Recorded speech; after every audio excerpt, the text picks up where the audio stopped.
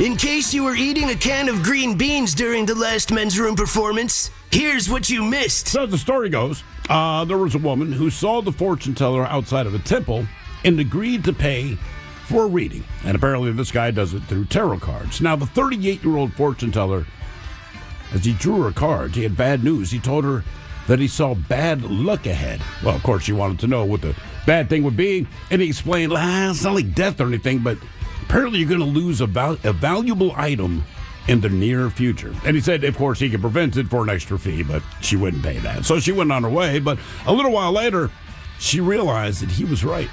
Her iPhone was, in fact, missing later that day. Guys, this is Red Baron from Des Moines. Since I don't have any trustworthy friends, I'm emailing myself. Today is my 56th birthday. I'd like some advice from that pillar of Men's Room Society, Coke Ted, telling me what I should do this weekend. Love the show and thank you. That from Eric, Red Baron. All right, your 56th birthday. You know who else wore 56? Lawrence Taylor. You know what Lawrence Taylor loved? Cocaine. What do you do for your 56th birthday this weekend? Cocaine. Seems pretty simple to me. Don't forget to hydrate on Sunday because you're going to feel depressed and terrible. You nailed it with Lawrence Taylor. Yeah. Right? I mean, the guy used to do coke during games. That's why he's hyped up. What was Sleeping Beauty poisoned with? It was an apple, wasn't it? See, that's what I thought. Who's the one who went down with the apple? Was this That was Snow White. Snow White. She had the apple. Because I went apple. It's not an apple. Sleeping Beauty touched the spinning wheel. The spindle. The spindle. Yes, yeah. indeed. The spindle. Well, I'm not into Disney movies, so. Yeah, I'm not either. But now I know that. Sleeping Beauty getting her grubbers on everything that ain't hers. What's this? It's poison, bitch. Is she the one that lived with all the seven perverts? That was Snow White, yeah. That was Snow White. Oh, okay. Dwarfs, dude. What was Sleeping Beauty's deal? Like, what's the whole thing? So, why did her story matter? Sleeping Beauty is where Maleficent comes into it. So the thing is that when Sleeping Beauty was born, the king and queen didn't invite Maleficent to the party. She came in, she's like pissed. She's like, yo, guys. And so she puts a curse on the kid. She's like, on her 16th birthday, Wait. I'm going to curse her. This started because she was not invited to Yes. the birth party or Correct. whatever. Yeah, because they invited everybody. Bring the kingdom. Just not her. And then she showed up like, yo, you think word doesn't get around? And so she's like, no, I'm cursing your kid. And then 16th birthday. You should write Cliff's Notes for Disney movies. I could. Because you sum it up very nicely. Yo! Yo, what's up with that, man? Disney for dudes. How to poison your kid. What does the substance melanin control in the human body? Melanin.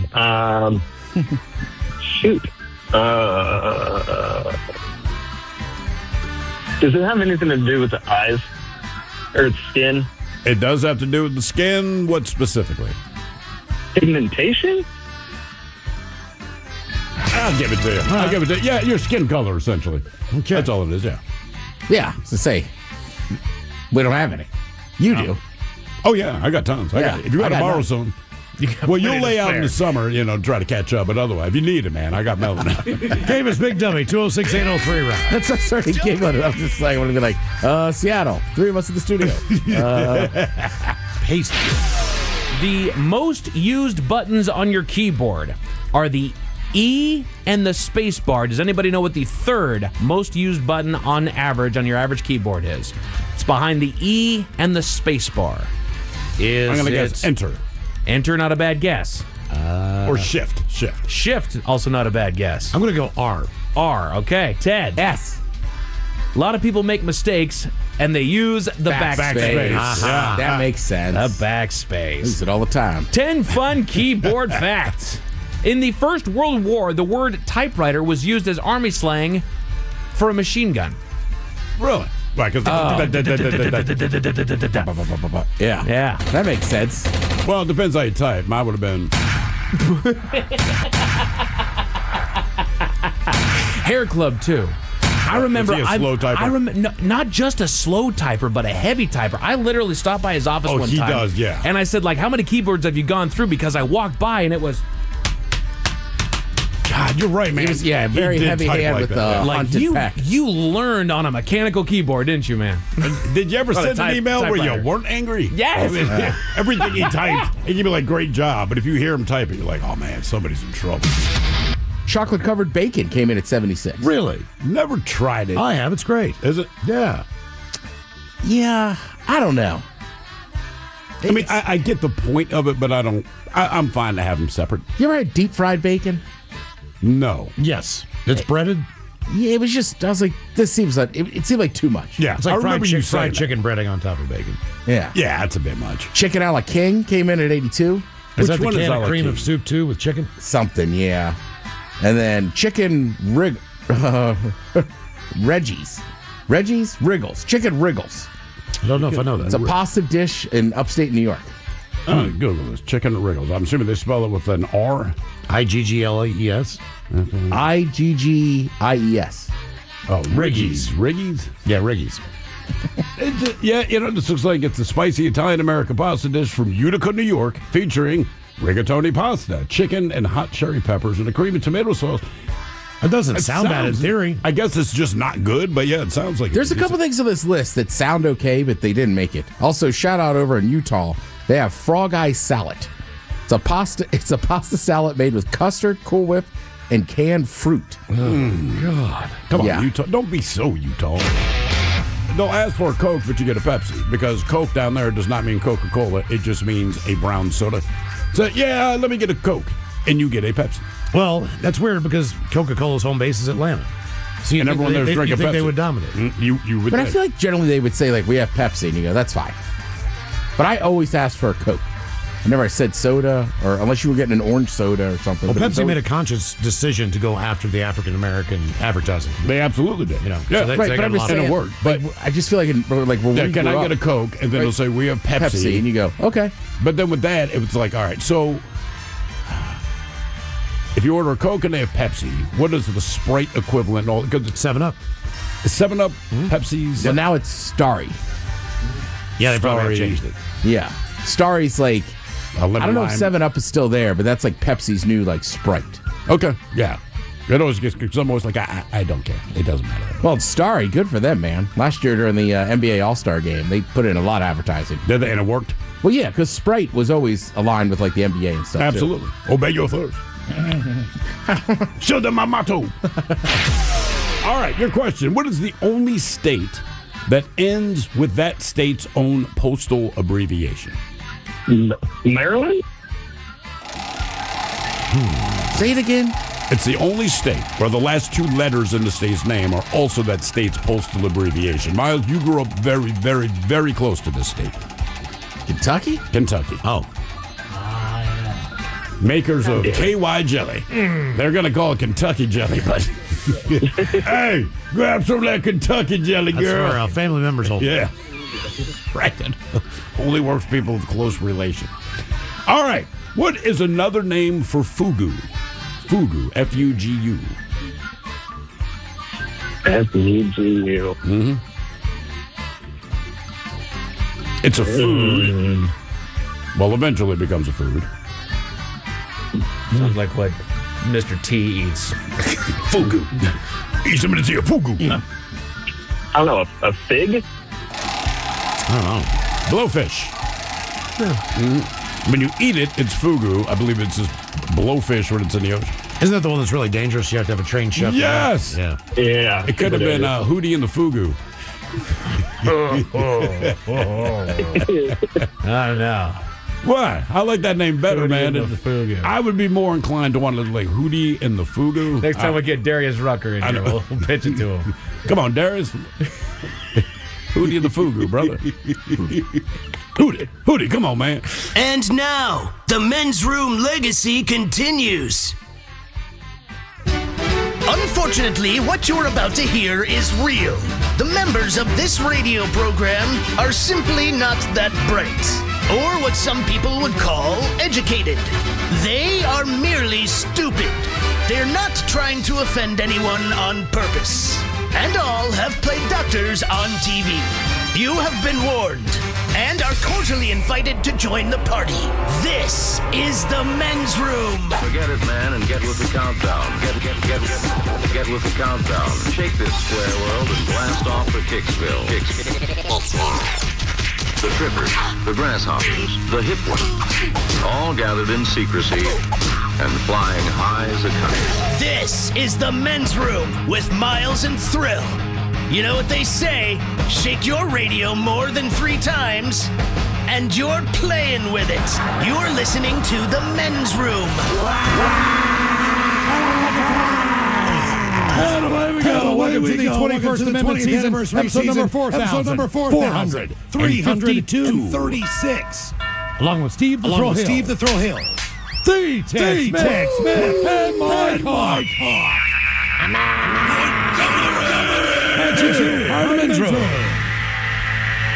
What's up today? It's a birthday celebration on a Bad Choice Friday. The return of Ted versus the FCC. Plus headlines, the Men's Room shot of the day, fun with listener emails, and everyone's favorite, TV Time with Ted. Click, clack. Drinking dog. All right, here we go. A man goes to a restaurant with his girlfriend, ends up in their promotional video. Then his wife sees it. Oh, yeah. Meanwhile, a Belltown drug dealer is busted, hiding his drugs where you would take a dump. Woman divorces husband after finding out he wears a wig. A drunk dad decides to let his 12-year-old son drive his rig. And a dog at an animal shelter in West Virginia breaks out of his kennel, unlocks the front door, and bolts. That is all coming on today's very special episode of The Men's Room. And now, here's the question. Hola, bitches. Good day to you and yours. All right, a poll of 5,000 Americans was conducted to find out what was the worst pain they ever experienced. Now, the idea was to rate your pain on a scale of 1 to 10. And just so you know, the medically accepted pain scale, they say 1 is considered very mild pain, that's barely noticeable, while a 10 is, well, frankly, the worst pain possible. So with that in mind, we determined that, say, a stubbed toe, at least the initial pain of it, that ranks around a 4, right? Or as they describe it, moderate pain, you can ignore it, but it's still a distraction. And I think a stubbed toe ranks right around there. Now, everyone has stubbed their toe, so we all know that pain. And again, that's a 4. Now, according to the poll, 59% of Americans say they've experienced an 8 on the 1 to 10 pain scale. An 8 is defined as very strong pain that makes it hard to do anything at all. And if that's true, well, the question is, what happened to be in that much pain? So according to doctors, it could include everything from kidney stones to childbirth to shingles. And the scary thing about that is that those aren't accidents. Those are just things that happen naturally. On the other hand, if you're going to have an accident and you want to hit at least an 8 on the pain scale, snapping your femur, breaking your ribs, or breaking your jaw, they rank up there too. And look, we have a bunch of news stories about people suffering unexpected pain. Everything from bursting into flames to getting stabbed to unknowingly eating spicy food. Actually, that particular story makes me laugh. We'll share all of those coming up. But here's the thing. Assuming you have pain receptors, which you do, you've experienced pain. Hopefully nothing above a 5, but that's unlikely the longer you live, right? Inevitably, something happened where you were in more pain than you've ever been in your life. And that's what our question is today. We simply want to know, question brought to you by our friends at Advanced Hair Restoration is, on a scale of 1 to 10, what is the worst pain you've ever been in? To be a part of the big show, call 206-803-ROCK. Like the Men's Room on Facebook, follow us on X and Instagram at Men's Room Live. Send your emails to the Men's Room at KISW.com, and now watch the show live on YouTube at KISW Rock. Get your tickets.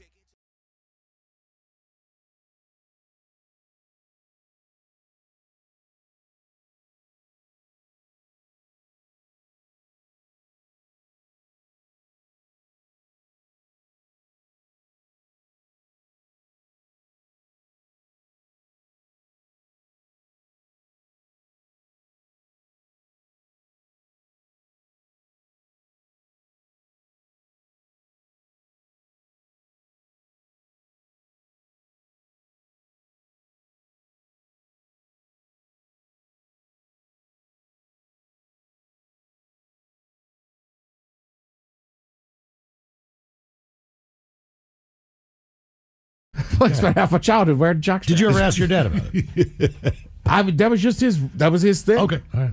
What's up, Phoenix? I know, what if? Okay. Like, dude, just wear the jock. It's easier. What was your first experience seeing another naked human? 206-803-ROCK. So that's basically what it was. As a kid, you just learn. Like, I'm not going to have this conversation every time with Just him. I'll easier. just put on the jock strap. Just put on the jock and he will shut up. Correct. Right. Yeah, I get it. It's weird, though. Yeah. Hello, Robbie. Welcome to the Men's Room. Hola. Hola. So I was 20 years old, going to film school in LA. To make this long story short, sat next to a kid. After a couple weeks, got to know each other. He said, "Hey, you want to go to a porn party?" And Thrill, I think you can answer this question for me. What would you say? Yeah. Yeah. Yeah. Yeah. I mean, So- of course, and it- sure. Yeah, why not? So ended up doing that. Partied all night. Ended up meeting a producer, kicking it off. He said, "Man, I want to, see how you do. Let's. You got a call time at 6 a.m." And I'm like, "Sweet, I guess." And this is just working, not being the star. Right. And ended up working about 4.5 years for 3 different companies with the same producer. In the adult film industry at 20 years old, 21, 22, 23. I can't think of a better Now, age to be involved. does that make you more interested in the industry side, or since you've seen behind the curtain, does it kind of make you Right, like, It definitely hinders that department for sure. Okay. I mean, just how you, yeah. because you see how the sausage is made, so to Right. speak. So, I mean, How long is the average shoot for a movie, right? Obviously, you're not going overseas and spending 9 months on location, but like to film one movie on average, about how long did that actually take? Yep. So there's different companies. So the first one was Vivid Entertainment. Yep. Nice. And so they do more of the bigger feature. You're going to call it feature. Sure. Yeah. So those take about 5 days to maybe a week. And then Digital Playground, they do more of the Gonzo films. Mm-hmm. So those are 2 days shoots. you don't need to explain this to Ted. That's, we're tracking with you, brother. Right, those are the 2 big ones. It's not like, man. Ted's sort of You smiling. say the company, we kind of know. Yeah. But with that, but when you go through all of this, obviously there's the director. Is the director also his own editor, or is there a separate editor? And then if there is a separate out of editor, it. how do they determine what they actually want to see in the film? Obviously, you get rid of all the screw-ups and all that. But like anything, you edit a movie, you have your rough cut, they look at it and they go, look, maybe it runs a little too long, or we don't need this. I mean, what are the determining factors if you're the editor? Is it just mostly the good stuff, or is it I'm going to edit out the dialogue? Mainly the good stuff. Dialogue is dialogue. Obviously, they're not actors, Right. So mainly that. And then, man, sometimes I can tell you a story. Again, I'll make it short. There was this one time where this performer guy, he could not do the pop shot, which Okay. is the climax. Yeah. It took almost 6 hours. Jesus. Is that like blue pill stuff? Man, I know I'm not going to get in trouble for this. I'm going to give a little secret. They actually inject is what they do. Oh, really? Oh. Yeah. All right. Yeah. Well, because I Yeah. know some of that stuff, like, I mean, anything that helps out sometimes takes longer to make other stuff work. Sure. Right. Right? So do you get... This is just Obviously, he wants to Go ahead. complete his mission, so to speak. But is it like, if I'm filming a regular Hollywood movie and I keep flubbing the line, people are getting mad at me. So this guy can't reach Yep. his conclusion. Oh, yeah. Is it the same kind of thing? Like, Jeff, come on, man. Oh yeah. The director, Axel Braun, actually, he's pretty famous in that. He was asking us if we wanted to not get shown, Be a stunt but double. just to have be a stunt devil. Exactly. Well, okay. We were that close to it. How long does it go before they ask for a volunteer? So is it like, after an hour and a half, you're like, Jeff, you're up, man. Come on, just do it for me. Yeah. Normally, I'm kind of, this is just a really different time. Normally, the guys, they're good at what they do, honestly. And same with the girls, it was just that kind of situation. But most of it was, Is there any one performer that is still etched in your mind that you remember just based on the fact that you thought, okay, that would be a lot of fun? oh, yeah. My favorite one is Riley Steele. Riley Steele. Yep. Yep. I Yep. don't have I used to pick her up, and we'd go to Starbucks, and she'd always call me, "You're just the cutest thing ever." I'm telling you, it was awesome. Who was number Yeah, 2? 'cause she did a lot of. She would come up here to do like shows and stuff and do a lot of radio interviews. And then Yeah. again, was that I don't know if that was Vivid or Digital Playground, but they would just send us all those DVDs. And did they get recognized a lot outside of the set? So, like you said, you went to Starbucks. Was there ever a barista or another customer who quietly is like, I know No. No, actually, no, not at all. Not that I. Okay. You know All what right, that hang means? on. I got a question. So I don't want to say the name of it because I don't know if I can, but it was a spoof on say people meeting up with Sarah Palin. So there was like these two guys Yes, that I know who you're talking about. Yep. Right. It was Lisa. I know that it was one. Lisa Ann. But there's one scene with these two guys that just have the worst Russian accent. Like, was it hard not to laugh when they were trying to like act? Yes. To be honest, and I'm just going to say this: the guys are douchebags. I'm sorry if I can say that. Yeah, you're Yeah, fine. you're good, man. They I don't think are. it was Nail and Palin, I mean, wasn't it, the they- movie? That was the movie. Yeah, I mean, Good job, Bob. well, I mean, you can say that. Oh, Hello? he said too much. Oh, okay. I'm here. Oh, there he is. I'm here. All right. Sorry, guys. Yeah. They are. They're the worst in a sense. The girls are cool. All right. I can But, believe that. Okay. Sounds like you had a Yeah, pretty good but- younger 20s there. Yeah, I used to be peeping Tom for a little bit when I was young, just watching, and then you get used to it and see it, and it just is kind of the norm. And yeah, I just thought I'd share my experience. We appreciate it. It almost sounds like it just sucks the excitement out of it. That's what I was going to say. You know, like when you do it every day, kind of like, oh my God, I have a 6 a.m. shoot, right? Because everybody else is like, that's awesome. It's probably like, work is work, buddy. I mean, I just know from like going down to the Bunny Ranch for my 30th. Yeah. And then Dennis would always invite me to his birthday. So I went down there a few years in a row, right? And it's the one day of the year that you can swim in the pool because it's usually just for the girls. But a lot of those girls that work down there are also adult actresses. Yeah. So it was kind of funny just kind of hanging out and drinking with them. Like, I'm pulling up Riley Steele. oh, yeah, blonde, yeah. But like, I remember talking to Yes, one. Ted, she's exactly what you described. Right. One girl, just talking to her, and she's like, yeah, I do all the college stuff and everything. And I'm like, how old are you? She's like, I'm 19. I was like, well, I'm kind of hammered. I'm like, no, you're not. And she's like, all right, just do not, and I won't use her name. She's like, do not tell anybody. I was like, all right. She's like, I'm 26. But like, my whole shtick Yeah, is yeah, I'm right. a college girl. Yeah, of course. And I was like, all right, I get it. Sure, man. Yeah. What was your first experience seeing another naked human? 206-803-ROCK. Hello, Jesse. Welcome to the men's room. Hola. Hola. So I take my son to the river and we go rock hounding a lot. And this guy was doing the same thing we were, and he was telling us a story how the game wardens were trying to give people tickets the day before. So we finish up and we're on our way back, and my son rounds the corner first, and he's kind of just staring. And I'm like, oh no, it's a game warden or something. And I peek around the corner, and it's a dude and a chick just going to town on each other. Oh, and how old's your kid? He's 13. All right. Well, I mean, he knows how babies are made. Yeah, he definitely does. But you now. don't And expect to then- see that. Yeah, and then we get a little closer, and the guy's got an ankle bracelet on, and Oh, my my son's like, not only did I see two people doing it, I seen a criminal doing it. He knew that much. right. Yeah.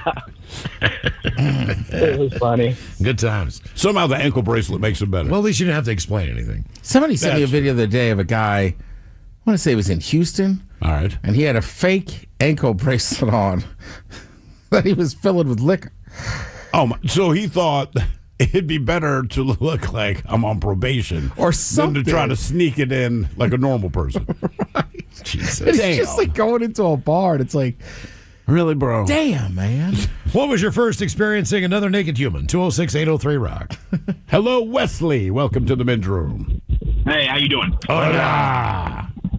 Right. So we were out in the woods with my dad for like almost a week, right? And we were camping or whatever the hell we were doing. But we went to his buddy's house. We were at this lake, and there's these people, like all these kids at the summer camp, and they're going by skiing in this boat. And my dad hands me and my two brothers each a bar of soap and says, "Go down to the lake, strip, and wash yourself." And we're like, "What? They're going by in the boat." And he's like, "Whatever, just go do it, before you get your high tan." So we do that, but then we look up because everybody starts screaming in the boat, and my dad's standing on top of the hill holding a hose and in one hand and a bar of soap in the other, lathering himself up, doing almost like the Captain Morgan pose. Yeah. And I think I was about 8 or 9 years old at that time. And I was so embarrassed. But the older I got, the more I'd laugh about it, man. That's how that's going to work. I just don't think he funny cared. with he clearly just The debauchery rolls on. You're listening to The Men's Room with Miles and Thrill. 99.9 KISW. Oh, Michels, away we go. Welcome to the 21st Amendment season, episode number 4,452. What a large and a charge program we have for you today on this beautiful Friday. Guaranteed future repeat for sure. First, Ted versus the FCC of the new year coming up. Oh, yeah. Woo! See if we can get back in the win column this year. How late were you up? To be honest with you, I just took an old one from like 10 years ago. No, you didn't stay up late working on it? No, I just got lazy. No, man, it's a new year. Yeah, we just turned it. Look, we're not doing these drugs anymore. Okay, my bad. You just don't know what's in them. You know what I mean? Used to be before Yeah. you just get some good clean drugs, have a good time, but anymore, got to test it and all that crap. So that's one thing we gave up. Doing drugs on Thursday night. On Thursday. Exactly. Yeah. Just Thursday So night. Friday and Saturday still play? Cool. Absolutely. Yeah. Sure. Just Thursday But night. we don't have to be creative. We can just do whatever we want. If we just want to bend over and keep our balance, we can do that. It doesn't really matter what we do. But today, we battle with the towns of Fig Buck and Buck Fig. Oh, they're back. On Ted versus the FCC. It's an oldie but a goodie. Sent from Matt in Stanwood. This one came in 2019. Damn. If you can believe that. So we'll see if you can get that one right today on Ted versus the FCC. On the way at 4:35. What else do we have? We will drink and toast to the weekend with a shot of the day. Then it's Bad Choice Friday time. You know it's Bad Choice Friday. It's Bad Choice Friday. You know it's Bad Choice Friday. Hey, man, this is your fault. Sam on. And it's a birthday celebration, sort of, on a Bad Choice Friday. Sort of. Both of these birthdays, in fact, are tomorrow. Okay. One person is alive. Congratulations. One person is not. So we have dead or alive. Do we celebrate a birthday if you're dead? I think you do. Okay. I think you always know when someone's birthday is, even if they're still not around anymore. It's a heavenly birthday. Yeah, you still celebrate. heavenly birthday. It's your day to think about them and to remember what they meant to your life and everything else. So, turning 81 years old tomorrow, that would be the one and only Rod Stewart.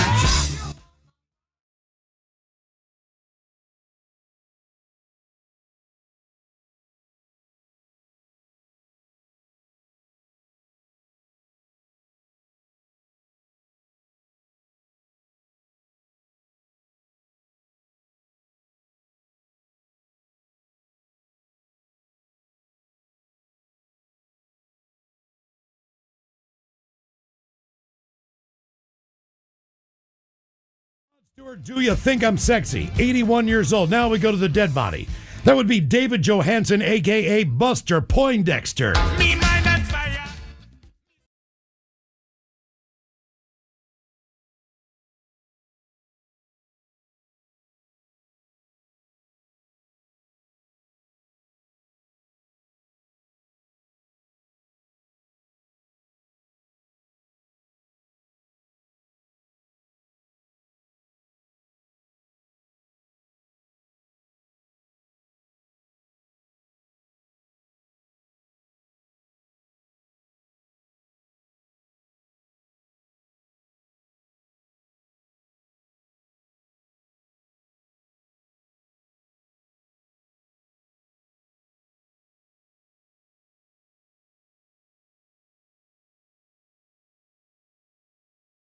We drink a toast with the shot of the day. And today we're going to talk about pain on a positive Friday and ask you on a scale of 1 to 10, what's the worst pain that you've been in?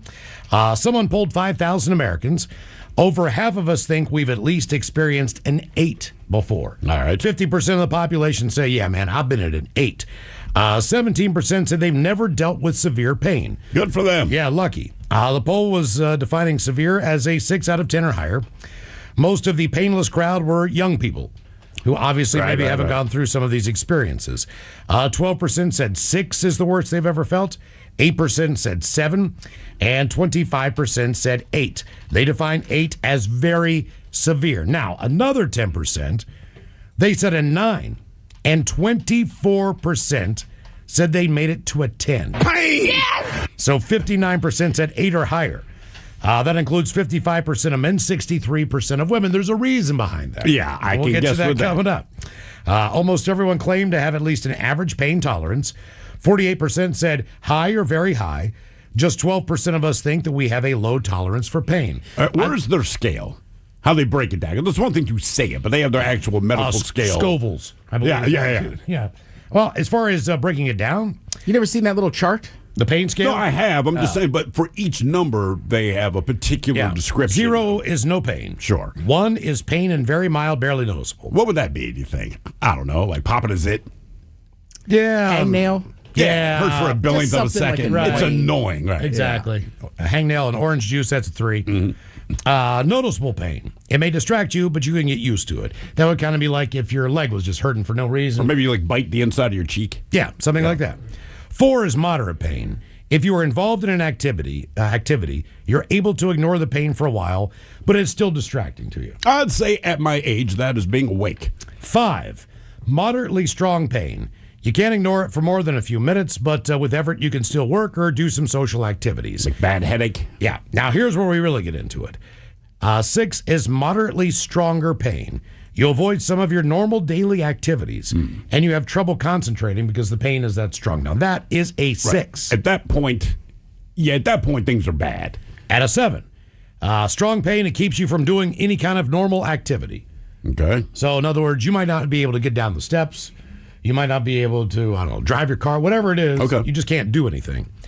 8 is very strong pain, and you can't do anything at all. Damn. All right? But it So gets that's- worse than this. That's 8.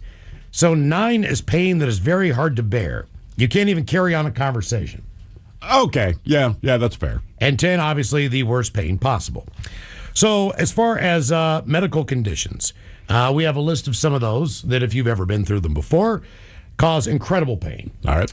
And we'll start with number 1. I think they gave us 11. They say, when healthcare providers ask patients to rate their pain, these conditions, whether acute or chronic, often push past the traditional 1 to 10 pain scale. Believe it or not, some people say it's an 11. They go to 11. All right, Spinal Tap. While some causes of severe pain can be treated or cured, other painful conditions require long-term management and sometimes specialized care.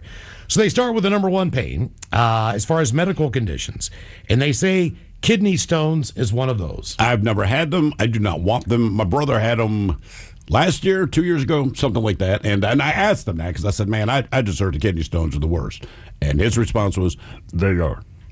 Yeah, my brother he was had like, it it's, too. Yeah. he's like, it is just the worst. And considering where the pain is, he's like, you kind of feel it in your kidney, but when you're about to expel one through your urethra, he's like, then the pain just moves to your D. Be careful how many Tums you eat. Picture trying to shovel a pebble through a straw. They are hard stones or crystals that form in the kidneys, typically cause severe pain or spasms, just as they're trying to move down your urinary tract from the kidney to the bladder through that thin attached tube called the ureter. Kidney stone pain from trying to pass one stuck in the urinary tract can bring people to their knees, oftentimes straight to the emergency room. But it's how they phrase that, trying to pass one. No one's trying to pass one. It's that your body says you're about to do Now, that. keep in mind, these are pebble size. Yeah. Number 2, childbirth, which can sometimes be 8 to 9 pounds. They say back labor or labor is a specific type of labor pain, back labor, centered in the lower back, sometimes caused by the baby's position in the womb. For some women, intense pain in the lower back is an unforgettable aspect of childbirth. The severe pain peaks during contractions and lingers there in between, making it more difficult for the woman to push because she's in so much pain. Well, my wife, she was smart, got an epidural, but during the first pregnancy, she wasn't sure if she wanted to do the epidural, right? And I understand that if you've never had a kid, which I have not. It's like, maybe the natural birth. So things started firing up with my daughter there. Like we're getting into the nitty gritty, and she's like, "Give me the effing drugs." Yeah, she's like, "I'm not playing that." So when we had our second kid, I mean, she went in there knowing like, "Oh, I'm absolutely getting an epidural." And I've told this before, but the difference this time was since she started with the epidural, she just could not feel herself from the waist down from beginning to end, right? So the first one, she could control her muscles a little better.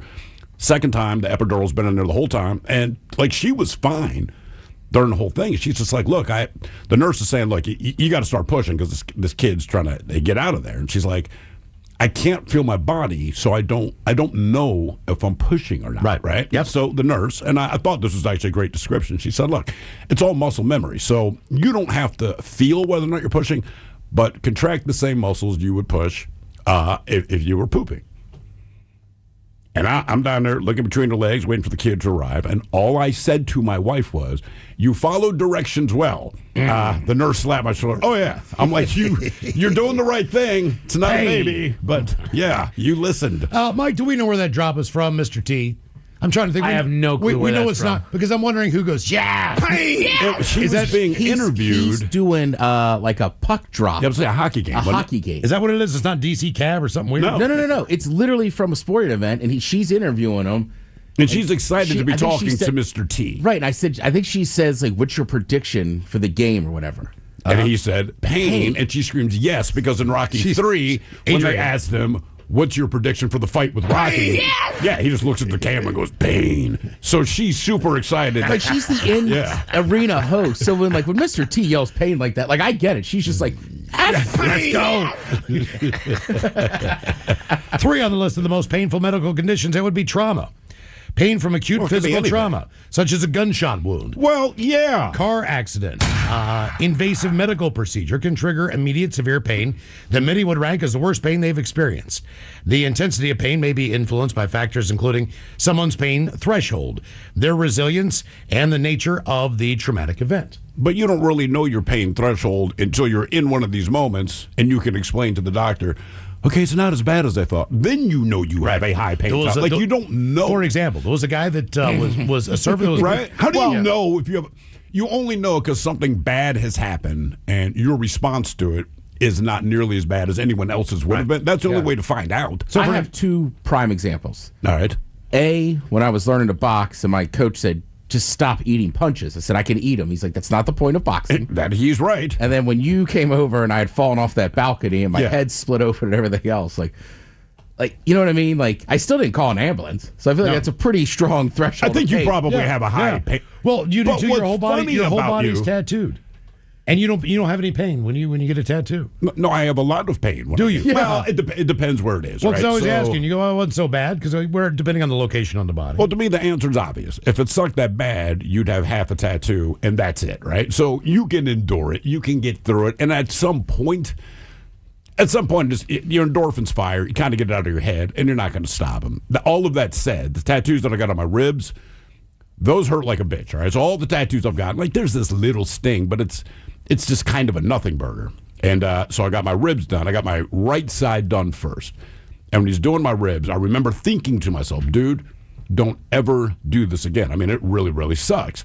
And then you kind of forget, and about 30 years later, I got the other side done, all right? And again, I'm just not thinking back to the pain. And as soon as he started, that light bulb went off, and I'm like, God damn it, that's right. I told myself, don't do this again. That really hurt. But again, if it hurt that bad, he would not have finished. So it sucked. But again, you're not in tears. Right. It's not crippling pain. It just kind of hurts a lot. They were talking about the hours. woman who was attacked by a shark, and I want to say that this was down in Monterey, and they were interviewing a guy who was there. He was surfing. He wasn't part of that swim group, but he was on television, and basically they asked him about the experience of being bit by a shark, because he had. Okay. And he said, listen, you need to know one thing. I know for a fact that she didn't die in pain. He said, I've been bitten by a shark. And when the shark bit me, he said, I did not even really know. It just felt like someone clamped down on my forearm. Like a lot of pressure. He did not realize all those teeth had gone into his forearm. Sure. He did not feel any pain. Because they are sharp. And serrated. Yeah. So once they clamped down, but he just started punching the shark.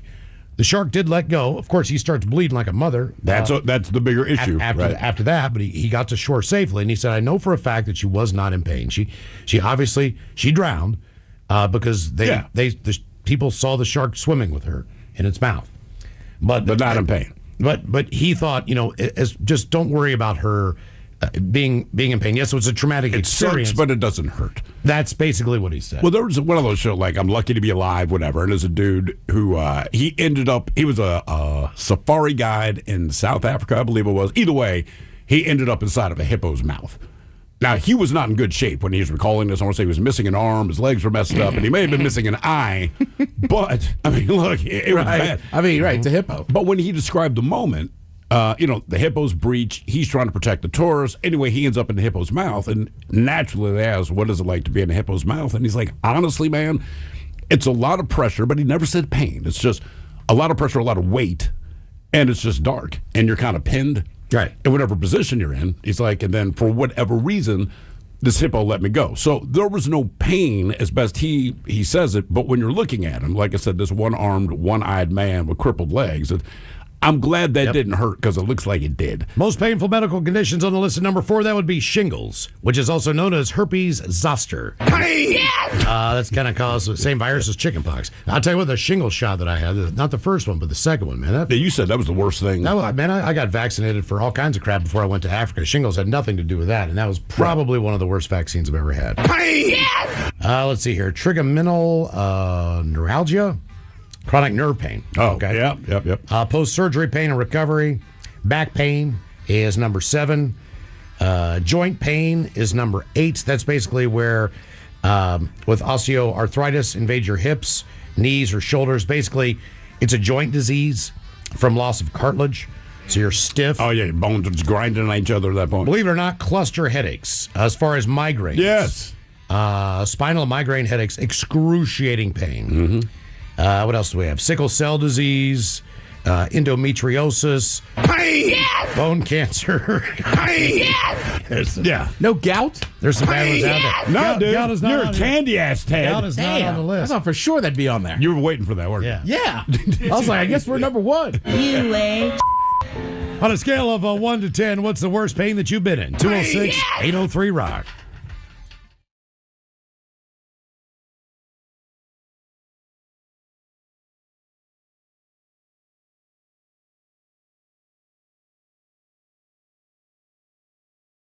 Not care. Did not care. Yeah, exactly. No, and not at all. Not at all. And he wasn't like a really well-endowed dude either, and he just had no shame. Yeah. Come on, Dad. I got a bigger one than you do, and I'm only 8 years old. I feel like that's how it is, man. Honestly. Anytime, you have this image in your mind. Oh, God. Like you go to the nudist resort, whatever. I told you, we were in Vegas. They had the topless pool on the other side. I think we're at the Mirage. It was Castle's wedding, but me and Batman were like, hey, we tell our wives, we're going to go over to the other pool. And they're like, have fun. So the worst part is there's only about 8 people over there. Maybe 4 of them are in the water. I cannot explain how ugly these people were, but we walk over, so we're in the water, and we're like, all right, what's the egg this week? It's just, let's say we got tourists that, again, self-entitled tourists. Maybe don't destroy some ancient landmark, quote-unquote, for a better view. It's like pushing down Stonehenge so you can see the rest of the field, right? Maybe don't do that. You ever thought about with the holidays doing like 3 really feel-good stories and we determine who the best person is? What if I do 3 feel-good stories, but we still have to determine who sucks the least, right? So even if it's like they did a great charity, well, this guy, he only raised $10 million. This guy raised 15. Like the guy you were talking about earlier in the office. One of those type guys. Oh, well, Mike, I was telling him about the guy that you and I know. Oh, yeah. Charitable, but just don't ask him questions. Yeah. Does a lot of good, but you don't want to know. You could where it also, comes from. in theory, you could have a list and just read off all the great stuff people did. And we got to pick one and then tell us who the evil person is that did all that great stuff. All right, but here's what you need to know about. Oh, yeah. All right, so next week, it'll be one of those like, no, they gave money to charity. Yeah. They also had 40 bodies buried in the backyard. There we go. Who Sucks Less coming up at 4:30. I like that twist. Programming note, I need to let you guys know this now. As we get set for Friday's Unwrapped show up at Angel of the Winds Arena, just know the pre-funk party is still going on, our live broadcast from 2 till 6. Tony V's absolutely free. Just got to be 21 years of age to get in. Yes. We will have a couple bands coming down from Angel of the Winds for a couple of interviews. You will be the live audience. We're going to do the whole show based around you guys. So yeah, that's it. Stop by, get a nice men's room IPA and a bright yellow can, and join us at Tony V's. And I would also say, too, even if you're not going on the show, though we did just release some more tickets. Yeah. $55. $55. Wasn't sure if I legally could say it. Just came out of my mouth. But, wait, so there's still tickets out there. But even if you don't have a ticket, swing by, watch us do the show. right. We need you in the audience. Well, and I found out today that Have a one beverage. in one of the bands that we'll be interviewing, it's Slash's son. Yeah. I did not know that. Are we doing like the kids tour, right? So you got Wolfgang Van Halen, A little bit. you got Slash's son, Well, to be honest with We you, didn't get look, Paul Stanley's son out here. we've and Gene Simmons. And Gene. Child actresses. we've Child actresses. My God. We've interviewed a lot For of the people Keeds, Ted. over the years, but like Ken Griffey and Ken Griffey Jr. when they Sure. played in those baseball games together and they hit a home run in the same game, whatever the deal is. I believe this is our first in 20 years interview with a child of someone who we've already interviewed before. Yeah. because we've interviewed Slash a couple times, but I don't believe we've ever interviewed a father, son, daughter, mother, whatever Honestly, combination. I feel like your best bet would be someone like Jack Osborne, who has his own career now, if he's promoting his TV show. But I can't even think of. So this is a first. That's cool. That is kind of cool. Do we tell him that, or do we just not bring it up? Man, at the Van Halen show back at when it Do was we tell him Arena, about his dad pouring out the sweet and low? We can during the commercial break? He knows who his dad is. just saying. Yeah, I mean it's Slash. Last time we talked to your father. You got to tell them that part. You got to tell them the part about you guys if you want them backstage. You know the first thing I'm going to do is look at his fingers. I'm looking at the kid's fingers. Because we told Slash he has like just kind of some fat sausage fingers like Elton John for a dude who plays guitar as well as he does. There's also an after party at Apex happening after the show at Angel Wins, a couple blocks away. So is Tony V. So if you're coming up to the show and you want to hang with us for a few hours, definitely do that. Friday starting at 2 o'clock. All right, on to our question. We were talking about parenting yesterday on the show and the idea that, what did you take from your parents, good or bad, whether that be hereditary or just, things you do that is similar to them or things that you would never do based on the fact that they did it. They did it. And you're like, I'm not going to repeat that. No way in hell. But we did get on the subject of, things that you were allowed to do as far as either, watching R-rated movies. Or, Yeah, they try to protect you from what they perceive to be the more adult content. And I took the opposite approach. My idea was, look, I was always shielded from this stuff. Yeah. Well, also, we didn't have HBO. I had friends that had those kind of services. Right. But at the same time, every R-rated movie I went to, up until the time that I was 18, needed to be seen by my parents first. Mm-hmm. And that's up to 18. Look, I don't really think they questioned it. I would go to the movies. You really didn't get carded. So I did Not see, so much. I'm driving. I'm 16 years old. Yes, I'm going to an R-rated movie. That's just the way it goes down. And it wasn't, you did not go for the gratuity. You went because this was a great movie and people were talking about it and said you needed to see it. The movies you heard about, you might hear there's boobs in it, but typically it's a comedy or it's a horror movie, and inevitably there'll be boobs in it. But like you said, that's not why you went. And parents, they'd kind of watch these movies for you and still make the determination, like, oh, well, there's a set of boobs. Like, Mom, that's nothing to do with I why want to say want the to see the movie. Naked Gun was PG. They had nudity in there. I mean, there was I some remember we movies. snuck in. I don't think my parents cared that there was nudity but we snuck into White Man Can't Jump. Yeah. And same thing. Turns out there was a little bit of nudity. A little bit. You were happy about it, I'm sure. We were. I think they more just didn't want us going to see that movie. But then they don't know. Like, my uncle, he was always like the tech guy. So when VCRs first came out, he got a VCR. And we didn't even know what that was. But he's like, hey, Steven, these movies have been released in theaters. We can watch them in our living room. Mind-blowing, right? So they got The Howling. And it's a werewolf movie. And I've said this before, but it's a werewolf movie. There's nothing particularly scary about it. But as we're watching it, there's a scene where these people are sitting on the couch. It's a man and a woman. They start getting down. They start having sex. But it's uncomfortable because I'm 9, 10 years old, and I'm surrounded by both parents, my aunt, my uncle, my cousins, my brother, right? So whatever. But to make it worse, not only are they having sex on the couch, but they turn into werewolves while they're having sex. Okay, so I'm just but as a kid, it's not that it was even a big deal. I'm just like, I am uncomfortable sitting here surrounded by the people I'm surrounded by. Sure. Watching people have sex, and now they're still having sex as werewolves. But the scene ends. It's just, and they move on to the next scene. But it's kind of quiet. Nobody wants to say anything. And my uncle just said, "Hey, Steven, that means it was good." Jesus. Yeah. Well, and here's the thing about nudity. Like, look, Steve, you're bringing up my first recollection with nudity, and it was my grandfather. He would go to the YMCA every day to get his workout on. Actually, a pretty nice facility. They had an indoor pool. They had a basketball court that was inside. The Y is great. I mean, that's what I basically did. I sat in there up to a point, go swimming and shoot basketball. But like anything else, it was just one of those mandatory things. Even, I guess it was middle school or junior high that we were required to take showers after gym. After class. gym, sure. But this is all before that. And it's not necessarily like, look, we've all seen nudity in different forms or fashions, whether that's the fact that your parents got a subscription to National Geographic and they were an educated type of family. Plenty of boobs. Or your dad got a Playboy subscription and you could Penthouse, sneak that. but yes. Whatever it was. And look at those He was magazines. Penthouse. Good man. I Good man. appreciated that, Right. man. Whether you were watching Benny Hill on Right. PBS when they would show boobs all the time, or Monty Python, which would do the same thing. If you were watching British comedies, they lent themselves to nudity later on in life. If you were Caddyshack. watching, Spanish soap operas, Oh, yeah. they made out, they did all that stuff. They had partial nudity in their soap operas that were They running had on it daytime television. In commercials for soap. Like, you didn't know what they were saying, but they were going to this commercial. It's for some kind of soap, whatever. And it's this lady. I don't know what she's saying. I assume it's soap because she's holding it up. And she drops her bathrobe and climbs into the bath, and just like, wow, man. Now, as a 6-7-year-old kid, however old I was when I went to YMCA, look, I was one of those kids that, when it was bath time, I shut the door. I closed the door. I didn't want my parents walking in on bath time, you know what I mean? As much as I didn't want to walk in on them during bath time. But with my grandfather, you got in the shower. If you got in that pool, if you worked out, if you did anything, you're going to get a shower. That's the way it's going to go.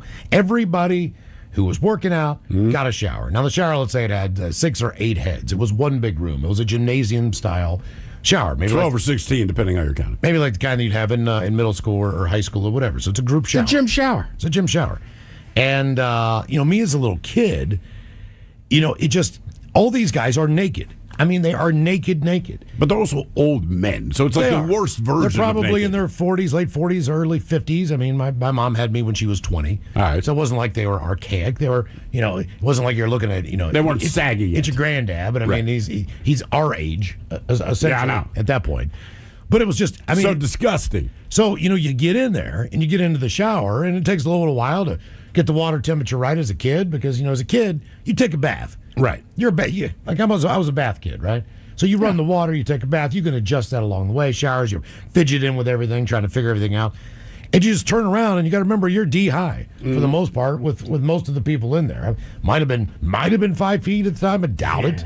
At 6, you were not 5 feet that's what tall. I'm saying. brother. So I mean, you're just you're D-high. You're Ide Johnson level. I mean, for the most part. And these guys would soap up, lather, do all the You, things. your girl, and your grandson. It wasn't like they were facing the wall. They were all turned the other Right. way and still talking to each other. And I just remember thinking to myself, I was just so embarrassed, and I had no reason to be embarrassed. I didn't have hair all over my body. Obviously, my penis is not as big as any of these people in here. Your girl and your Johnson. But Hey, it was Grandpa. but it was just one of those things that it stuck in my head was because anytime he would say like, "Do you want to go to the YMCA?" And to me, it's like, well, yeah.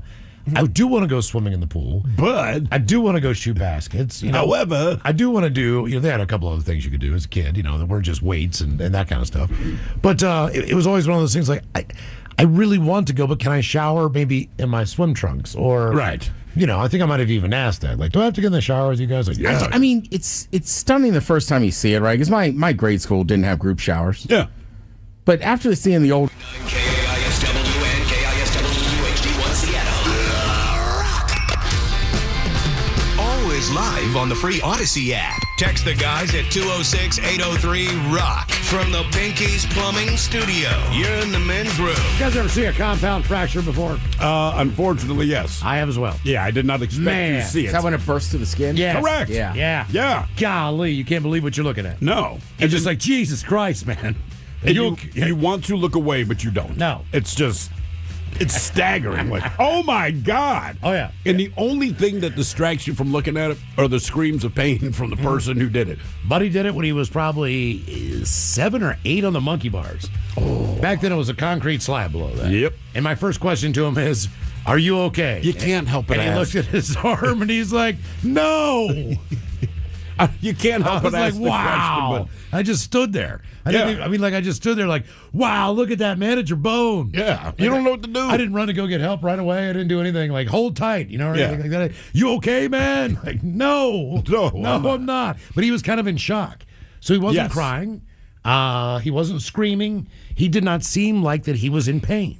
Maybe he has a high pain tolerance. I think he actually was in shock when he saw that his bone was coming through his skin on his arm. I think your body does that for you as a defense against how bad certain pain. things are. Yeah. When I sliced my artery, I know I went into shock. I did not feel a thing. If anyone asked about it, I'm like, it's a horrible scar, lost a lot of blood. there was no pain involved. And one of the most effed up things I've seen, this was probably 30 years ago, but it was a stadium somewhere in England, and it was an old wooden stadium, right, where they did soccer. Anyway, the thing went up in flames. Somebody threw a cigarette underneath, lit it up. But this thing, it goes up in flames. It's this big tragedy. But every time they showed footage from it, usually it's people getting out of there, but there was a dude completely on fire. I mean, head to toe, and he's just walking down the stairs like you'd walk if you're holding 2 sodas. And I couldn't wrap my head around it. My parents explained, my father said he is in shock. He's like, he's also dead, but he said that the reason he's not freaking out at that point, it's like his body went into shock, and I'm just like, yay, shock, man. Yeah. And people who do get on fire, typically they don't say too much about the pain at that time. It's after the fact. It is after the fact. And all the stuff that you have to go through. Yeah. Skin grafts and all those things. And apparently that is the worst. On a scale of 1 to 10, what's the worst pain you've been in? 206-803-ROCK. A couple of quick comments from the YouTube feed here. Let's see. Grumpy Gremlin says, I had kidney stones. They were the non-smooth kind. They were serrated edges. I couldn't walk or talk because the pain was unbearable. Doctors took images, found 4 of them. Let's see. Regarding epidurals, Savage Amy says, epidurals are the best. Best is in all capital letters. I'm pretty sure my wife agrees with that. And this guy says, I've separated my ribs, put a screwdriver through my hand, and had finish line with sand mix in my eye. Hey! Yes! Those were my top 3. Yeah, Jesus, man. Hello, Craig. Welcome to the men's room. Hola! Hola! Hey, quick caveat. I spent about 3 decades as a paramedic. Okay. So I got a few things. Yeah, it's weird. Probably one of the worst things I've seen was the bones for pain. People complaining, bones rubbing together once they broke. That's incredible. That is what I've heard. So for myself, I've managed to get through kidney stones. I'd give that a really solid 7. Okay. I had shingles, 5. Not 5 of them, but I'd give that a pain level of 5. What is it? Does it feel like just a burning on the skin? Is it an external pain or internal pain? It was external. It had me searching the internet at night, going, "What the heck am I?" And it was enough to get Vicodin from my doc. He goes, "Oh yeah, you're going to get worse. Here, take these." Okay. I love it when doctors tell you that. How long do you have to deal with that? Oh, geez, it was a week and a half. Jesus. Because I had to be cleared up to go back to work. Yeah, because I cannot remember how long I had chickenpox, which is the same virus. I didn't know if the time was similar. My father had shingles. It was about 2 weeks. Okay. And he was saying, he couldn't even put a sheet over, and it happened in the winter, but he couldn't even put a sheet over him because the weight of the sheet or the feel of the sheet, whatever, it hurt. And I'm like, get a higher thread count, Maybe that's what it is. It's cheap-ass sheets you bought, Kmart Dad. Sheets. Come on, man. Need some Egyptian silk. It wasn't pleasant. Gallstones were worse. Are gallstones worse than kidney stones? Nah, very similar, different location. Okay. That was it. It was it was 7. It was pretty bad. Why did you get kidney stones and gallstones? Is it hereditary? Was it diet? I think the doc said it's not. The ER doc said it was not coffee. I've heard the thing about taking Tums or whatever else. I don't know. Some people seem to get them. Some people don't. I haven't had them since. It's been 10 plus years. All right. I was at work and I was walking down the hallway and a buddy of mine looked at me and goes, "Dude, what's wrong?" I said, "Nothing." An hour before I go home, I just want to finish up the shift and go home. He touches me a certain way on my side. Oh, jeez. He's like, "You got kidney stones. Get in the rig." Like, damn. So he threw me in the back of the rig and took me to the hospital. That was nice of him. But then I didn't have a ride home, so that was really convenient. But anyway, it sucked. I didn't like it. The worst for me personally, I had to have a tooth taken care of. Root canal. And that involves a lot of drilling and such. Oh, yeah. So I'm laying there, and let's just say the first time I had one of those, my newer dentist sent me to somebody else.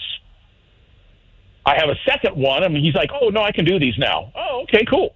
I'm laying there, and all of a sudden it's like, "Hey, I'm raising my hand. Hey, I'm raising my hand." Teeth pain is like nothing else. He's drilling, and it feels like there's an ice pick wiggling around in my jaw. It was I mean, did they not numb you up or something, or what? Oh, they did. They did. It wore off because I think he just wasn't all that good at it. Because I just had to have it redone a few months ago. Okay, then he probably was not that good at it. Yeah. I was covered in sweat. I was just infuriated. When I was done, he disappears into his office and shuts the door. It's not that big a clinic. I walked out, and I looked at the staff, and they're like real sheepish, and I'm like, I will never be back. That was the worst experience of my life. Because when I have patients, I walk up to them, and I'm retired now. Anyway, I said, hey, okay, how's that wrist feeling? It's a 10. Yeah, it hurts really bad. Yeah. Can I talk to my girlfriend on the phone? I'm busy right now. I'm like, that is not a 10.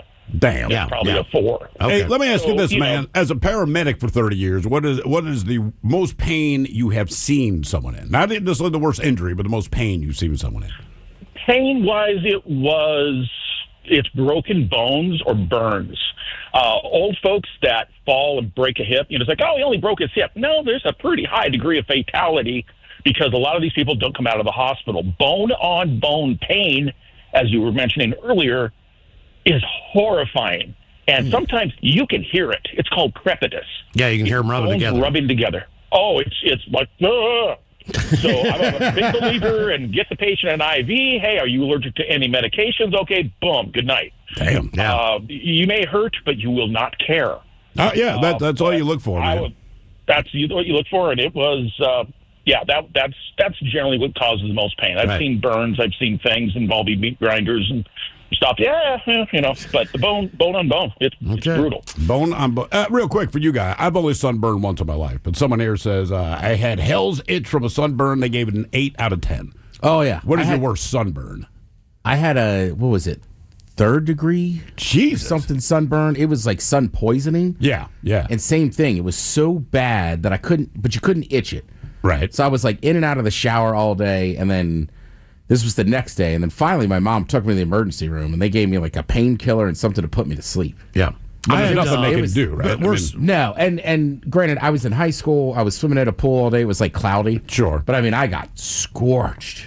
But you guys see me now. Like, if we do anything outside. You lather up quick. I am a psycho about putting on suntan lotion. I was about 12 years old, went down to Key West with my dad. All right. And I fell asleep at the pool. And the bottom of my feet got 3rd degree burns to the point where they were blistering and they needed to be popped. So how do you move around? You just crawling? I mean, for the first day, I basically did crawl around. I was like, you can't walk on your feet. I didn't really leave the room. I never had it on the bottom. I've had it on the top of my feet, and I couldn't even wear a sock. I mean, I remember it to this day. It's the Econo Lodge in downtown Key West. I mean, they had a swim-up pool bar, man, which I thought was great because I was swimming up there and getting a Coke. This is living. I would say echo what that guy saying, though. I was in the emergency room another time for that giant hematoma. Yeah. And same thing. It was so big that other doctors kept coming in and being like, I just want to see it. And then she gave me a script of 60 Percocets. And I kind of cracked a smile, and she goes, no, you're going to need these. And I go, what do you mean? She goes, you think you're in pain now. In 1 or 2 days, she's like, you're going to be in so much pain, you won't be able to take it. Yay, thanks. Yeah. On a scale of 1 to 10, what's the worst pain you've been in? 206-803-ROCK. Hey! Yes! Guess who it is, Ted? James, welcome to the men's room. Hey, how you doing? Hola!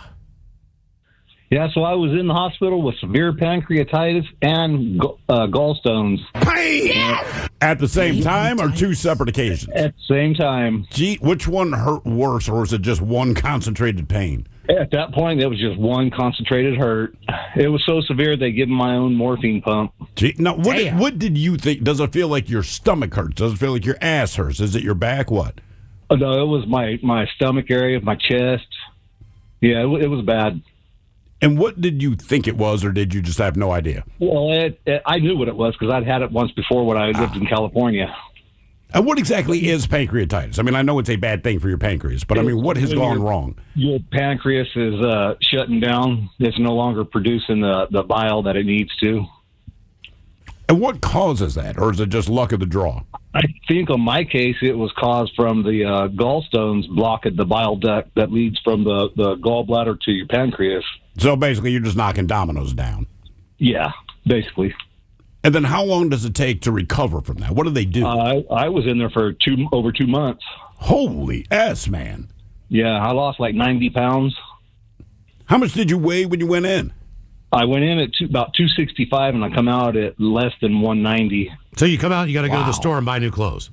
Yeah, basically. Yeah. And what do you weigh now? How much weight have you put back on? Right now, I weigh like 210. All right, so you get most of it off.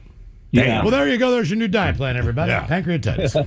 That's it. Now, are Kept gallstones... it off. Like, it's not the way you want to lose weight. Yeah, you kept it off. It's not how you want to lose weight, but once you have lost the weight, he has maintained well since then. We're saying there's the positive from the negative. Look, Ted. I lose my arm from my shoulder up, right? You've lost weight. I have. I've probably lost about 15 pounds. Exactly. Now, I mean, it's inconvenient. I'm not proud of myself, but at the same point in time, I'm 190 or what? I'd be 175. Yeah. I'd rather not go to the hospital with that pancreatitis. I agree. Hey, look, we're looking for the positive here. All right? That's right. The man lost weight. He has not put it all back on. Sure, he had pancreatitis and gallstones. Took a leg off. But The worst part of his life. Yes, He was in all the of that. hospital But in the end, for 2 weeks. he looks great. If you could pick one thing to happen to you, if you have to go through this, What, other than were you gonna lose weight? yeah, other than a big pile of money or something like that, that's not the worst side effect to have. As far as side effects, you're right. If you have that's to what I'm go saying. through the pain, Like, look, if you're going to go through all this, the good news is you're going to lose 90 pounds. you're going to look great. You're going to look huge down there. Yeah. On a scale of 1 to 10, what's the worst pain you've been in? 206-803-ROCK. Hello, Laura. Welcome to the men's room. Boo, bitches. Boo. So, my gallbladder tried to kill me, All right. according to the doctor. Did it hire a hitman or what? Pretty much. Back when I was late 20s and stubborn and working night shifts, I thought I really had to fart. Like, really bad, couldn't fart. So wait, were you trying to fart and you couldn't, or did you think you had to fart and you were trying to hold it? No, I was totally trying to fart. I wanted to get rid of that pain. Okay. It started in my lower back, and then it just, like, radiated like the sun. That's all I wanted was relief. So I slept on it. The next day it wouldn't go away, so I, of course, took myself to the ER. And they did some blood work, and they looked at me, and they were like, this isn't good. And they put me on the Dilaudid, which is... Wow. Yeah. Yeah, that really good IV drip. And I was like, whoa, this is much better. So then when they took the scan, whatever they put through my body, there was a triangle of gallstones blocking any exit out of my gallbladder, and my gallbladder was dying. Like literally, And the so- gallbladder itself's dying. It literally, there was white spots on it from it dying. Jesus. I know. And this was 2020, January, so right before COVID hit, so they were able to actually get me into the emergency room. And what is it, a surgery and they remove the stones, or is it stones that you have to pass like kidney stones? No, they took the gallbladder out completely. Okay, so I guess you So don't you're need it? gallbladder free. Yep. And we asked this a couple weeks ago, and now I can't remember. What does the gallbladder do? What is its purpose in the human body? What I know is that now when I try to eat fried foods, I really, really regret it. I believe it secretes bile. In what way do you regret it? Like heartburn? You poop yourself? What? Oh, my stomach is in knots. I want to vomit, all sorts of things. So, what's your favorite? What fried anymore? What fried food are you willing to risk it for? Deep fried pickles. Deep fried pickles? That Come sucks. on. That Yay. sucks. Laura. Really? Hell no. No, dude. I would take deep fried mushrooms. Mozzarella deep sticks. fried, even fried zucchini. chicken. Damn, Anything over boys. fried You're risking pickles. it for a frickle? You might as well just have fried cauliflower. I mean, my God. As long as we're talking frickles, I'm guessing it's like the little coin ones, not the spears, right? Spears. Yeah, you got it.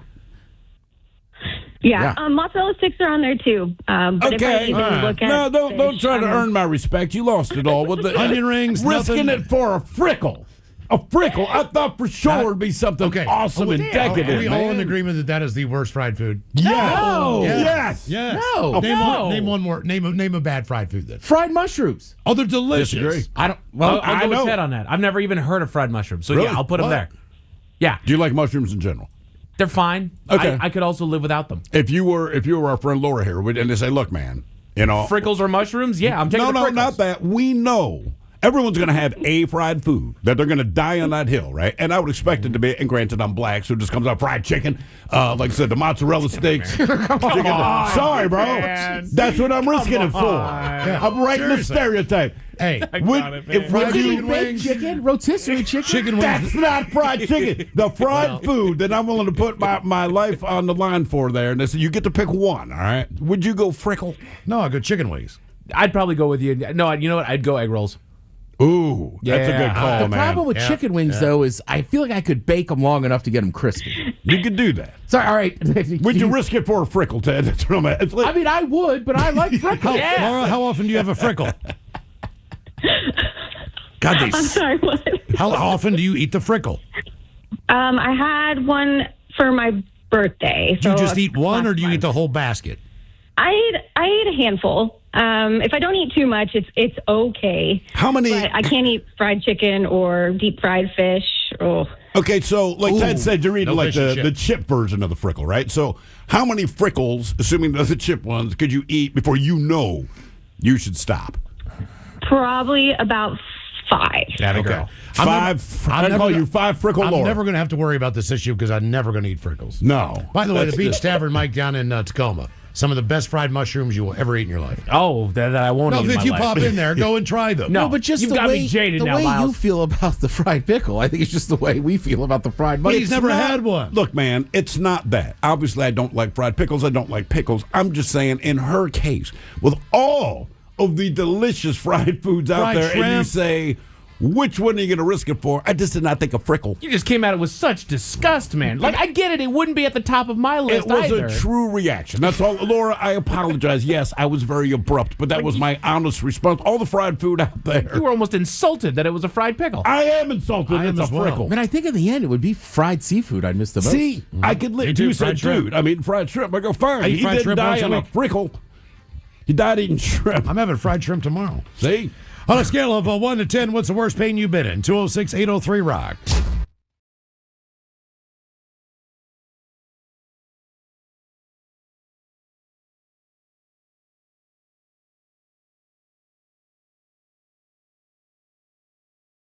Guys, and to me, it's the lounging. They're just how little they Yeah. care. Or like at the water fountain. You know what I mean? Like you've had time, but Yeah. now with that said, as you get older, like I started doing it. Like if it's just for men, then like I'm naked in the steam room. In the Absolutely. sauna. Absolutely. Look, man. But as a kid, you're just like, why are they naked? It's And then different. they're just chatting with each other, drinking water. And you got to remember, like when I played college football, the locker room, you had your towel in there and everything else. There was a gigantic shower in there. But between the main entrance to get to the training room, you had to walk through the locker room. Yeah. And there's a lot of female physical trainers that are in there, either taking care of you or studying to be a physical therapist or Yeah. athletic, physical therapist when they graduate, and they would walk through all the time. Sure. But you would never get dressed. You didn't have to. You left your towel in your locker. You just walked in there because you're probably going to pop in the sauna first, Yeah. or pop in the steam room, then jump over to the shower, then walk back. So I knew there were 3 girls that I went to school with, and they knew everybody on that football team, and they knew what they looked like naked. Yeah. And it wasn't really even a big deal. It was just. I think it's the situation. It was. I'm not trying yeah. to impress you. You are here for a specific reason, and kind of let it go. My head coach, Don Nealon, I know exactly what his ass looks like. It's flatter than mine. I know what his penis looks like because I've showered with him, 50 times. Sure. The head coach, it was just that was the environment at the time. But at that age, I don't think it's a big deal. It was, But but that was locker room culture. It wasn't like none of that was shocking. None of that was an issue. Did they do physicals in your elementary school? They used to have a doctor that would come around at least once per grade, and they would just do physicals there, right? Whatever the case is, just like the regular physical you get now that you pay to go, it was just part of the deal in public schools, and it was no big deal. We all had to strip down our tighty-whities, so you're in a room with 12 of us, and nobody cared, because tighty-whities, you're still cool, right? Nothing's weird, but you went on the other side of a screen, and when you heard your buddy cough, we would all giggle, because we knew at that point the doctor had his underwear down and his fingers under his testicles, right? Correct. A hernia test, and it's stupid. It didn't matter. We were all going to do it, but you couldn't see them. But once we heard the, we're all like, oh, his penis is out.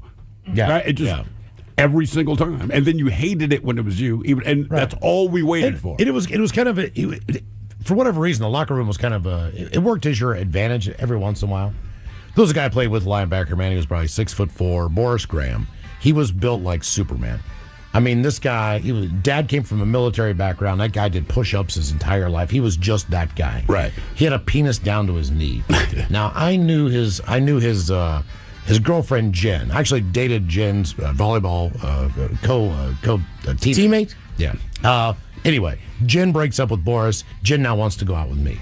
You're like, I can't help you. I am not going out with you. You're just like, now. I know where you've been. Right. You know what I mean? I there is nothing on this planet that I can help you with. Nothing. I think you're a wonderful person. I think you're a great human being. Right. We are never going out. We are never going out. What was your first experience seeing another human naked? 206-803-ROCK. Our question, what was your first experience seeing another naked human? 206-803-ROCK. Hello, Rose. Welcome to the men's room. Hi, weed and gigolos. Hola. Hola.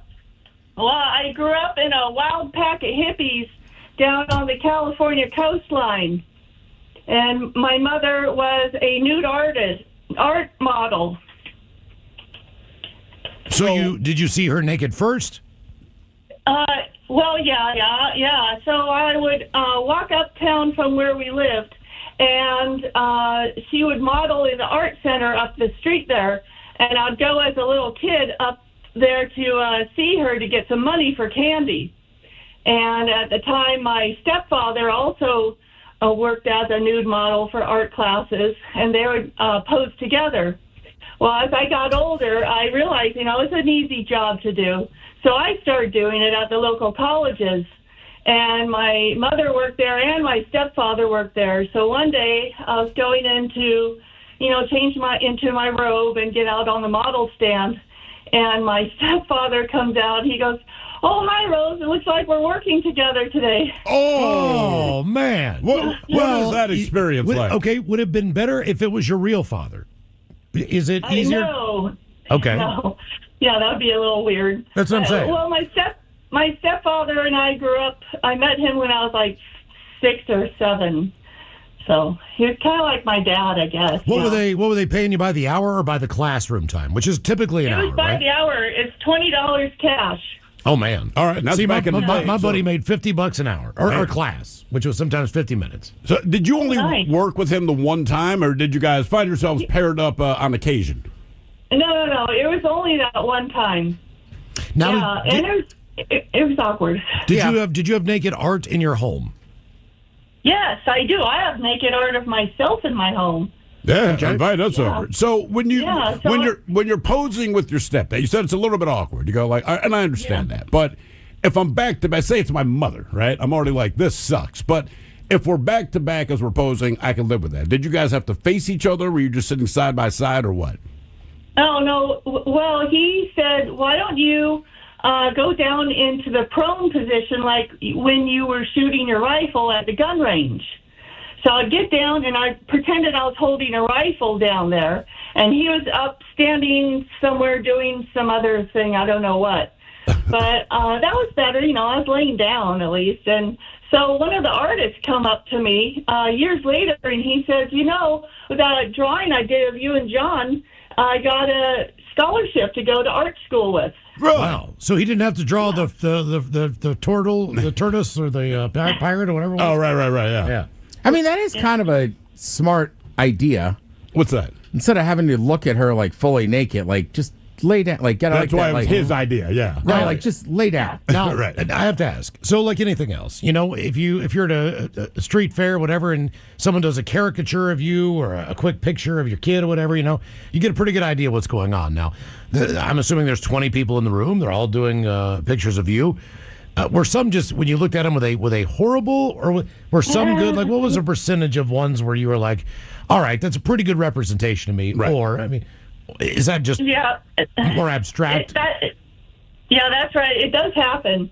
And you say to yourself, you're like, God damn it, do I look like that? My butt's so big or something. Right. That's what I'm saying. And, like if they drew me with a real teeny tiny penis, I'd be like, hey, dude, hook me up a little bit more here. Well, it's cold in here. Did it ever make you self-conscious to look at the picture that somebody drew, and like you said, like, is my ass really that big, or do my boobs face different directions? Do or my whatever? nipples look like that? Absolutely. Right. So, like, absolutely. So when I first started modeling, I was down in Monterey, California, and then that was in my early 20s, and then I moved up to Washington, Tacoma here, and in my 30s or so, I did modeling again, and I looked at myself. I was like, "Holy smokes!" You know, there's a lot different, but it's okay. Well, did you ever? You just got to deal with who you are. Did you ever take nude photographs? I mean, were you ever like approached by Playboy or any of that stuff? No, gosh, no. I'm Okay. like 6 feet tall and a plus size woman. So it's no, they don't do that. But you know, I did go to Silverdale to do a job over to be a nude model for some private artists.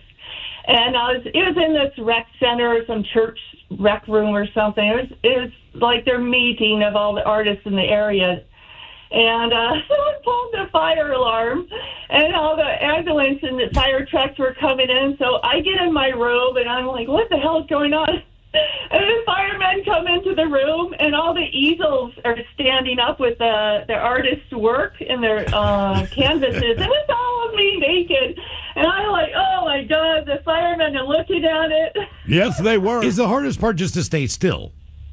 Yeah, it's hard. That to me would be very difficult, just to stay in the same pose for that amount of time. What is the oldest you start shaking. What's the oldest nude model you've seen model? Because to be honest with you, as somebody who does like to draw, I can draw a woman's body pretty easy, right? Because you said in your 20s or 30s, like things are in where you believe they should be in your mind.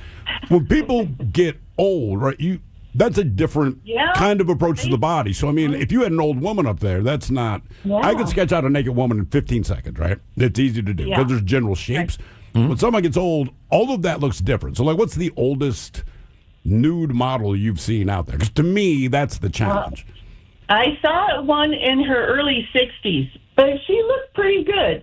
You know, and she said that she wouldn't do certain poses for too long, or if she did do long poses, she had to sit, and then then she'd get breaks. And then if you get a break, they take some chalk and kind of do a chalk outline of where the chair is, you know? All right. And where you're sitting on the chair, so that when you go back, you could put where your arms are in the chalk outline. All right. And then you won't mess up the artist's pose.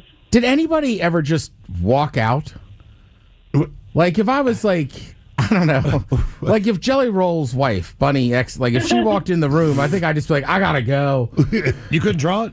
No. No one left, because they were all there to be artists. You know, they want to draw the human form and its movement and stuff like that. No, I get you. Like, and I love chatting with people, but I've definitely talked to a woman that was just way too attractive. I just left. What? So 99.9 KISW. The shenanigans continue.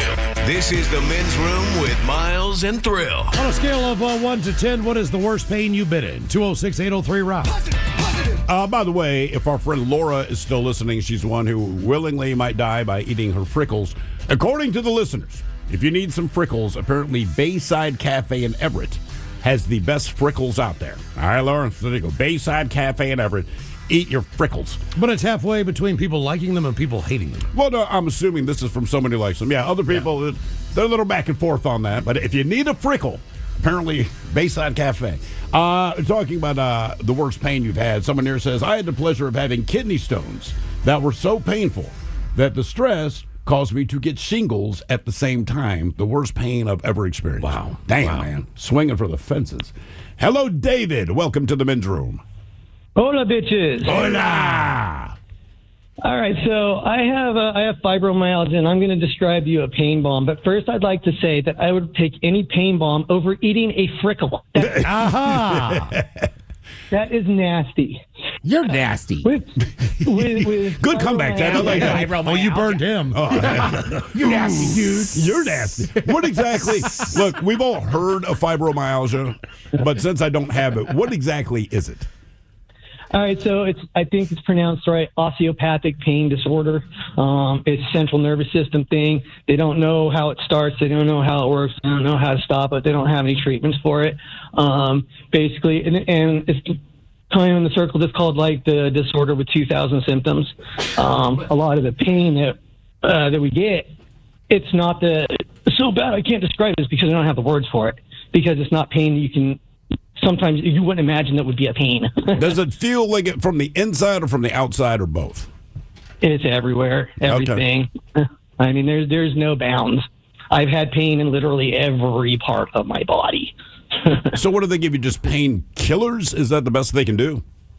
No, I actually grow my own medication. I gotcha. Nice. Oh, really? He has a meth lab. Wow. Opiates, huh? I tried their little chemicals and stuff, and they don't work. And which is pretty much what it is for most of us, because like I said, they try nerve blockers, they try antidepressants and stuff, and that doesn't work. And I don't need all those things, so I just grow my medication. Okay. And how long have you been dealing with this? Since December 17th, 2022. Okay. When I fell down my front stairs. And they don't know what brings it on. They don't know what causes it. They don't know where it goes, and they don't know why it happens. They know mine was brought on by a trauma. Why I would get this? Because when I fell down the stairs, I broke my back, my sacrum, and my back. Damn. And so that was the trauma that happened. But why? There's no signs in the body. They can't test for it. You know, I mean, they can't even prove that you have, like for disability, you can't even get a disability because there's no tests that show you have it. Jesus Christ. It's always something. Yeah, leave that to that's an insurance always company something. thing. Yeah. Always something. Well, we can't prove that you have because there's no test for it. Trust me, man. I'm supposed to have a surgery coming up, and they denied about half of it. Why did they deny? Do they? I know they just say deny. Do they explain what the reasoning is? You know, the for problem why they is won't cover it? it's almost like going through a contract. All right. So the legalese behind it, it's like you could make this such an easier statement, but you're going down. It's like the person that tells the long story short story. Yeah, right. So it's all this crap, and you never can really figure out, and a lot of medical terms are involved as well. So it's kind of a tough read, to be honest with you. I don't understand the differences in the different parts of the surgery as far as what is accepted and what is not. Right. Because I don't know the process behind it. I do have the luxury of, we have a very good doctor friend, and on occasion, probably once or twice a year, particularly with stuff with the kids, because to your point, we'll read something, and I'm like, I don't know what this is, right? And so we will call her and say, hey, can you just tell us what this means? And basically, be like, yeah, she had a headache. I'm like, why don't they just say that? Right? But yeah, you're right. It's all that weird medicalese, as it were. On a scale of 1 to 10, what's the worst pain you've been in? 206-803-ROCK. Hello, Ryan. Welcome to the men's room. Dale. Happy New Year, gentlemen. Yeah, man. So mine started out as a 1, went to a 5, and then skyrocketed to a 10. So I was on my way back to my work terminal in my work truck. Actually, backstory, I was going through a pretty horrible breakup, and to the point where I was at my peak. I was 2 packs of smokes a day. I wasn't really eating anything but fast food real quick, little water, mostly popping alcohol. I was in a bad way. So I was driving back to work, and I was passing through a little town called Elma on my way back to Tumwater, which is basically Olympia. And I started feeling like a chest pain. I didn't think much of it because, it was just kind of an annoyance. But from Elma to Tumwater, that grew into like something's going on. Yeah, it's really hurting. And then I was doing my paperwork, and it just kept getting worse. And I told my coworker, I'm like, hey, I'm leaving a little bit early. I need to go to urgent care. Something's up. And manager said, yeah, go, it'll be better. And on my way from my work to urgent care, it's about a 15-minute drive. And by the time I was pulling into urgent care, I was fading in and out of consciousness and actually hopped the curb parking because I lost it. And I go stumbling into the urgent care. They see me. I'm just grabbing my chest and sweating profusely. And they just throw me in a chair, rush me back. And they're looking at me, and they're like, hey, we're taking you to St. Pete's Hospital, which is the one in Lacey. And my mother showed up. I called her, and I was like, something's wrong. And so she was there, and I was like, hey, I can't afford the ambulance ride. Like, it's like 3 miles down the road. My mom will take me. And the doctor looked at me. He's like, you ain't gonna make it to the hospital, bro. And I'm like, oh, okay. So I get into the ambulance, and we're about half mile out, and I lose consciousness. I'm out. And I come to in the emergency room to people like hooking me up like I was some kind of science experiment. the first thing the doctor said, or one of the doctors said to me is, "Hey, I need to know right now if you go unconscious, do you want us to revive you?" I didn't know my mother was in there at the time, and I told him no, which my mom screamed at me for that. I didn't know she was there. But Well, why did you say no? Because I'd be like, yeah, bro, definitely do that. Well, he's why going through this horrible breakup. Is that what it is? Just all the crap going on in your life? I was extreme stress, and the pain was it hurt so bad that I felt like that was my only way out of the pain. I got you. I couldn't put myself in any type of position, like nothing. It was just internal. It felt like someone was just straight up stabbing me in the heart repeatedly. And the doctors kept telling me they think it's a AAA, and I got up enough nerve to ask them, like, what is a AAA? And the doctor was like, "We think you tore your heart open." Jesus. I'm like, oh, okay. And so they started running tests on me. They put me immediately on Oxycontin, fentanyl, and Dilaudid, and start wheeling me to all these different rooms, knocking me out, doing tests, put a camera through my wrist, through my artery up to my heart. They said that everything looked okay. The heart was strong. It just wasn't pumping blood like it should. I'd say it's kind of like the one job we needed to do. Yeah. And so the doctor finally asked, like, is there something going on in your life right now where you're stressed? And I told him everything. And he's like, yeah, your body is basically telling itself to shut down. And long story short, I had a heart attack, but that's not what brought it on. It was a chain reaction that we still don't know. This is still ongoing. I don't know what's going on still. I had an endoscopy where they put a camera down your throat because they think something in my stomach or my intestines went off. And then that caused a chain reaction because my body was already weak, which made the cartilage in between my ribs start to inflame, which started pushing my ribs apart and also pushing it into my lungs and my heart. Jesus, and dude. So when that happened, my heart just went, I think it was like 240 something over 100 and something was my blood pressure. And so finally they were able to stabilize me. They kept running tests. I was in the hospital for about a week. Couldn't find out what was going on. The endoscopy through my down my throat into my stomach showed everything was okay. So they're thinking it's something in my intestines. And then I switched jobs, so I lost health insurance. So they weren't able to go the other way and figure out what's in the intestine that might be causing this. And 2 days ago was the year anniversary of when I was taken to the hospital. And coincidentally, I had severe chest pain yet again, but this time I had some Oxy and some lidocaine patches that I threw on. And I told my daughter, because she found me on the floor in my room, like wheezing, trying to breathe. And she helped me out a lot, actually. I don't know what I would have done if she didn't find me. Did you go back to the hospital?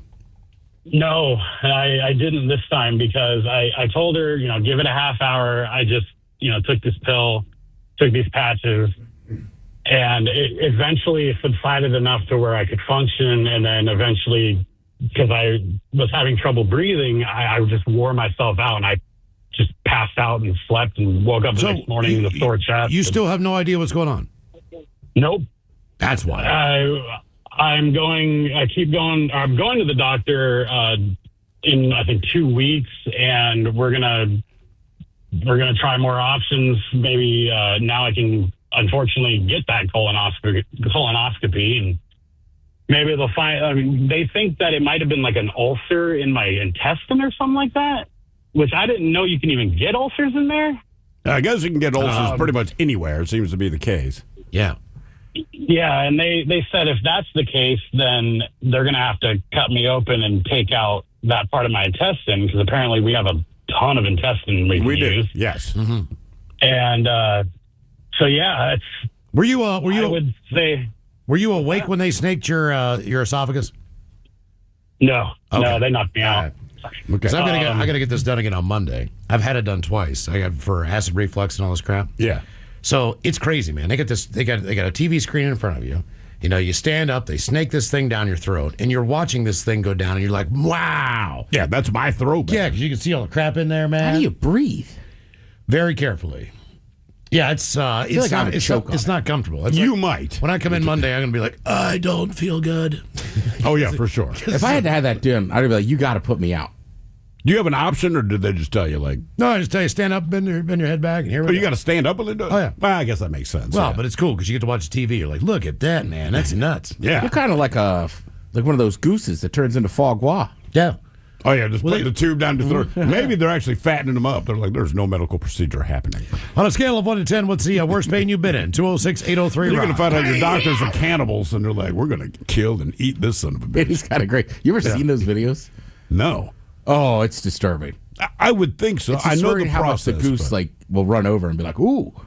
Or what do they put in? Just something the goose is like, I like guess, this. yeah, and same thing. They just shove it down there and start feeding it. But yeah, It's going to be Miles. You'll be dining on your liver That's soon. right. That's right. Have a little Montgomery foie gras. I'd try it. You know what I would too? I'd eat that over a frickle. Damn right I would. I'd eat mine with a frickle, out of spite. Hello, Raymond. Welcome to the men's room. Serve him at my funeral. Hola, gentlemen. Hola. Ooh, this is so good. Salty. Yingling and Scrapple. Wow, Yingling. Yingling Scrapple. All right. You're That'll from get the PA? ladies. Where Yeah. you from, Philly? So you know where I'm from? Yeah. Yep, Philly. That explains it. Hey, just real quick. Are you from Philly or are you from Jersey?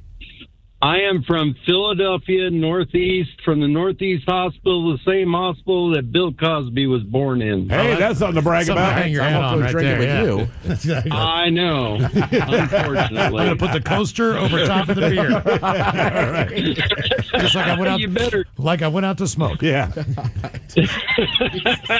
Anyway, this is kind of in two parts. So I had an infection. I fought for 18 months, and we thought it was healed up. It didn't. I broke my foot. It was an abscess, and it abscessed, put me into sepsis. I went into the hospital, 14 days of antibiotics, PICC line in, which is straight through my upper arm and straight into my heart. So they had to amputate my right leg below the knee. How much weight did you lose? 14.5 pounds. All right, There you that's it. go. I told you, Weight Ted. loss. There's benefits to this. Yeah. Yep. In 4 hours. Oh, wow. That doesn't seem safe. I don't care what diet you're on. You didn't have to Beat exercise that. or nothing. Yeah, exactly. Yeah, I wouldn't recommend it. So, anyway, I'm in the hospital. They put a blocker in before the surgery, which is a nerve block, and it lasts about 24 to 36 hours. So about 24 or so hours later, I was starting to feel the pain. I told the doctor, hey, I'm going to start pain medication here because my block's wearing off. And he said, okay. So he gave me tablet Dilaudid, which didn't really work. So they Dilaudid didn't work? Damn. Dilaudid, tablet Dilaudid. Ah, okay. He needs the liquid. In a pill form. I got you. So I took that. About 4 hours later, of course, I can't give you any more, but 4 hours later, I said, Doc, this ain't working. So since I had a PICC line in, they went straight to intravenous. Oh, yes, brother. So the first time they did it, second time they did it, of course, with a PICC line, you feel it right immediately. There is no hesitation whatsoever. Well, about 2 days into this, nurse came in. She was just ready to administer the Dilaudid. She had to leave for some reason, brought in another nurse, and this is where something went funky. The nurse pushed the Dilaudid in, but it didn't go in my PICC line. It ran down my arm like water. And it didn't go in. I told her, hey, this didn't go in because you feel it right away. You know that it went in. And I said, this didn't go in. She goes, well, I can't give you another shot. And I said, well, you better get the freaking doctor up here now. And the doctor said, I can't trust it to give you another shot. And I'm like, dude, I'm telling you, either the nurse took my Dilaudid and stole it, or she just really screwed up and it ran down my arm. Now, my girlfriend was there at the time. She knew that. And I said, well, go check out the paper towels that she threw away in the bathroom. She had to dry off my arm. Well, about a half an hour later, of course, when the previous meds wore off, doctor said he couldn't do anything for me for 4 hours. I was literally had an amputation like 2 days in. lower right leg for 4 hours, and I had to frickin' bite down on a leather strap because there was no damn way I could stand that pain. There was nothing I could do about it. Do you have ghost pain now at all? I have phantom pain. That was the second part of this. I have phantom pain. Now, you've had a sprained ankle, right? Oh, sure. 7 times. Do you know what it feels like when you stand on a sprained ankle? The worst. Now, imagine standing on a sprained ankle with no foot there. Say, how annoying is that for your body to tell you that you're doing the equivalent of standing on a sprained ankle and you're trying to communicate to your body, brother, I don't have an ankle. This is an impossible pain. I was in the kitchen for 5 minutes, and I was leaning against the counter. My girlfriend walks in and says, "What are you doing?" I said, "I can't walk right now."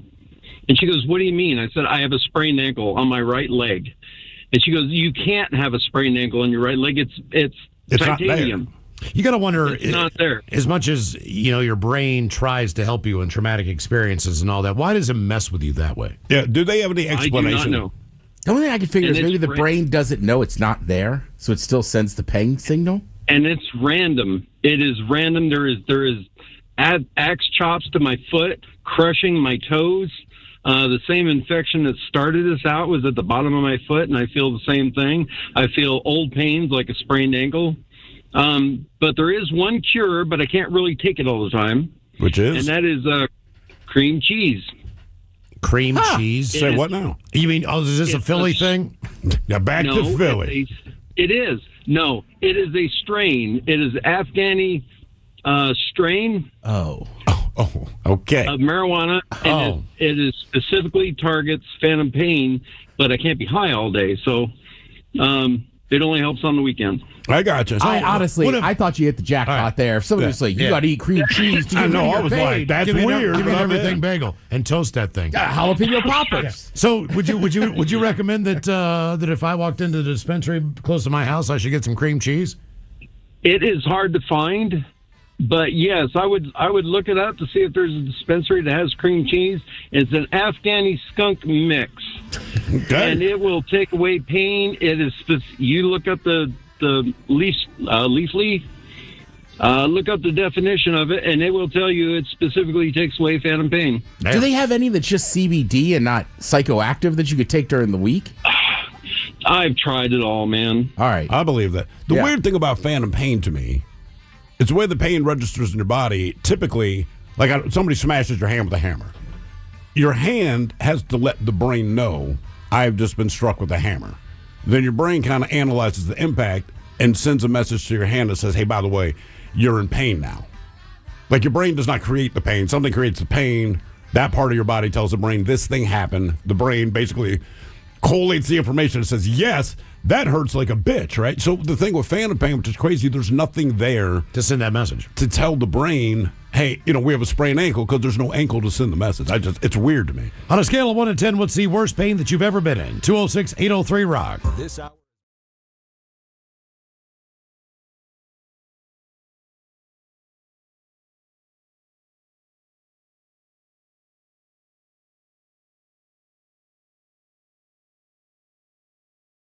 So other than the fact that you did that, what was your first experience? Was it your mom or your dad as far as nudity went?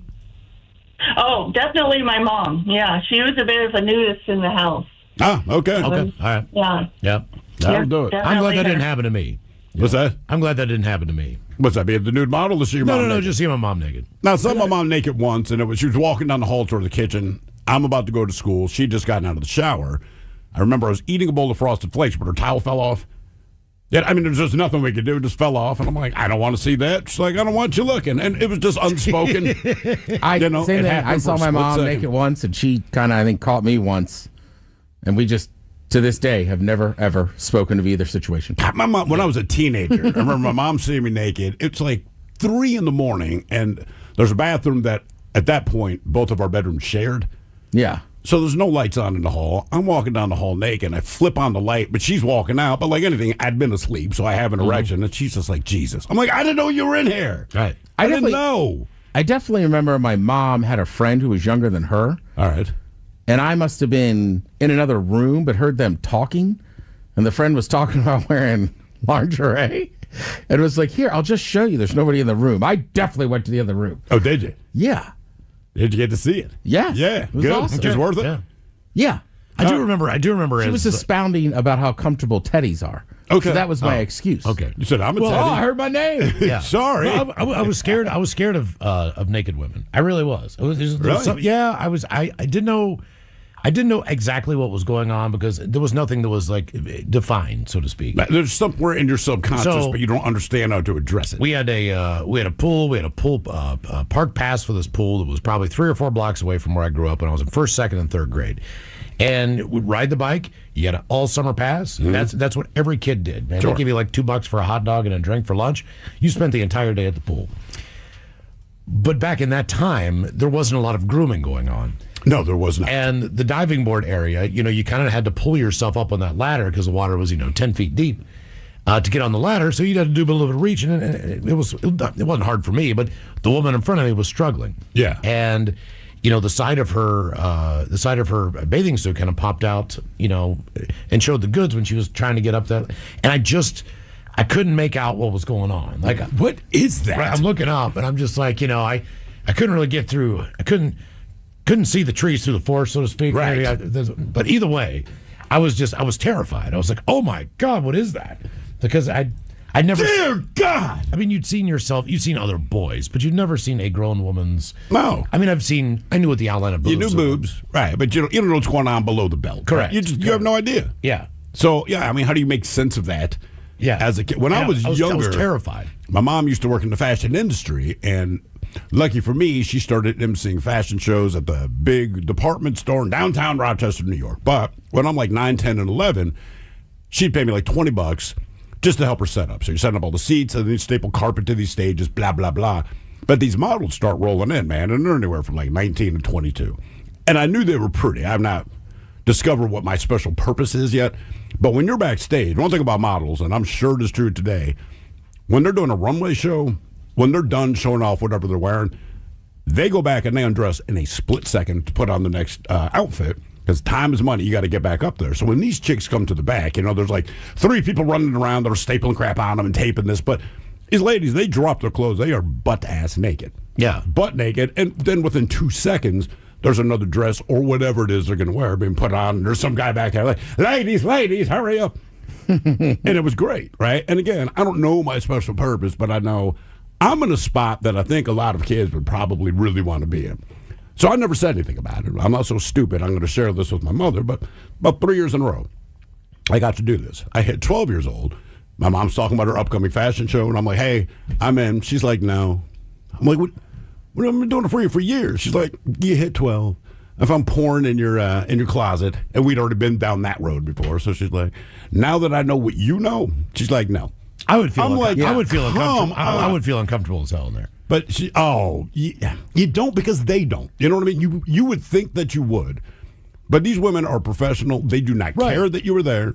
They assume that it's all good, and you only see them naked for like a split second. Seriously, I mean, they are out of a dress, another dress is on, and trust me, you absorb the goods of what you've seen. But it didn't feel weird because nothing in that world is weird. Like if you're naked because you're changing into clothes. So, and they knew I was there. It's not like I'm hiding behind a chair peeking. Like I'm standing in the middle of this backstage area.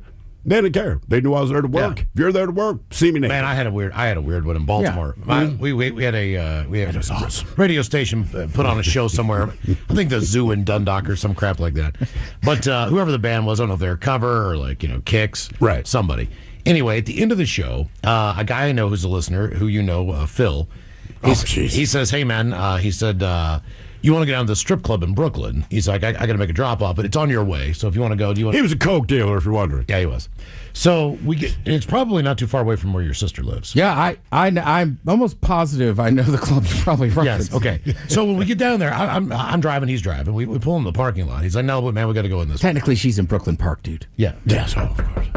Knock on the back, steel door in the alley. Door swings wide open. You'd already been on the phone with her. She opens up the door and says, "Come on in, Phil." Oh yeah, come on in. Yeah, nice to meet you. It's the backstage dressing area. Yeah. And there's like 5 or 6 naked women in there. Yeah. And I'm 30 years old, but I was just like, oh my God. Like I'm in a strip club. Yeah. But I'm in the back door. Like if I was sitting out where the entertainment was going on, then I'd be looking all day. But for some reason, when I was in that back room, I felt like, man, this is creepy. Like, I don't want to be that guy. I was okay with it. The radio station, we hosted a couple, I don't remember what the club was, but same scenario, but because I'm hosting whatever the event is, you're backstage. So you go backstage, and there's like 15 of them changing, and most of the time they're just naked. But they start talking to you like, hey, what's the cue going to be for Oh, blah, no, they're blah, talking blah. to me too. But we had a guy named Hal, and Hal was the overall promotions director. But Hal was kind of like Mr. Rogers. Very, very sweet guy, but very oakley-dokley. So he wasn't back there with me at first. And again, there's nothing weird going on. They're just naked, but we're doing business. So Hal knocks on the door and pops it open to tell me whatever it is he has to tell me. And Hal's mouth just pops open. His eyes get wide to the point where all of the girls stop doing whatever they're doing, and they're just looking at him. Because, I mean, this is maybe like the 40-year-old virgin, right? I mean, this is a married man. He got a kid. It's not like... But you remember Hal, right? Yeah, of course. Oh, yeah. So picture him unexpectedly walking to a room. But you got to keep talking or do something. You can't just stare. He just stopped, but he's not all the way back there. It's just his head around the outside of the door, which, from my perspective, looked worse. So the girl, now they're putting their hands on their hips like, is this guy for real? So I'm like, Hal, these are the ladies. Ladies are, Hal, say what you've got to say. So I walked out, closed the door, said, Hal, do not walk back in there. You're embarrassing me. I'm like, you are a grown-ass man. I'm like, you do know we're at a strip club, right? He's like, no, I know. And I said, so when they go out front, they're going to look like what you just saw. I'm like, you need to get it together, man. But then he had a reason to come visit me back there, like every 20 seconds. Oh, hey, you got to make a stager. One more thing. I'm like, right. What was your first experience seeing another naked human? 206-803-ROCK. God, he was so awkward. I mean, it's just brutal. It really I was. still love the other guy we used to work with, Bill. We took him there for his birthday, and I mean, they beat the crap out of him. Oh, they did one of those beatings. Yeah, with the belt and everything. Yeah. Just like, hit him harder. I know. Hello, John. Welcome to the men's room. Hello, John. John, are you there? John? John. No, John. No, John. Okay. What can you do? Oh, I was putting him back on hold. Maybe he'll be back. Maybe he'll hear it. Our question, what was your first experience seeing another naked human? 206-803-ROCK.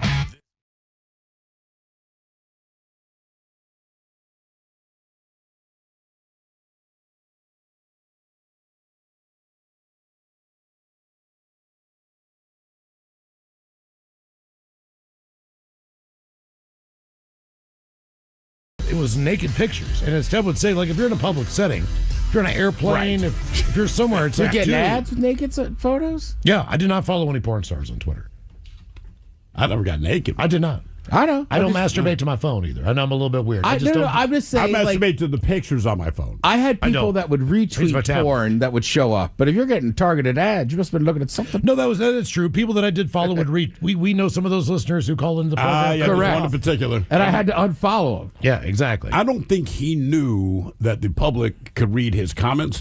So there's this They're guy golden. that we knew. They were golden. He would see some chick, and then he would explain what he would do with various parts of his body, and it's like, bro, do you know that everyone can see this? Mm-hmm. And we know you. Like, if DM them or something. It's one thing to like Britney Spears. It's another thing to comment on what Oh, you I'm do to gonna. her. Yeah. Correct. I like Yeah. all her photos. Right. But you're I not never- saying anything that's just, No. Right.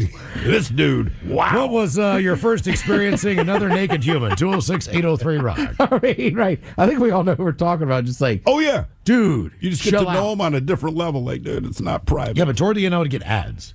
Like, do you want to follow this porn star? And I was like, But they sent a naked picture. I am not following any porn stars. Right. I know that. Always live on the free Odyssey app. From the Pinky's Plumbing Studio, you're in the men's room. Text the guys at 206-803-ROCK. Coming up, we'll drink and toast the weekend with a shot of the day. Then it's Bad Choice Friday time. You know it's Bad Choice Friday. It's Bad Choice Friday. You know it's Bad Choice Friday. Hey, man, this is your fault. Birthday celebration on a Bad Choice Friday. Tomorrow, Rod Stewart turns 81 years old.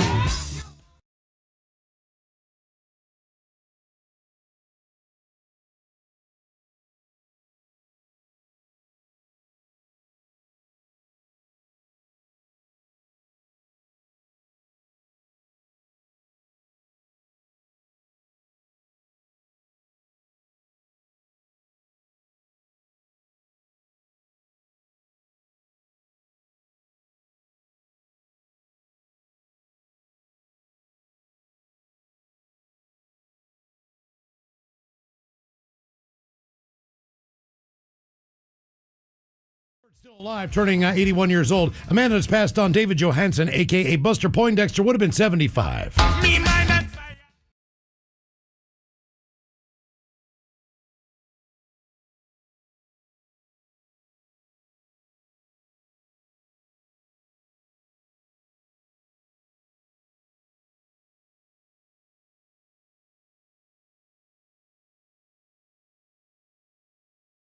Our question on a scale of 1 to 10, what is the worst pain you've been in? 206-803-ROCK. All right, you're right. He was married to Elena Stewart.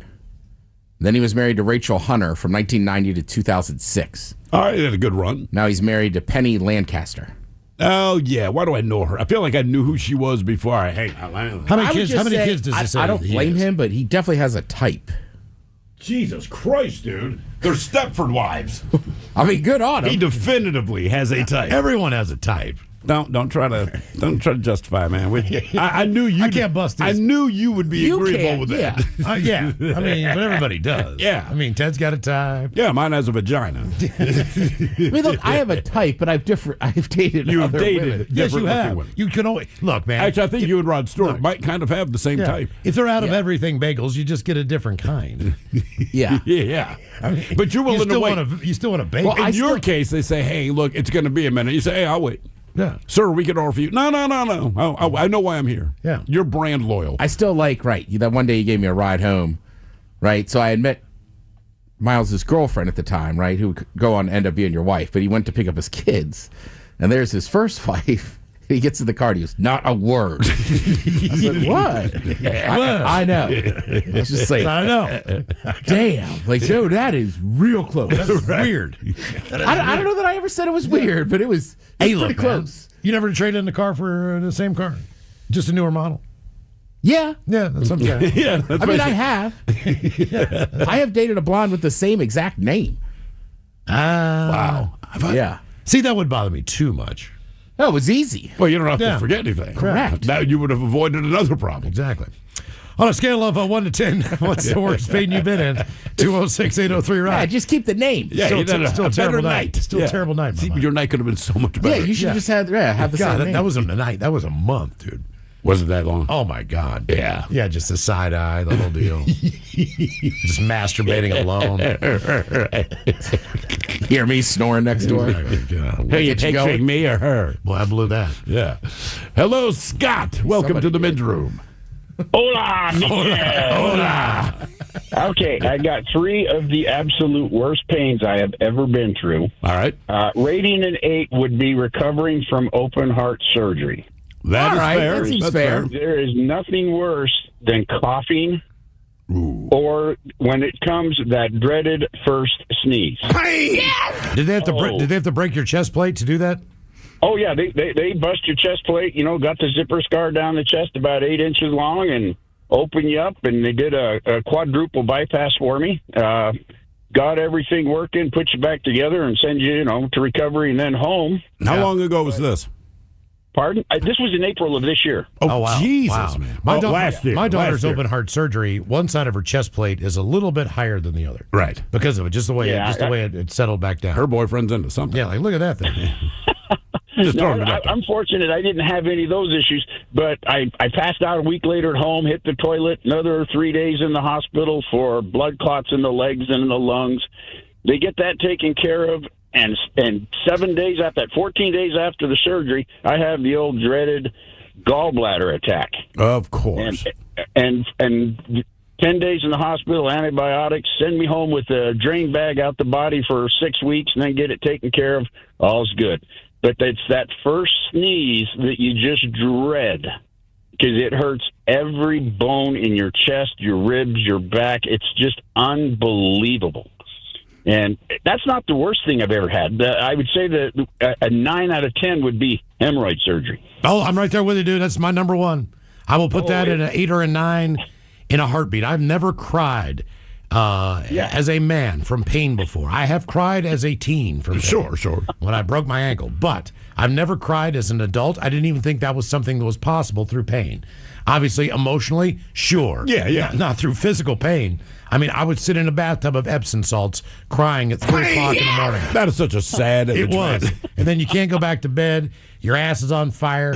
I mean, it's just absolutely excruciating. And the thing is, man, when I try to tell people, I've had a couple people ask me about it because they need to get it done. I'm like, dude, I just got to tell you, it is the worst pain I've ever experienced in my life. I'm not going to cut corners on this. It sucks. And but it's a quality of life issue, and once you get it corrected, life is so much better. Right, but it's still a month healing. Easy. Oh yeah, the sitting on the couches, you can't get comfortable. Every little twinge, every little nerve in your backside just hurts. And they left a what do you call them? The pain pack up inside. So basically, 2 days later, you should be able to pass it, so you can kind of keep the pain level down the first few days.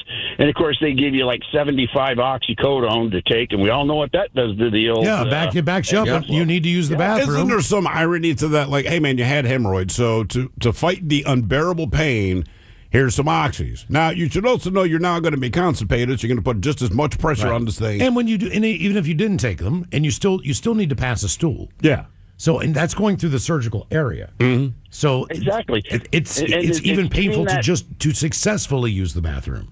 Right, and but when that first one came, when that pain blocker came out, I mean, it felt like a Mack truck driving out, and just the relief afterward was phenomenal, because a week's full of food coming out, all at one time. I mean, it's not a pretty sight, but boy, it sure does feel better afterward. But once you heal, it was great. Well, back to the losing weight conversation we were having. The pain was so bad that I actually pretty well stopped eating.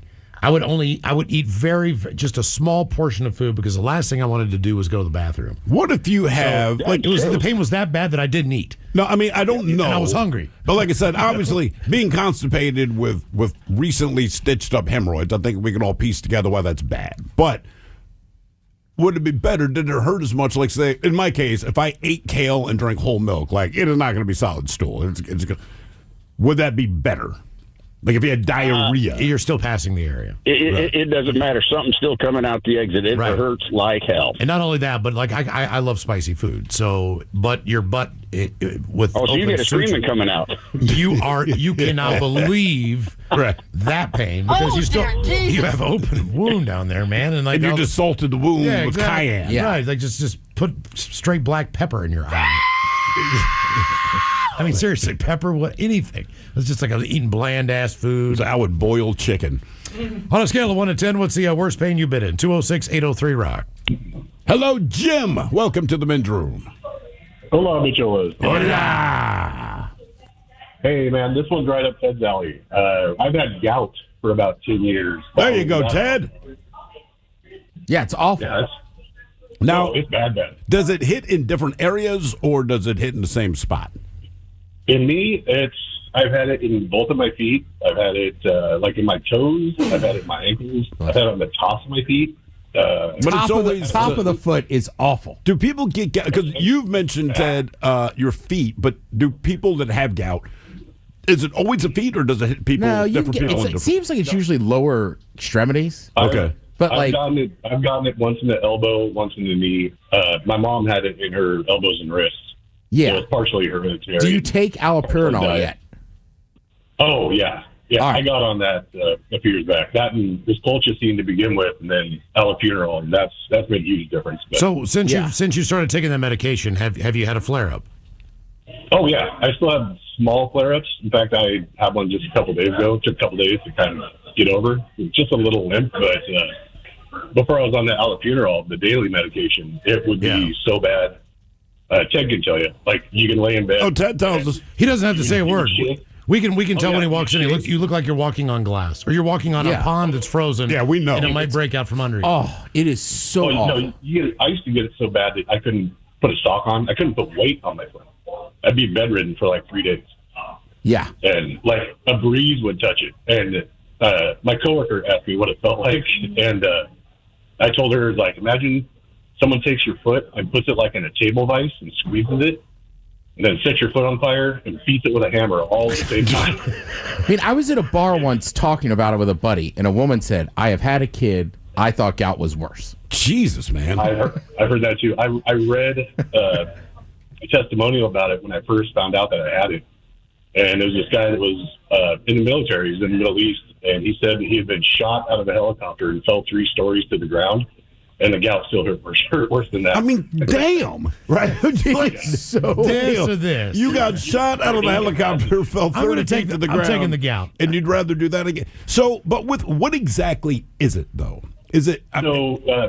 your body can't process purines, which it comes from rich food, steak, alcohol... seafood. Seafood. All the things that Ted likes, yeah. Yeah, red meat, shellfish. And, oh, yeah. And I like my red meat. I like my beer. But, so your body can't process it, and it creates uric acid. The uric acid will settle into joints.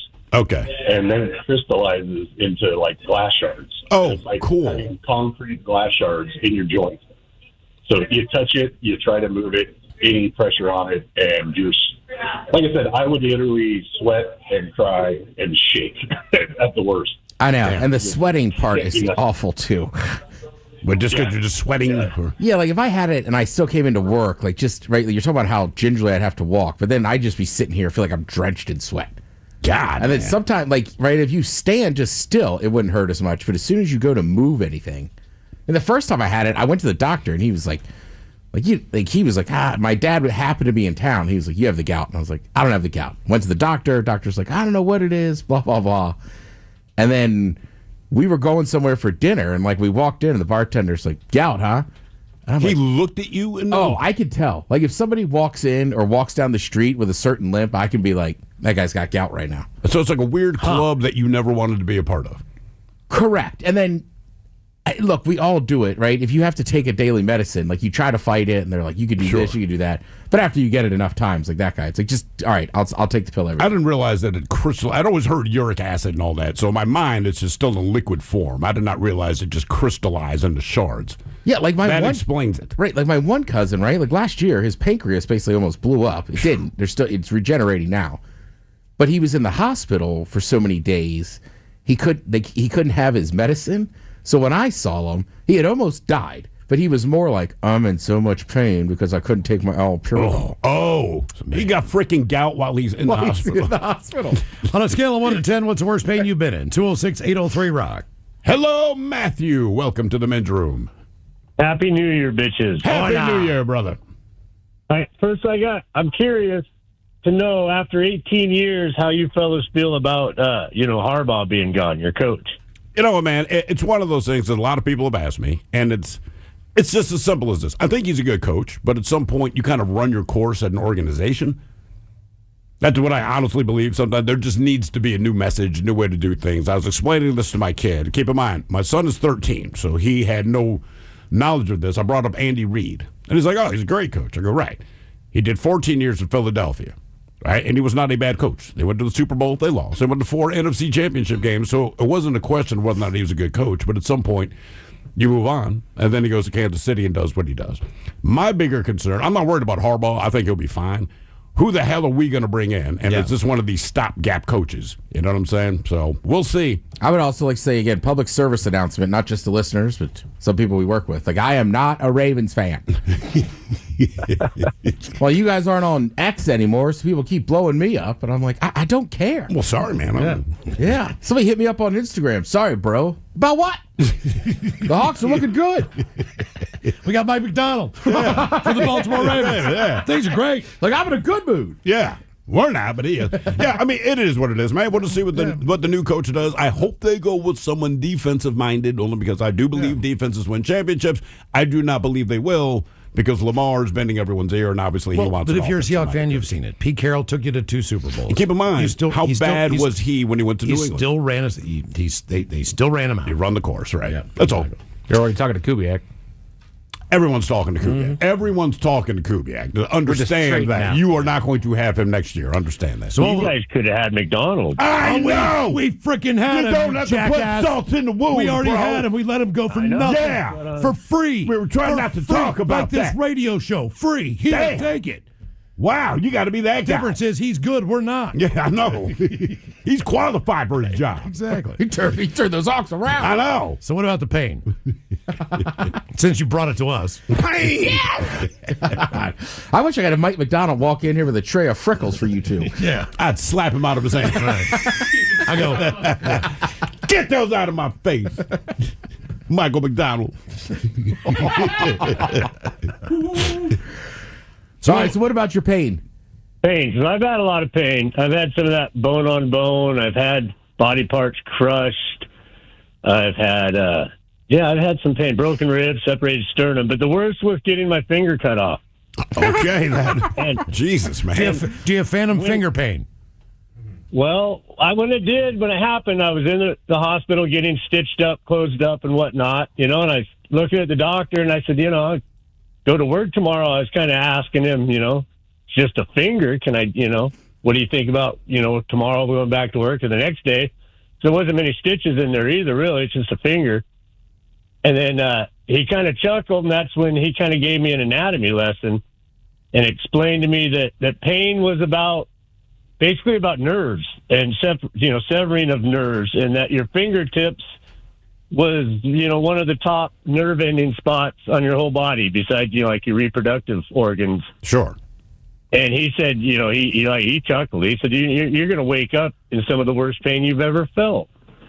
And then I'm glad he chuckled when he said that. Next morning. You're going to be in pain. I ate pain pills the next morning and started crying like Miles said on his pain, and called the emergency room, and they let me come in and gave me a shot to the butt, So that first morning, how did you lose your digit? I stuck it where it didn't belong. Okay, well that can be a lot of places. That's pretty specific. Yeah. Right. Now we were messing with a jack system that wasn't lining up to pin a jack onto a trailer system. Oh. And so I had put my finger in the hole to find out where we needed to take some new metal out to router it out. And the guy that was holding the jack let it go, and it guillotined the finger off. Was it your index finger? Yeah. It was That's what I was going to say, because if I'm going to check a hole on the index, if I'm going to check any hole, it's always going to be with my index finger. Yeah. Why we should stop doing that. It didn't hurt when it really happened. It was the next day that the pain was, and then your whole hand swells up. I didn't go back to work for a month and a half. How do you pick your nose? I go with the other hand. I got a right hand. See, left but hand. that's weird. I would keep my dominant hand. I lost my pinky finger too. That's more. So hold on. You got two fingers on one hand? Nah, they're separate hands. The pinky was on one hand. The index finger was on the other hand. How'd you lose the pinky? It got stripped, and then they had to cut the bone off. It jerked. It stripped it, and then so they just amputated the rest of it and sewed it up. Why didn't you bring that up as far as the pain? It didn't hurt as bad as the actual amputation one. Okay, all right.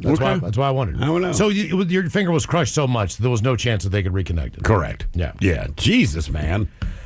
Whew. Has anything bad not happened to him based on everything he ran through? I don't got a pinky, and I got an index finger. I put my finger where it doesn't belong. It could be a lot of things. Sometimes you get slapped in the face for that. She was married. Yeah. Still to come, the return of Ted versus the FCC, and we've got your emails on the way next from the men's room at KISW.com.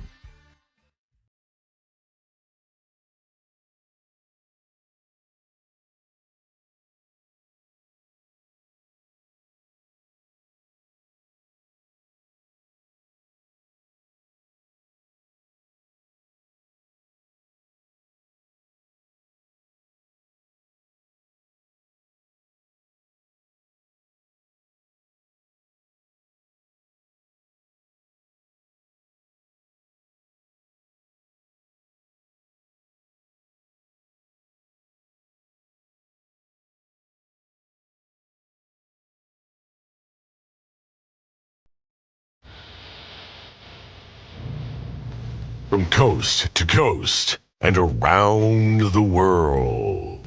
If it's not important, you'll hear it here, exclusively on In Action News. Here now are Stone Ledbetter and Felix Foxworthy. Tonight, a family of 6 agrees that yes, the milk smells bad. But first, the food giant Happy Farms is issuing a major recall of its frozen black bean burritos. due to an excessive amount of raffinos and sorbitol. What are raffinos and sorbitol? Raffinos is a naturally occurring carbohydrate that contributes to flatulence. Sorbitol is a carbohydrate that leads to diarrhea. Happy's frozen black bean burritos contain an excessive amount of both. So, say you ate 3 Happy's frozen black bean burritos for lunch. It's unlikely that consuming Happy's frozen black bean burritos will lead to any serious injuries, but you would undoubtedly suffer severe gastrointestinal distress. Severe. Did you eat one of Happy's burritos? I ate 3 of Happy's burritos. You ate 3 of the recalled burritos? I did not know they were recalled until you just said something, man. Are you okay? I will be, man. It's a pass. You sure? Yeah. Yeah, man, I'm good. You're sure? Yeah, man. The recall took effect early this morning when... That one sounded bad, Felix. It felt even worse, but I'm okay, man. That was the big one, Playboy. You ate 3 of these burritos? How long ago? Oh, man, maybe 20 minutes ago, man.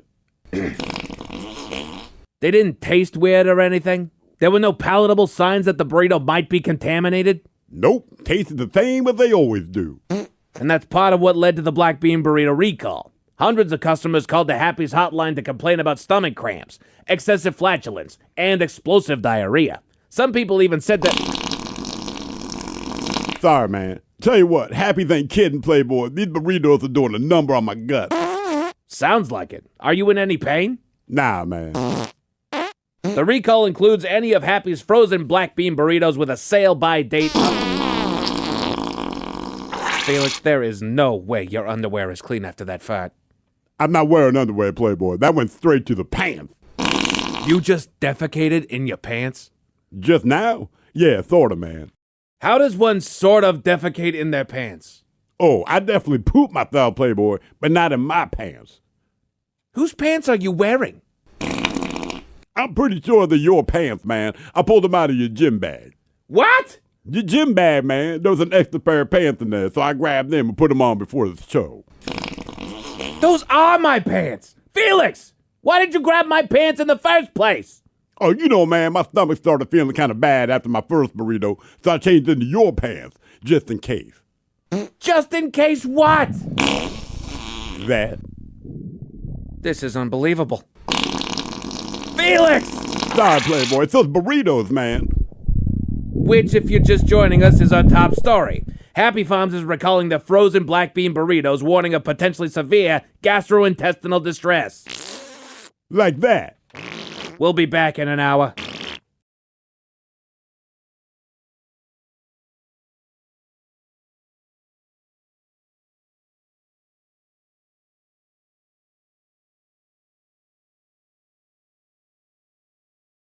And for a fact, it's not that I wasn't following I am. people that I find attractive, but I just... Do you get naked ads as a result of following porn stars? No. Right, just more enticing, but not naked. I guess right? technically most of them are kind of retired now. Okay. Well, just because I'm in my mid-40s. So I get it. yeah. You don't have to explain it to me. Different tabs. Right. Click up 10 years. Hello, Christina. Welcome to the men's room. Hi. Hola. So me and my mom used to, we volunteer every year at the Special Olympics, and it was held on JBLM, which, you know, and I had to use the bathroom. So they pointed me to like a barracks. So I went in there and I'm going to the restroom and I hear the shower on and I kind of peek around the corner and there's a full-blown, beautiful soldier, completely naked. And I think that was my first like full-blown, wow, there he is. How old were you at the time? 13. And probably. Did the soldier see you? I think he did, but I don't think it was a big deal. He just sort of kind of went back to washing what he was doing because I ran out as fast as I could. Yeah, so I was gone. Did you tell anyone? Or is it one of those things you just keep in the pocket for later? I think I might have told my mom, and they probably giggled their butts off. You know, they all just thought it was funny. Look, man, when wasn't, any harmful. Yeah. Anytime I saw nudity, not that my parents ever talked about it, but like the last people I was going to tell were my parents. Like if I, and the way you described the soldier. So if I walked in and saw this beautiful woman showering, somehow I knew, like, I'm not telling Mom. There's no chance. I had a weird. No. It was a glistening white butt. His whole body was Oh, wow. Yeah, it was glorious. But Okay. I think it was more funny than, I was like, holy shit. I mean, Once again, bedroom colors, here are the 7 words you can't say on the radio. I got one more question for you. Sucker, mother, and please keep those words in mind when calling. Listening, now white back to the butt. program. Remembers exactly. I mean, she is writing a romance novel. All right, Listen. Christina, Wow, let me ask sorry. you this. No, we get it. Did you see the whole thing? Did you see everything? I did. Okay. All right, Yep, now, saw it all. how old are you now? Because you said this happened when you were 13. You were describing this like this happened 20 minutes ago. I'm 42. Oh, so it stuck with you. All right. Yeah. Did you no, date- It was still beautiful. Did you date and him? I still love Army guys. If I was going to see a say, guy did in you? uniform? Holy smokes! Did you? Have date- you wait a minute? Did you ever marry a guy in the Army just off this? No, but I we'll call it dated. A lot of them. Do you think We'll this call it dated. Call it dated. is this what sparked that? Do you think seeing his glistening white butt in the shower is what sparked your interest in men in uniform? Probably, yeah. I Wow. was like, all right, they're hung and ready for action. Oh, damn. Hung and ready for action. He had quite the impact on you. That might help recruiting. good. I don't know. All right. His glistening white ass. I had a bizarre experience in Africa in the shower. All right, so this is a weird one. Come on. This is a weird one. So It's a bad setup, I admit. I know. So we're in this little small hotel. It's like a little hostel hotel in Cape Town, right? Yeah. And it's the night before we're leaving. It's the morning that we're leaving. The thing with the hotel is they gave us a late checkout at, I don't know, maybe 11 or 12. All right. But our flight wasn't out until 6 o'clock that evening. So it's one of those things where, you have throw your bags, you do throw your something to luggage do. down there, whatever the deal is. But what they had was they had a men's and women's bathroom. And then they had another bathroom that was just a toilet and a shower. Okay. So that if you wanted to, and we went out, we did activities, we were hiking around and doing stuff like that. So when I got back, I'm like, before I get on this 16-hour flight, I'm going to take a shower. Now, again, men's bathroom, women's bathroom with a shower. But it basically just said shower on the door. Yeah. You could go in there and take a shower. I am in the shower taking a shower. I have the curtain pulled. Someone walks into the restroom. They use the bathroom. All right. I'm just like in there. They wash their hands. They walk out. I have no idea who it was. I don't know if it was a dude. I don't know if it was a woman. I just have the curtain closed. I'm like, oh my God, someone's in here. Is there no lock on the door? Just No. I mean, it's a bathroom. It's like but the thing is just the way it was set up. It was just one toilet and a shower. Yeah. I'm in the shower. It's a stand-up shower. The curtain's going all the way up and down. So they can't see me or anything like that. I'm just like, I cannot believe someone came in here and used the bathroom while somebody was taking a shower. That doesn't seem that odd though. It was weird for me. I'm the one naked in the shower. But that with lead my up clothes on the floor. Like my clothes were on the floor. is it number one or number two? I don't know. I don't know if it was a man. I don't know if it was a woman. I keep in mind the water's running. I can't hear them peeing. I Right. just hear the flush. I hear them wash their hands. I hear them walk out. I don't know if it was an employee. I don't know who the hell it was. It's just like that. That's bizarre. What was your first experience seeing another naked human? 206-803-ROCK. I don't know if it counts as nudity, but I feel like I saw a lot of butt cheeks. I mean, it's Just because nudity. everybody was wearing jocks. Can you show it legally, right? To me, that's what nudity is. Can Right, you you're talking about legally your walk down? grandfather being like, you got to shower. Like I told you, my dad, you had to wear a jock for everything. You couldn't go swim without a jock. What is his reasoning to go swimming with a jock? What if you jump in the pool? It's going to hurt. Or, I don't know. It was just the rule. I just assumed that era was just maybe somebody drilled into their brains anything athletic. So, like, if we went to play a turkey bowl. Right, with your buddies in the cousins, backyard. You got to put on a jock. You do. So it was constant. So I don't remember seeing his junk, but God, he would walk around in that jockstrap a lot. Did you know that it was weird at the time, or did you have to get older to go, hey, Dad, like, people aren't wearing jocks for just general crap? Probably like 8th grade. Okay, that's pretty deep. And you meet somebody that their parents have a pool. And your parents. And my buddy Matt, I remember when he's like, why are you putting your jockstrap on? I was like, oh, we're going swimming. You put on a jockstrap to go swimming? That's what I'm saying. Every time. That's what Every Dad day. drilled in. You don't know it's weird until someone points out, like, bro, that is weird. Like, you know how you love, like, the running shorts and different shorts now? And I have a bunch of them that have, like, that inside, almost like a Mesh, swimsuit. Yeah. Like, but there wasn't as many of those. So you just had to wear it. You had to wear a jock all the time. I spent half my childhood wearing jockstrap. Did you ever ask your dad about it? That was just his. That was his thing. Okay, all right. What's up, what? I know, what if? Okay. Like, dude, just wear the jock. It's easier. What was your first experience seeing another naked human? 206-803-ROCK. So that's basically what it was.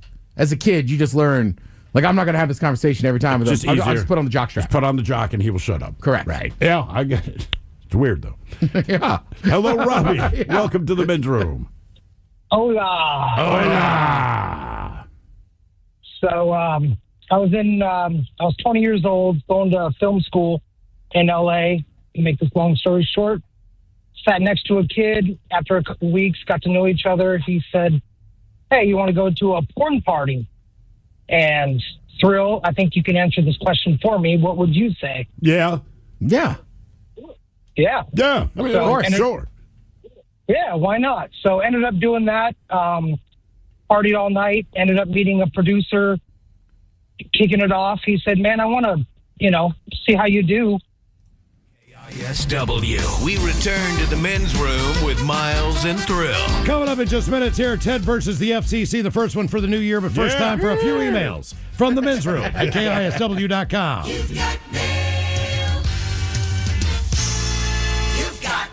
And a couple from our question dealing with pain today. Guys, blew out my back brushing my teeth. Couldn't walk for 3 days. How do you brush your teeth, brother? That's crazy. It must be bent over the sink, maybe, I and guess. pull the lower back. Maybe his teeth aren't in his mouth. I will say, I was telling a story earlier about my buddy DB calling, right? He's 45, playing hoops. And he's telling me the story about playing great, this and that. He goes, "There's one bad thing." I said, "What happened?" He goes, "I kind of hurt my shoulder." I go, "How'd you hurt your shoulder?" He was like, cleaning my shoe. Oh, that's what did. Just brushing off the bottom of his shoe. Oh, my God. He played basketball and was fine. Brushed off his Like the shoe. last quarter, yeah. He's like, "I just stretched it weird." Oh. Brian here. Worst pain I've ever been in is when I broke my neck back in 2010 in an ATV accident. Oh. That was a solid 9, fellas. I was 15 when I cut my big toe off with a lawnmower. The initial pain I described as having my toe smashed with a hammer against a concrete floor. You could also describe it as cutting my toe off with a lawnmower. I think it kind of explains itself, man. And one more. Worst pain was when I broke my leg and my wife stole my pain pills. Good times. That from Raymond, the transplant from Klamath Falls. Oh, well, Tedu says, if quack, you live in quack, Klamath quack, Falls, quack. you should be shocked your wife took your pain pills. God, that place is awful. Now time for a few birthday emails brought to you by Men's Room Roasted Red Salsa from San Juan Salsa Company. You're saying Dip responsibly. I'm going to get you a Klamath Falls t-shirt. If I live in Klamath Falls, just assume that my own spouse will steal my pain pills.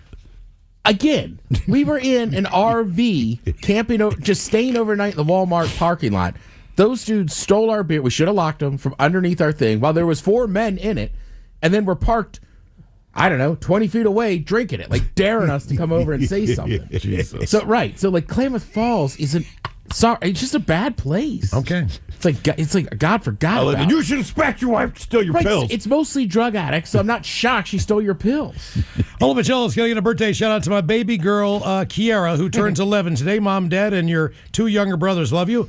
Can we get some green beans? Yeah. Some dirty dad jokes. She's 11, so no. No. Coach Ted on turning 11 as well. Thanks, Majolas and Thrill.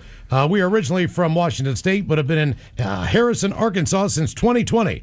Why are you always going to talk ass about Arkansas? Because I've been there. Peace and love, brothers. Green bean. What? Green bean. Okay. Green bean. Arkansas, the Klamath Falls of the states. There's nobody that defends Arkansas. People from Arkansas don't defend Arkansas. Look, I understand you don't want me to make fun of Arkansas. The problem is Arkansas is still Arkansas, so I can't help myself. But happy birthday. Yeah. All right. No dirty jokes for 11-year-old, but I got some other ones. Sorry, but like, when's the last time I said, taking a vacation to Arkansas? Right, but I have family there. Correct. I got a job there. People do go to the Ozarks. What people? Oh, you know what? I'll give you that. Okay. Lake of the Ozarks, I'm sure, is lovely. Mm-hmm. Okay. Jokes for an 11-year-old.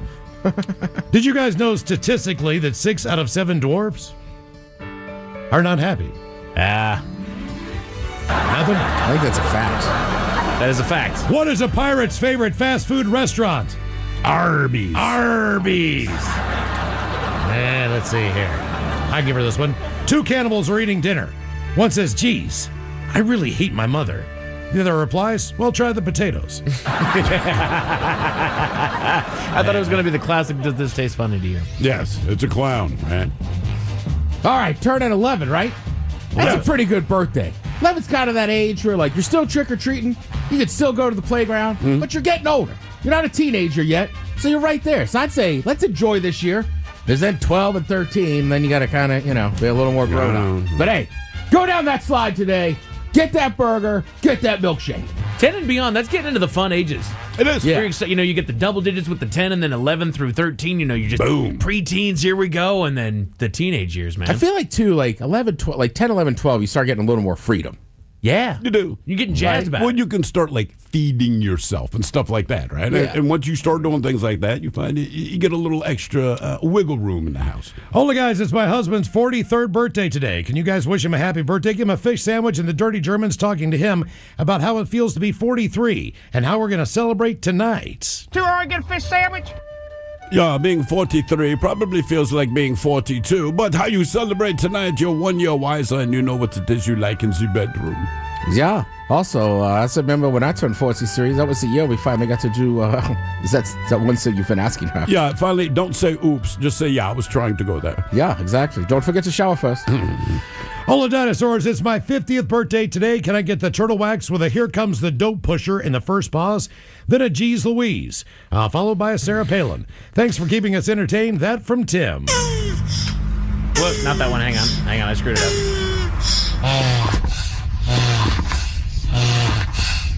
Here comes the dope pusher. Oh,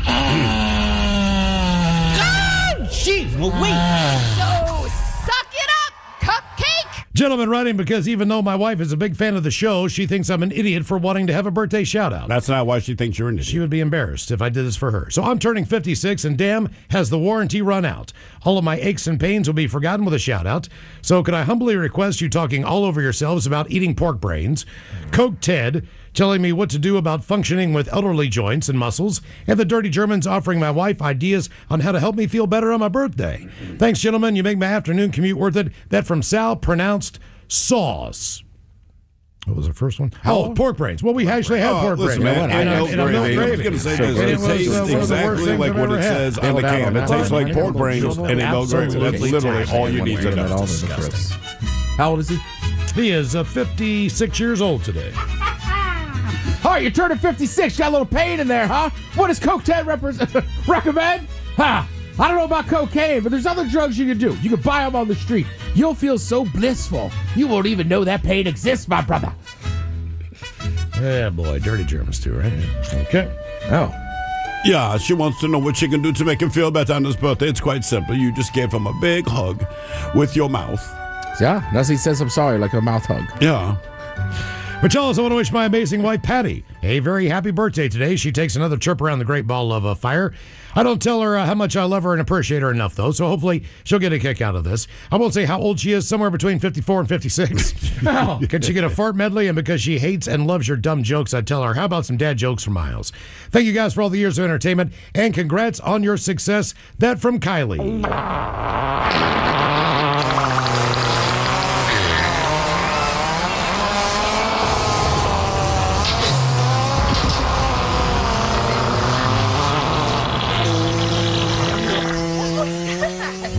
Let me see here.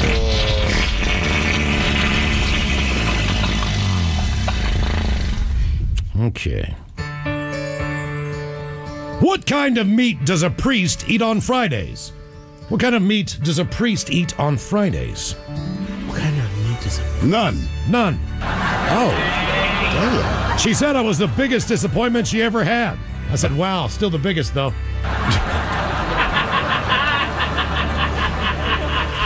Guys, I like my coffee like I like my women. How's that? Without a penis. Just gonna give her some more of this. Why don't Baptists make love standing up? Why? It looks too much like dancing. Morgan Freeman's son is a customs broker. Oh, yeah? Duty Freeman. Wait, there's more. Duty Freeman. What did sushi say to the bee? What did sushi say to the bee? I don't know. Wasabi! All right. How did the whoopee cushion die? Ran out of air? Fart attack. Dad Joke Friday, I'll give him one. I told the waiter to stop throwing sodium chloride at me.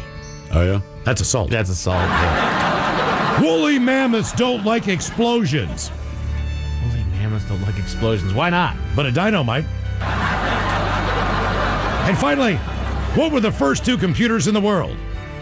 I don't know. The Mac and the PC? Eve had an apple. Adam had a wang. Well done. Yeah. Let's see. But Charles, today is my 59th trip around the sun, and if I could, I'd like to give a shout-out to my life partners, Jewel and Mona, for making me the happiest man on earth. Thank you so much for all you do at home for me. I love you. The girls, not you, Ted. A random sound effect there. Oh, boy. Yeah, for Troy. You, your girl, and your Johnson. All right, guys, here you go. Happy, happy, happy birthday. Happy, happy, happy birthday. Happy, happy, happy birthday to you, to you, to you. Ya's a Dirty Germans brought to you by Men's Room Original Sausage. Available through Uli's World Famous Sausage, mensroomlive.com, and other fine retailers. Schweinefly. Still getting those emails on National Gas Day or whatever it was, National Fart Day. Guys, Past gas day. whatever Miles. it was, yes. I used to be a charter fisherman in the Florida Keys. We once booked a trip for 5 very attractive ladies who were in town for a bachelorette party weekend. I managed to get myself invited to join them for dinner the next evening, and subsequently back to the house they were staying at for cocktails. I obviously had driven myself to the restaurant, so one of the ladies offered to ride with me back to the house, in my lap. Immediately after assuming her co-pilot position, I felt a vibration in my lap. My dumbass couldn't help but ask, "Did you just fart on me?" She sheepishly replied, "Yep." Yep. We'll be celebrating our 15th anniversary on March the 17th. Keep doing what you gentlemen are doing for as long as they'll let you. Oh, and a little side note, that was her bachelorette party. Oh, nice. Damn, man. Stole the guy's wife. Yeah. Oh. Yep. Oh, I mean, I guess good for him, but that's tough. And she farted on you. Guys, there we were, the New York casino just outside the teeny tiny sports book in Tom Urban. We'd had a few libations, as one does. I was headed to a machine when it happened. Hubby farts, a woman screams, and plates crash. Boom, boom, boom. I turn, he's gone. I mean, seconds passed, and he's nowhere to be found. I head back toward the sports book, and he stumbles from the bathroom with tears and laughter. Fortunately, he didn't poop himself, and the lady screaming and broken dishes were simply perfect timing. But to this day, it is the most perfect fart. Miss y'all much. That from Heather, formerly of the second floor, now in Alabama. All right. And one more fart email. So my dad, rest his soul, was an elementary school librarian. He had the worst farts. His library aide lady had her own fart fan in the office. So way back in the day, he would need to drop ass. He would find a group of young men hanging out in the library, and he would do a very sneaky crop dust. Then he'd go back to his office and watch them argue over who farted. Happy hump day, bitches. That from Charlie in Bremerton. Okay, I think it's time that we go back in time to the last time that we played Ted versus the FCC. So if we could, let's go back in time. All right. Chunky Butt Funk was stuck with a funky fork. Poor unlucky butt funk Chuck, the chunky butt flunker with his fat funky fork. 3 times fast. Chunky butt funk was stuck with a funky fork. Poor unlucky butt funk Chuck was chunky butt funker with his fat funky fork. 1. Chunky butt funk was stuck with a funky fork. Poor unlucky butt funk Chuck, the chunky butt funker with his fat funky fork. Sorry, Mike. Chunky butt funk was stuck with a funky fork. Poor unlucky butt funk Chuck, the chunky butt funker with his fat funky fork. Oh! Wow. There was a win live from Tony V's. Let's do it again. And now, everyone's favorite daytime game show, where one person could lose $325,000 and their job, or win and walk away with nothing. It's time for Ted versus the FCC. As we discussed earlier, our New Year's resolution there was stop doing drugs on Thursday night. Yep. I didn't realize that. Got a good night's sleep tonight. We're going to do drugs all night long. Oh, we're going to do them tonight, yeah, for sure. Just not on but not Thursday night. Friday. This is an oldie but a goodie. We pulled out one from September 27th of 2019. Oh, I remember that day. And this is from Matt in Stanwood. He says, a new twist on an old classic. Good luck, sir. I'm sure you've done this one before, but let's do it again. All right. And it goes something like this. The towns of Fig Buck and Buck Fig love to cheer for their hometown football teams. The Fig Buck Fig Buckers and the Buck Fig Buck Figgers. Go Fig Buckers and go Buck Figgers. What? That's what I said. The way we do Ted versus the FCC is to read that one time through, then three times fast. The towns of Fig Buck and Buck Fig love to cheer for their hometown football teams. The Fig Buck, Fig Buckers, and the Butt Fig, Buck Figgers. Go Fig Buckers and go Buck Figgers. Three times fast. The towns of Fig Buck and Buck Fig love to cheer on their hometown football team. The Fig Buck, Fig Buckers, and the Buck Fig Buck Fuckers. Right in the keister. Right in the keister. Come on. See, I think this is when around I started saying, like, they got to be real words. Yeah, well, you know, that's you their could town. barely walk or talk through it slowly. I will get better at it the second time around next week. Go back to doing drugs on Thursday. Okay. You think that'll help? Yeah, I do. Coming up at 5:08, we will drink and toast with a shot of the day. You are listening.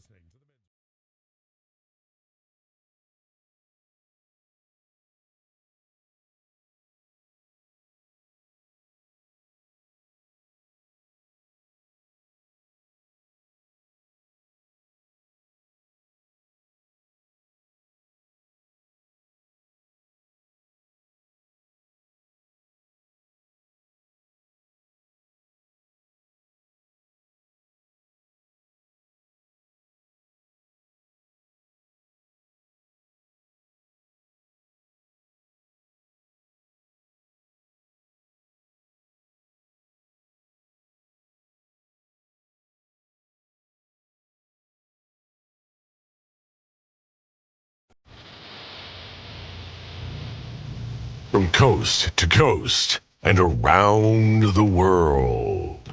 If it's not important, you'll hear it here, exclusively on In Action News. Here now are Stone Ledbetter and Felix Foxworthy. With the elimination of diversity, equity, and inclusion, or DEI, experts are warning the public that white people's days in both the NBA and professional boxing are numbered. But first, a man from Pennsylvania was arrested at Newark Liberty Airport after he tried to smuggle a live turtle through TSA. He wrapped the turtle in a towel and then stuffed it down the front of his pants. That's an amateur move, man. More importantly, it's illegal, Felix. Yeah, but illegal activities are only a problem if you get caught, Playboy. That's why you have to commit if you're going to try to smuggle stuff through an airport. Or you could not break the law. Yeah, sure, man. But if you're going to break the law, like trying to smuggle a live animal through an airport, you got to commit, man. You got to hide your contraband in your backside. You're suggesting that this man should have hidden a live turtle in his rectum? If he wanted a better chance to get away with it, yeah, man. It ain't easy, but it can be done. I hate to ask, but have you smuggled a live animal in your rectum? Me? Nah, man, nah. The worst I've done is smuggle 1.5 pounds of Mexican bologna. In your rectum? Yes, Stone, in my rectum. My Uncle Haywood, man, he smuggled all kinds of animals in his backside. He had a pet store that sold exotic animals. Your Uncle Haywood smuggled live animals. He smuggled live animals in his rectum to supply a pet store. Yeah, man. That was cheaper that way. He traveled to different countries, find animals he wanted at his pet shop, and then hide them in his backside. This is ridiculous. His wife used to tell him that all the time, man. But they made good money, so she didn't complain too much. It paid the bills. I have to ask, what kind of animals did he smuggle? All kinds, Playboy. Sugar gliders, kinkajous, tarantulas, hooded cobras. In his rectum. Yeah, man. Lemurs, squirrels, a hyena. Whoa. You're telling me that your uncle... Haywood. You're telling me that your Uncle Haywood hit an entire hyena, a Saharan dog, the Ha-Ha canine, in his rectum. Yeah, it was crazy, man. Said it took him an hour and a half to do it right.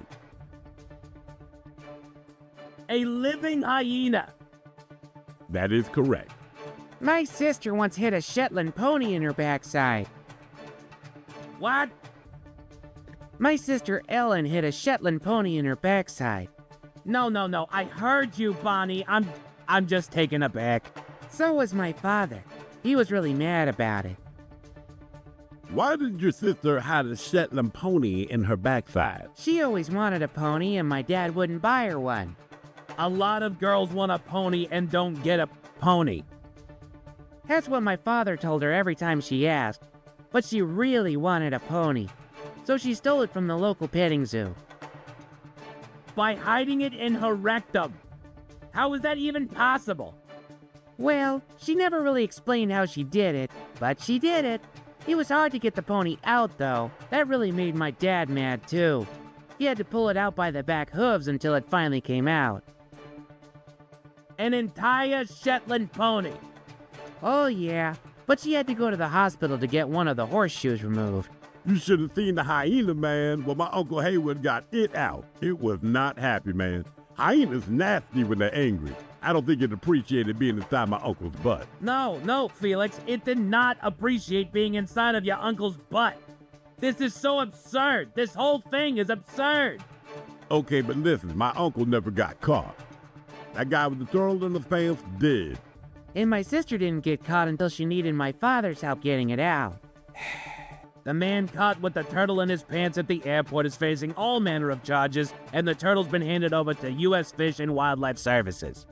My uncle would have taken it to his pet shop if he was still alive, man. How did your uncle pass? Painfully, man. He tried to smuggle a muskox.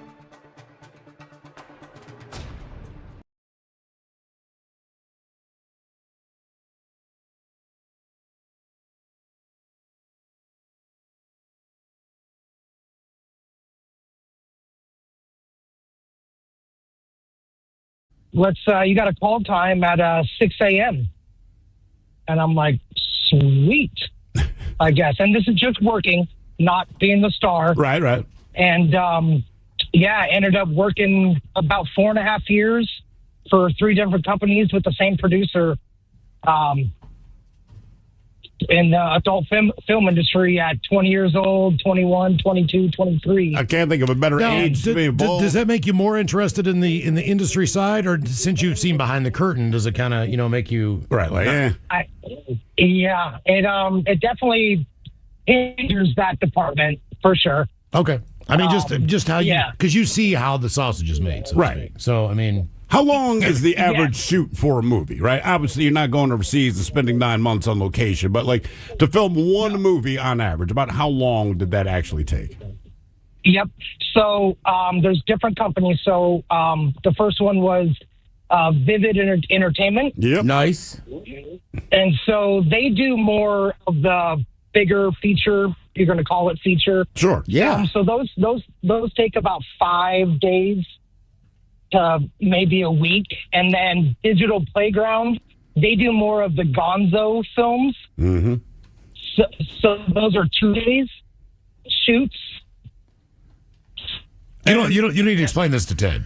We're tracking with you, brother. Right, those are the 2 big ones. I'm like, man. Ted's sort of smiling. You say the company, we kind of know. Yeah. But with that, but when you go through all of this, obviously there's the director. Is the director also his own editor, or is there a separate editor? And then if there is a separate editor, how do they determine what they actually want to see in the film? Obviously, you get rid of all the screw-ups and all that, but like anything, you edit a movie, you have your rough cut, they look at it and they go, look, maybe it runs a little too long, or we don't need this. I mean, what are the determining factors if you're the editor? Is it just mostly the good stuff, or is it I'm going to edit out the dialogue?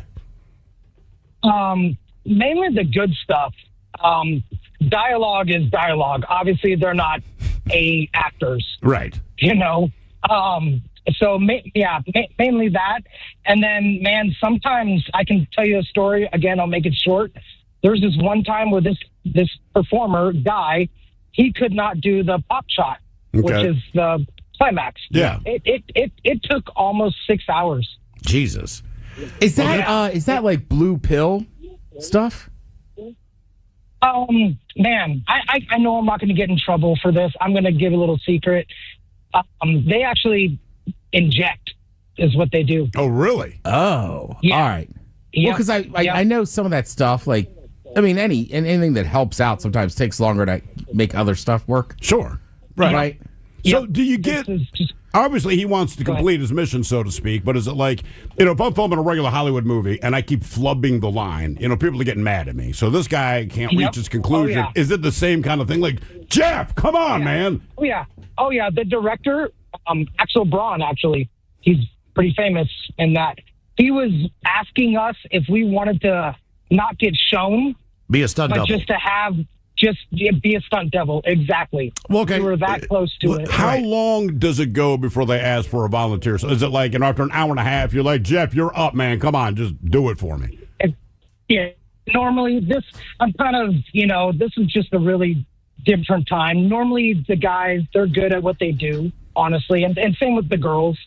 It was just that kind of situation, but most of it was, Is there anyone performer that is still etched in your mind that you remember just based on the fact that you thought, okay, that would be a lot of fun? Oh, yeah. My favorite one is Riley Steele. Riley Steele. Yep. I used to pick her up and we'd go to Starbucks and she'd always call me, "You're just the cutest thing ever." I'm telling you, it was awesome. Who was number two? She did she would come up here to do like shows and stuff and do a lot of radio interviews. And then again, I don't know if that was Vivid or Digital Playground, but they would just send us all those DVDs. Mm-hmm. And did they get recognized a lot outside of the set? So like you said, you went to Starbucks. Was there ever a barista or another customer who quietly is like, I know you? No, actually, no, not at all. Not that I... Okay. All right, hang on. I got a question. Miles and Thrill. All right, Dakota here at 508. We'll drink and toast with a shot of the day. And we do have your headlines on the way at 5:50. But first, quick check-in with Mike Hawk and some of the stories and headlines he is not working on. Well, thank you, Miles. According to a new study, smarter breeds of dogs can pick up on a lot more words and can actually be eavesdropping on your conversations. Well, you can't repeat it. Right, like who are they going to tell?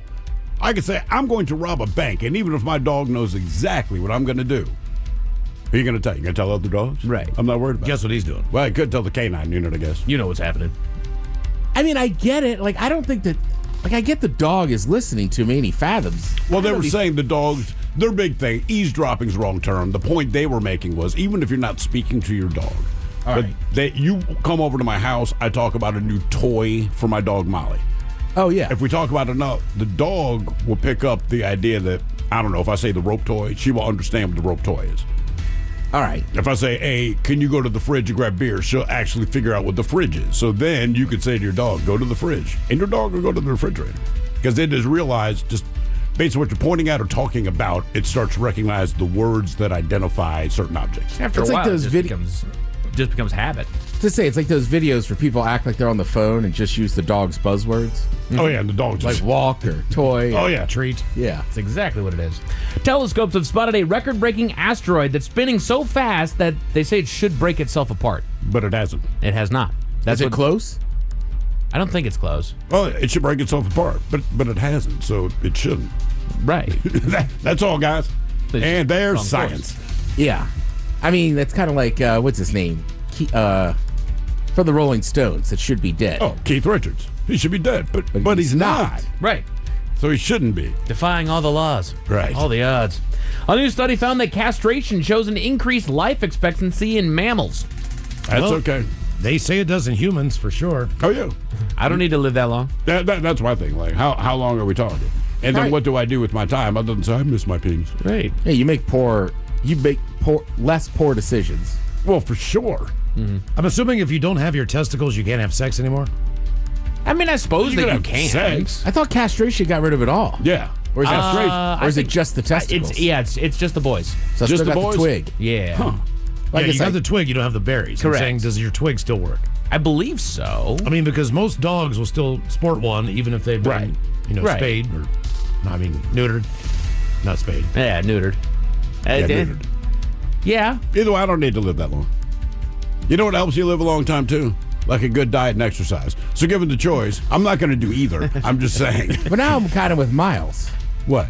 Well, if the twig's still functional and it still produces, You're in? is it there? Yeah, I don't know. No, I get what you're saying. I completely understand what you're saying. Like, Yeah. I can still have sex. My Google history is just going to be screwed. I think it's just less frequent. Less frequent, and your motivation probably yes, goes you can down. still get an erection without testicles. Yeah. It becomes much harder. Yeah. To get an erection or after you get an erection? I'm trying to read through that right now. I mean, It makes it's just the a choice erection of more words. difficult like, or wait. Good call. Difficult or or harder. Well, ED medications, they say, can help, or an implant. Okay. Sure, I mean, because you're just kind of getting rid of the testosterone. Right, I was going to say your basic motivation for that is in the testicles. Your penis is the vessel, all right? But if you lose your testicles, your testosterone level plummets. That's what I'm saying. So you're kind of like, I would have sex, but I don't really feel like it. I don't even feel like lifting. I don't even like ball anymore. No. Yeah. Let's watch figure skating. Yeah, I mean, you guys want to come over and drink wine and cry? Do we have to eat ribs again? Let's watch a sad movie. Why do you want steak? Let's eat outside. God, is pumpkin spice season back? Oh, can we get goat cheese and artichoke?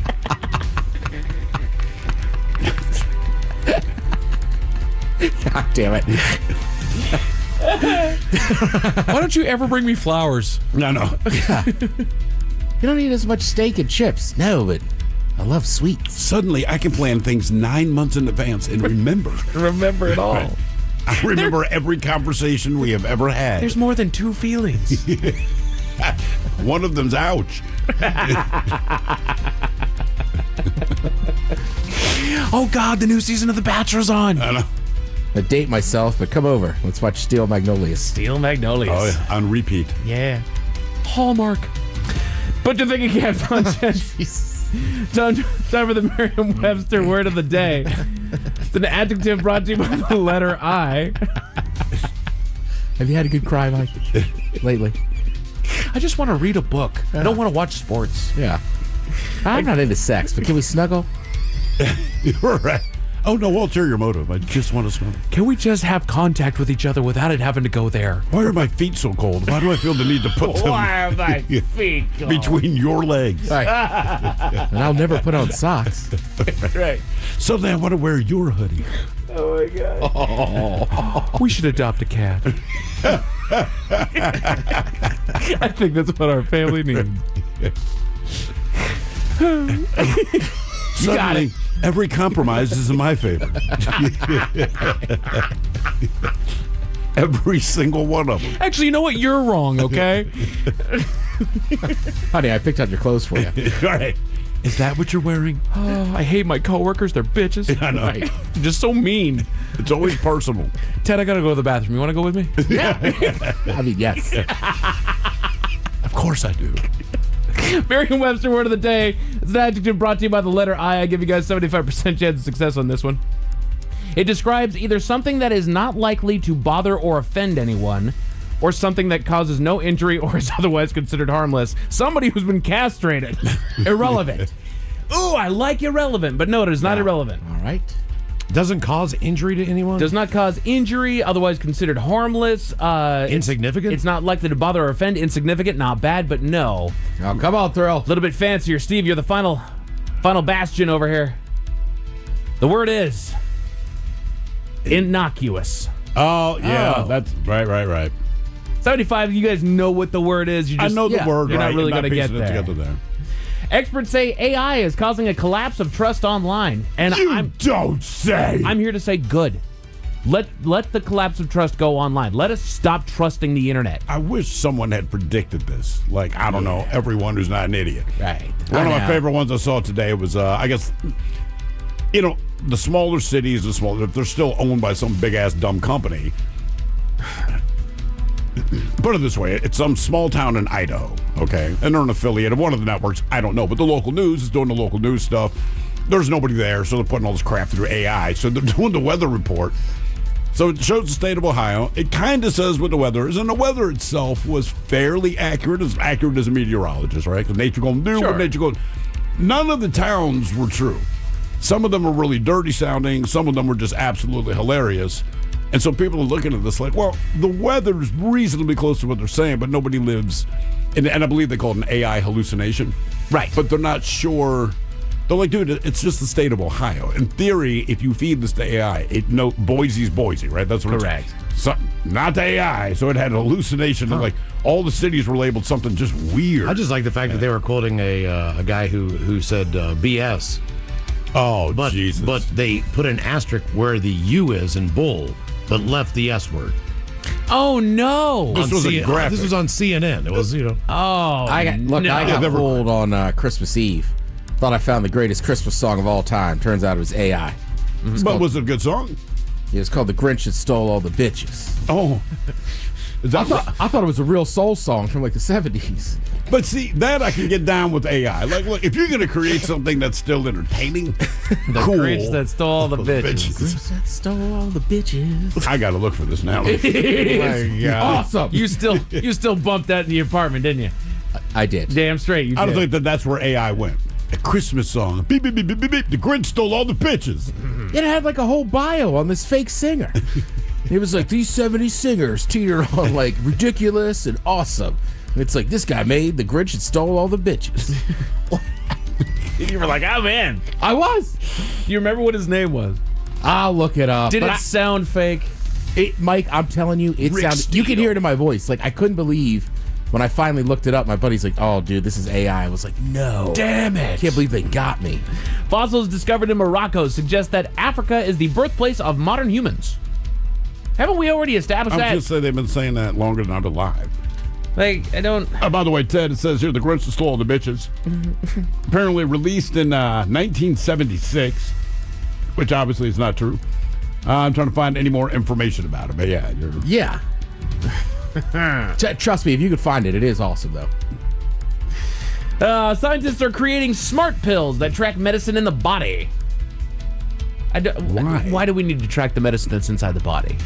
Is it taking? Like, you gave me medicine. I hope it is. Right. I'm hoping that if you gave me something, you know what it does. I mean, maybe it's some of the newer medications or whatever. I don't know. Or maybe. Oh man! I'll tell you what. Just watching TV last night, and maybe 4 different pill ads come on for whatever the hell. It is amazing to me to listen to all the side effects, and if it doesn't apply to you, you don't pay a lot of attention.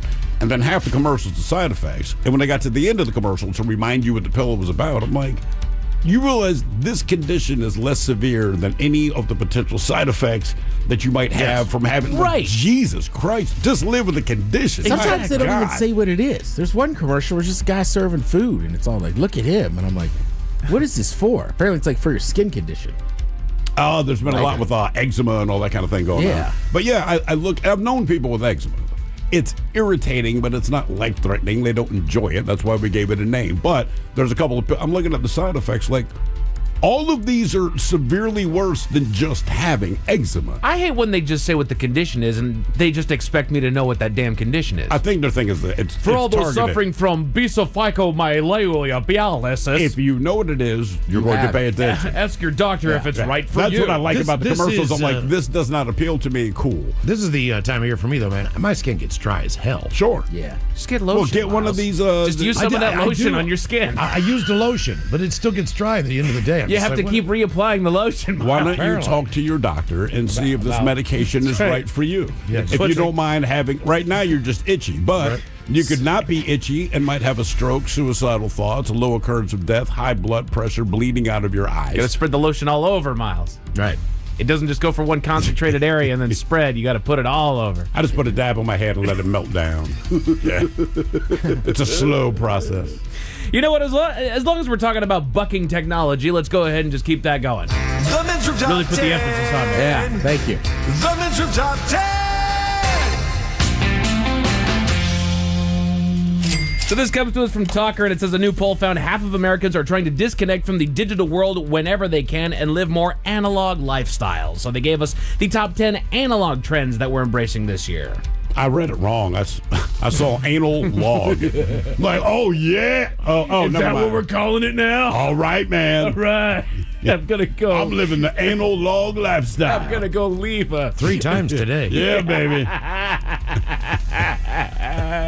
It looks like I do this anal log. I'm like, yeah, cool. Looks like everyone's into that lifestyle. I didn't know. Looks like run off. Or From could a be anal volcano OG. Yeah, I'm the anal OG. It's coming back, baby. Anal OG.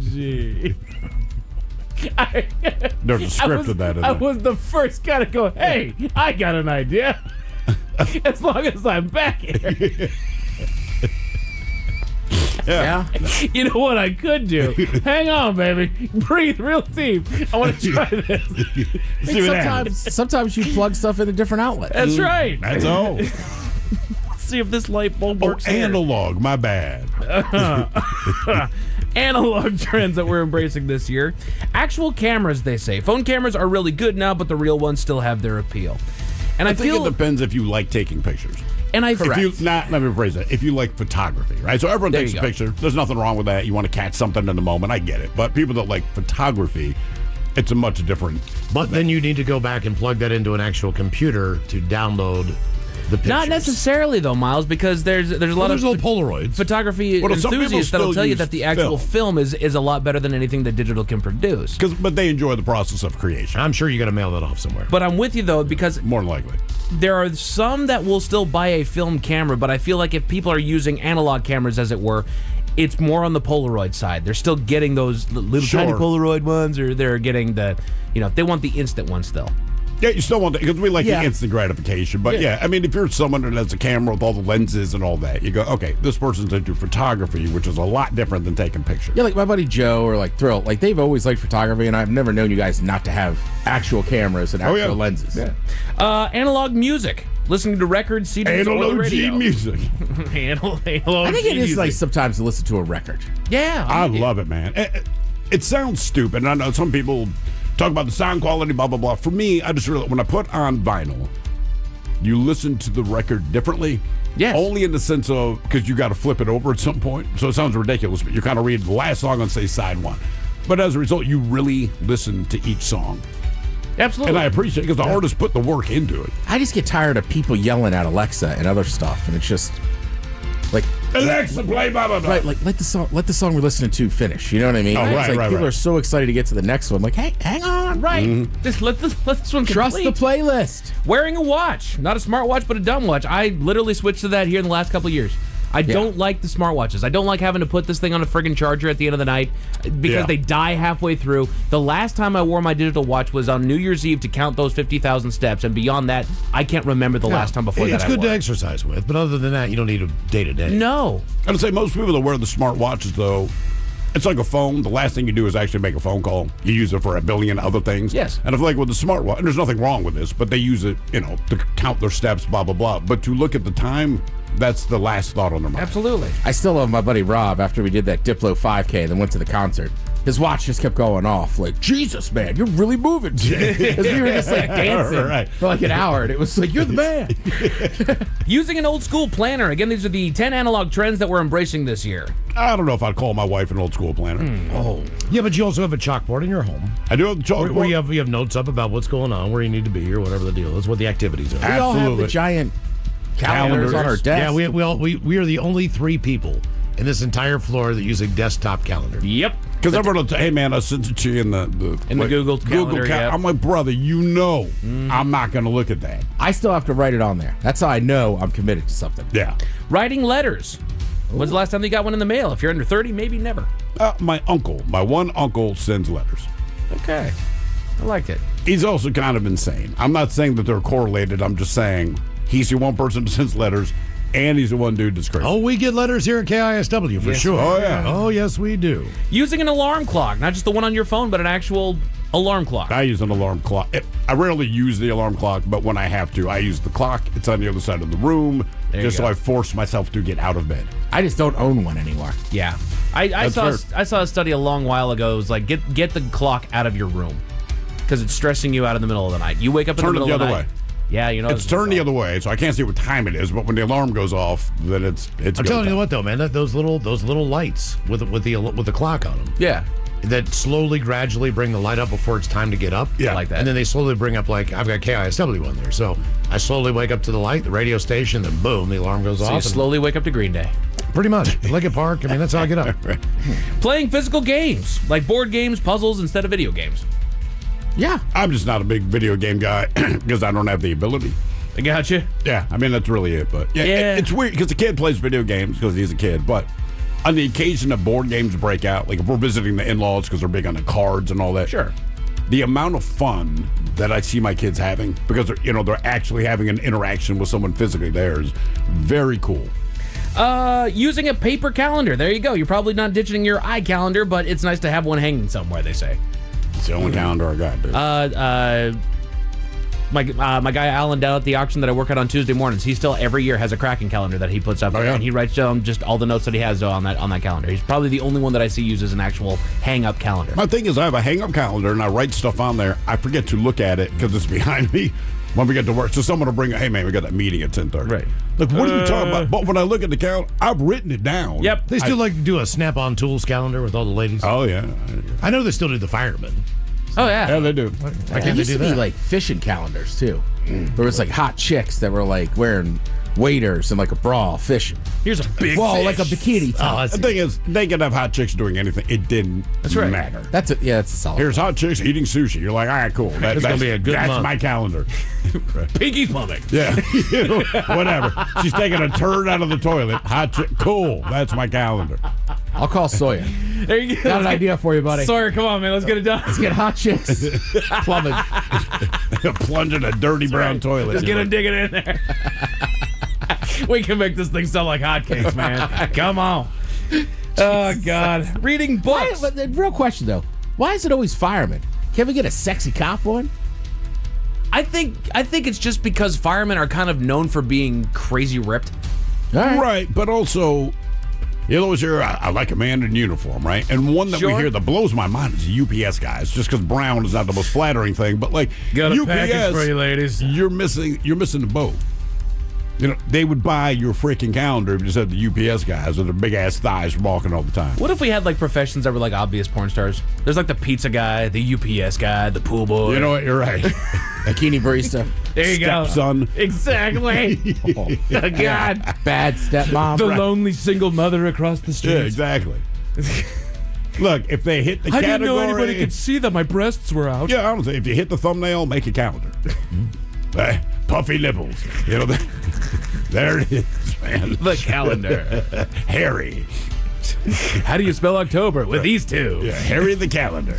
Reading books. It's just Harry the Husky. Yeah. Hey. This pixelated stuff. E-readers just aren't the same, so people are starting to read physical books. I never got into the e-readers.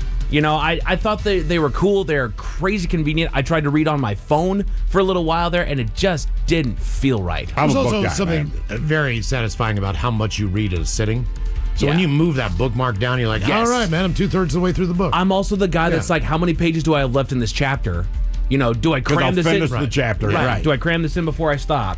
And then I'll leave you with this last and final analog trend that we are embracing this year, the analog G trend of the year, using an actual notebook for notes. Apps are great, but pens and papers still do exist. I write everything. Yes, you do. The problem is when I Everything. do that, I lose track of where it is. I can't just put it down on a piece of paper because it'll get lost. I do have a whole bunch That happens. I do have a whole bunch of notes that are open. I'm good. Yeah. But it also allows me to kind of rearrange where things are going. If I have That a is train of convenient. thought, I don't have to erase. I don't have to squeeze it in here. I use can the just sticky note. Yes, you do. My wife laughs because she'll open like a notebook and there's just nothing but notes. Then there's 3 or 4 sticky notes, and then I just have an arrow from the sticky note pointing to whatever topic it's kind of covering. That Yes. makes sense. She's like, why do you do this? I'm like, because it makes sense to me. A man in Belgium was smart enough to know that he was too drunk to drive, but his solution for the problem still managed to get into trouble, Miles. What was the solution? Tell you all about it at 5:50. Thank you, sir. Headlines are coming up at 5:50. In the meantime, have we made it to the weekend and drinking time? Somebody out there deserves to be recognized. And the men's room knows just who it is. So to you, we say, Bottoms up, sailor. You're the toast of our shot of the day. Drink time it is, and as usual, we head to the drink desk and Steve the Thrill Hill to find out who we're toasting. Yes, indeed, and I believe our very own Mike Hawk has this story coming up in headlines. Today we toast one Labika Gupta from Noida, India. Apparently everything ends with the letter A.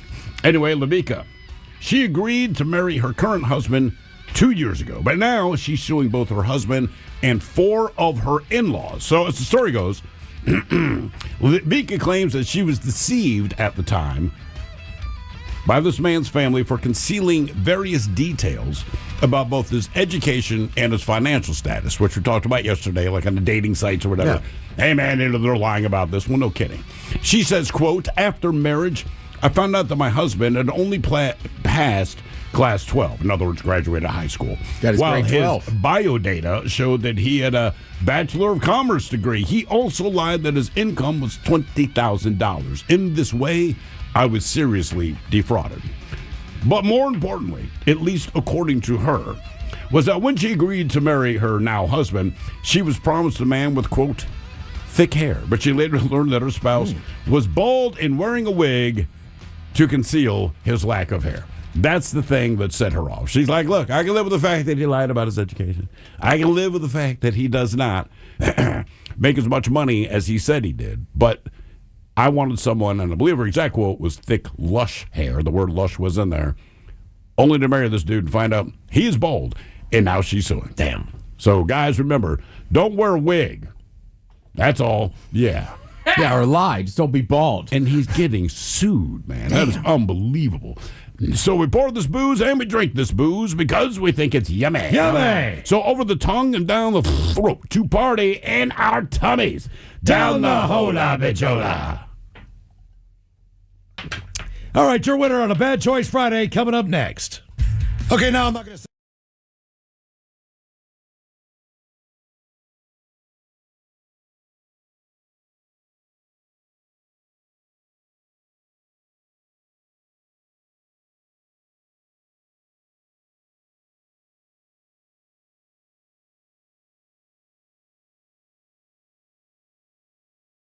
So I don't want to say the name of it because I don't know if I can, but it was a spoof on, say, people meeting up with Sarah Palin.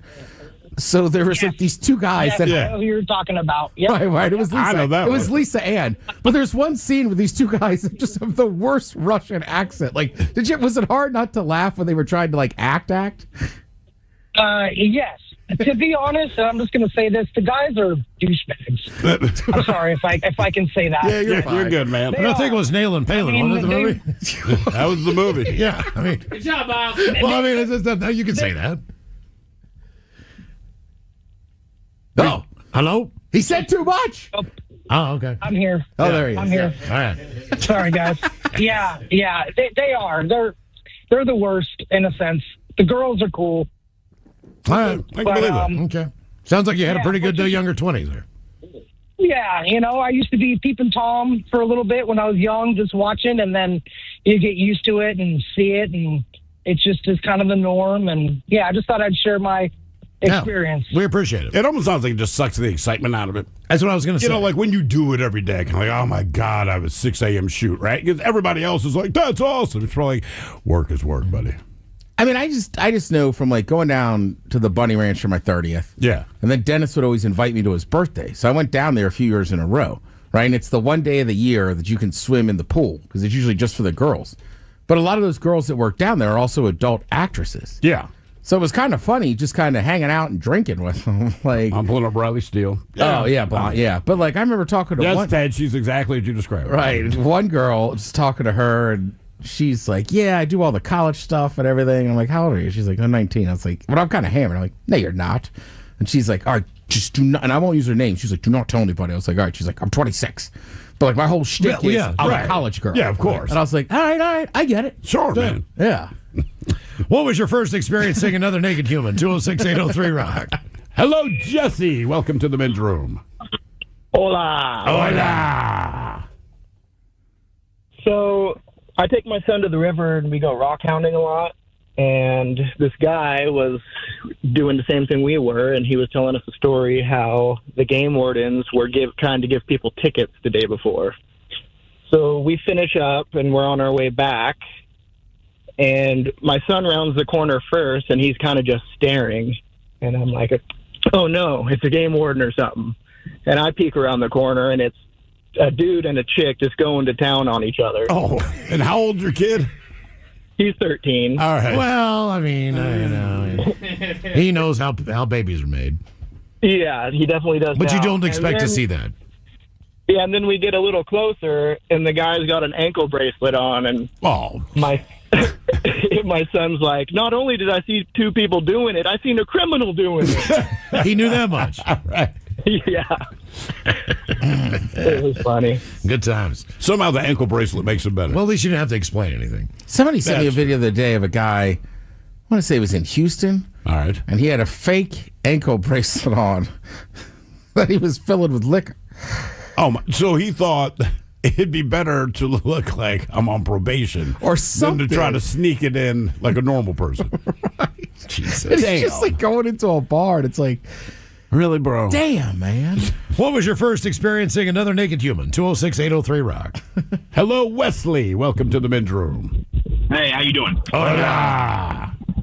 Right. So we were out in the woods with my dad for like almost a week, right? And we were camping or whatever the hell we were doing. But we went to his buddy's house. We were at this lake, and there's these people, like all these kids at the summer camp, and they're going by skiing in this boat. And my dad hands me and my two brothers each a bar of soap and says, "Go down to the lake, strip, and wash yourself." And we're like, "What? They're going by in the boat." And he's like, "Whatever, just go do it, before you get your high tan." So we do that, but then we look up because everybody starts screaming in the boat, and my dad's standing on top of the hill, holding a hose in one hand and a bar of soap in the other, lathering himself up, doing almost like the Captain Morgan pose. Yeah. And I would think I was about 8 or 9 years old at that time, and I was so embarrassed. But the more the older I got, the more I'd laugh about it, man. That's how that's going to work. I just don't think he funny cared. with He just clearly does not care. Did not care. Yeah, exactly. No, and not at all. Not at all. And he wasn't like a really well-endowed dude either, and he just had no shame. Yeah. Come on, Dad. I got a bigger one than you do, and I'm only 8 years old. I feel like that's how it is, man. Honestly. Anytime, you have this image in your mind. Oh, God. Like you go to the nudist resort, whatever. I told you, we were in Vegas. They had the topless pool on the other side. I think we were at the Mirage. It was Castle's wedding, but me and Batman were like, hey, we tell our wives, we're going to go over to the other pool. And they're like, have fun. So the worst part is there's only about 8 people over there. Maybe 4 of them are in the water. I cannot explain how ugly these people were, but we walk over, so we're in the water, and we're like, all right, what's the exit strategy so that we're not as obvious as we know we are? In other words, we're sorely disappointed, but we're in the pool, so we're kind of looking around, and I just cannot explain how gross it was. And I'm like, these are not the topless people you want to see, but this is reality. This is what you get when you go to these places. So we hung out for like 5 minutes, and then very loudly he's like, hey, should we get a beer? I'm like, oh, yeah. That way we could get out. But I mean, as soon as we got over there, I'm like, this was a nightmare. And apparently our wives already knew, because when we came back, they're both smiling. Like, back so soon? It's like, it was awful. Horrible. What was your first experience seeing another naked human? 206-803-ROCK. This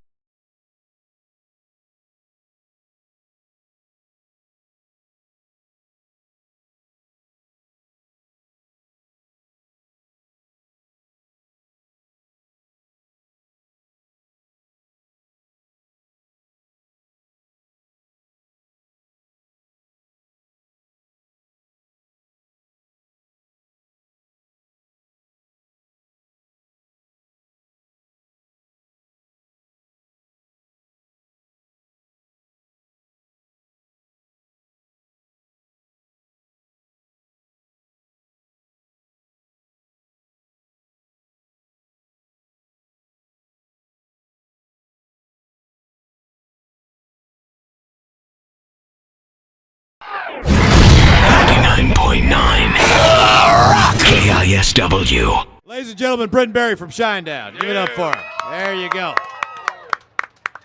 Now we need a little volume. Mic check. We got to get you Barry. There we go. There's a Barry There action. it is. Good to see you Brent, guys. does yours work? I think it works. You have to put on headphones so you're official, so you can hear the question. Plus, it makes you look cool. Yeah, And it you can does. hear me breathing It's like heavy. you're in the studio. Said these guys are rock stars. They don't look cool because they're on radio. All right, my bad. Yeah. You know what looks cool? Being up on stage, kicking ass, rocking. Yeah. How long have you guys been at this now, man? We've been talking to you guys for like 6 years. Are they on 10 right now? Here. We've They interviewed are. you. Oh, the 100 consummate professional. We've been up for like. I've been up for like 15 minutes. I don't even know if they can hear me. 10 years, I think. 10 years. Yeah. We met you guys about 6 years ago, man. Yeah. It's cool We to haven't see. stopped. Now, one question I do have to ask. Last time you guys were here, we had this discussion.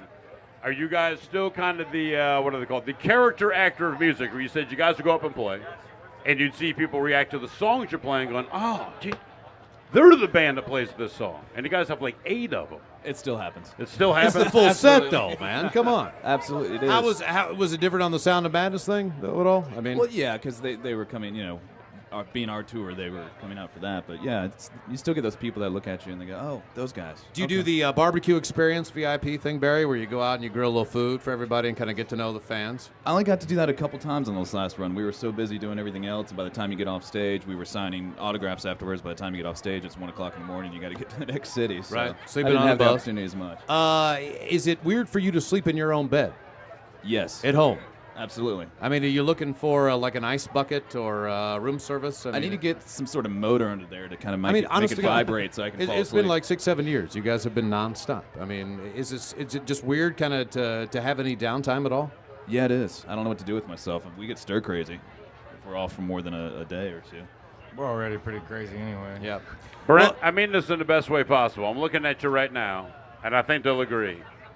You look like the young version of Ozzy Osbourne. I get that all the time. He does. I'm glad I'm not the first. I'm glad I'm not the At first. least you didn't call me Meatloaf. Oh, no. I just gonna say you look tired. Yeah. I look We tired. are. Well, you just woke up. Well, I did. You get up for 15 minutes. You can say what you want about Meatloaf, but that dude's got some range. No, he's awesome. he can still do his thing. What time did you go to bed last night, man? You've been up for about 15, 20 6 minutes. o'clock in the morning. Where were you yesterday? Don't assume last night. Yesterday. About 6 o'clock in the Kennewick. morning. Kennewick? Kennewick, yeah. Okay. And was that the end of the Sound of Madness, or are you guys done with that, or where are we on that? That was the end of the Carnival tour. Okay, that was the end of the Carnival tour. Yeah, that was it. We filmed it. We're planning on doing a DVD with it, so it was the big end for that tour. But we're not done. We won't be done touring till December 9th. We're finished in New Orleans on December 9th, and that'll be, as far as the touring cycle for the record, The Sound of Madness, that'll be 2 years and 7 months that we've toured it. Today's show 406 You since actually keep April track. of 2008. You keep a diary or anything like that, man? Actually, we don't. Chris should. Lightcap, who is our monitor engineer, he pretty much he started back in April of 2008 when we got started touring, and he just pretty much chronicled it all up until right now. And I think today's like 406 of just this record. Well, and then we've traveled like something like 270,000 miles. Have you seen on this any album. of the footage that the guy has, or are you kind of waiting for the end of the tour to Well, see? he's just written it all down. He's just writing logged it all yeah. in. I mean, as far as footage, I mean, everybody's going to see that probably before Christmas. We're going to put this DVD out in time for Christmas, hopefully. I mean, we probably have close to 12 hours of footage from the last 2 years of everywhere we've been and just what we've done. All that's, basically B-roll stuff that's, backstage stuff, and just kind of lets people into our world and shows us, shows everybody kind of really what it's like out here for us and how we live our lives. The last time we talked to you guys, you just got back from Sylvester Stallone's house. Yes. And now the movie's out. Have you guys gone to the movie and seen it and seen your song and everything else? Haven't had a chance. You haven't. Wait a minute. You're in the biggest goddamn movie in the last 4 weeks in the United States, and you don't even bother to go and see just how cool it might be to have. I'm excited to see it. We just haven't had the chance, honestly. It's badass. It's been that crazy. Huh? I saw it. It's awesome. Really has. I know some guys that can bootleg. We can get it right onto your tour bus. No, I'll pay to see the movie. I don't mind. Okay. All right, very good. As far as just getting it, you guys have been you've been on a roll for so long, and you look at some of the older bands and how they used to do it in the day, like even the Beatles and bands like that would come out with 2-3 albums even a year. Right. Do you feel like you have a time for a 2-month, 3-month break, or is it you just kind of in your flow, the juices? Do you go right back in the studio, or do you give yourself a little bit of time to just kind of sit back, relax, and enjoy? I don't know if you heard before. We've been on the road for like 3 years. That's what I'm taking saying. a break. That's what I'm saying. You guys, I'm tired. can you give yourself a couple months, man? It doesn't seem like you ever have. We'll take a couple months before we get in the studio. We all got to go home, be with our families, and things like that. So we'll take a small break, but we do have to get back to work. It's been a while since the fans have had a new record, and we definitely have ideas and things we want to do. So all right, how much stuff is in the can right now that you know? I mean, you know you've got 2 or 3 right now that you could just put out if you wanted to, right? No. I mean, as far as the songs that didn't make the albums. No. You know? No, I mean, No, we don't do it like Brent that. and I don't even ride on the road. So when you're done and it doesn't make it, you're done with it. Yeah, we're finished with it. Okay, If it didn't make. The thing is that we don't write records. We did this once before on Us and Them. We really, really rushed that record. A really good friend of mine once told me, he said, "You know what? You'll get your whole life to do your first record, and you're going to get about 6 months to do your second one," and that held true. And the second album, we weren't really happy with it because it was rushed. And The Sound of Madness, we spent close to the better half of 2 years writing it and then demoing it and then ultimately, recording the real record. But there were a lot of songs written. I mean, and the thing is like we're not really into the business of cheating anyone, especially people that respect us and also for some reason really identify with us. So we wouldn't want to put out a product, and we wouldn't want to put out a record that we weren't, we didn't feel strong about. And I mean, we're really just not in. There's no time crunch with us. We're not looking at it like we have to have it out in 3 months or we have to have it out next week. It's like when it's finished, it'll be done, and that's when we'll turn it in. Well, you say the last show for this particular tour, December 9th, right? So. Right. You get to that show, you break it out, you have a great time, everyone goes their separate ways, you hang out with family, but just for like a month or so, and then we all say, come in all back honesty, together. what's the minimum amount of downtime you think you could have before this party starts coming back out again? A year, maybe altogether. All of 2011 we'll be writing a record and recording it. So, I mean, I wouldn't see us. I won't see it. Probably 2012 before you see us again, as far as a full-on lineup and us out there with another touring, with another tour, that is, with other bands and this and that and the other. I mean, the thing is that when we come back in 2012, we're probably not going to come back like slowly into it. We're just going to come out like full-on. And hopefully we'll start out, in arenas again. We just got off this tour, the Carnival of Madness, that we were able to do with, all of our friends. Basically, we got to have the summer with all of our pals and the 5 bands that we were with, this summer. So we're not really looking to come back and it be something that we kind of ease into. We're going to do everything that we have to do in order to, when we do come back out, it'll be the biggest thing that anyone's ever seen. In the meantime, you're cutting grass, taking out the trash. I love those things. Being a dad, hanging out, and laying low.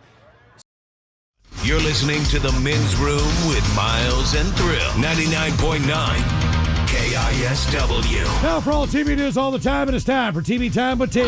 And now, because your pathetic life is confined to countless hours in front of a talking box, The Men's Room presents TV Time with Ted.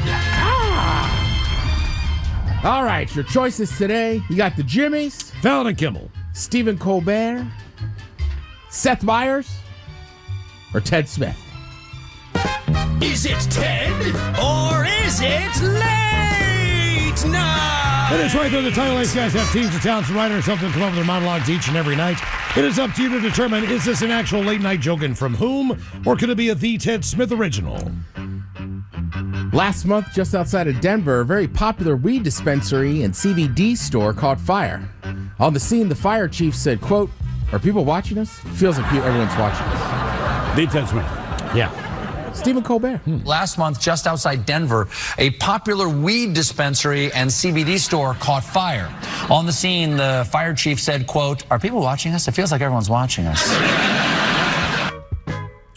New guidelines for alcohol consumption have been released by the U.S. government, and they say you can have up to 2 drinks a day for men and 1 drink for women. But stress, don't drink it for breakfast. In other words, no more brunches, ladies. Me, Ted Smith, yep. Yeah, that's me. Figured it's better than no tailgate beers. They basically said, yeah, drink it, be social. Yeah. It is funny that Dr. Oz said, well, it's a social lubricant. First time I heard that term was on Seinfeld. Really? Yeah. I've heard it before, but yeah, it is. It absolutely is. Yeah.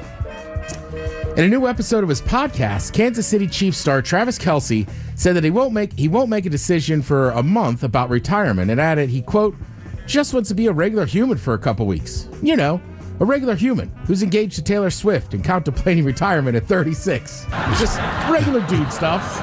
Foul. Yeah, foul.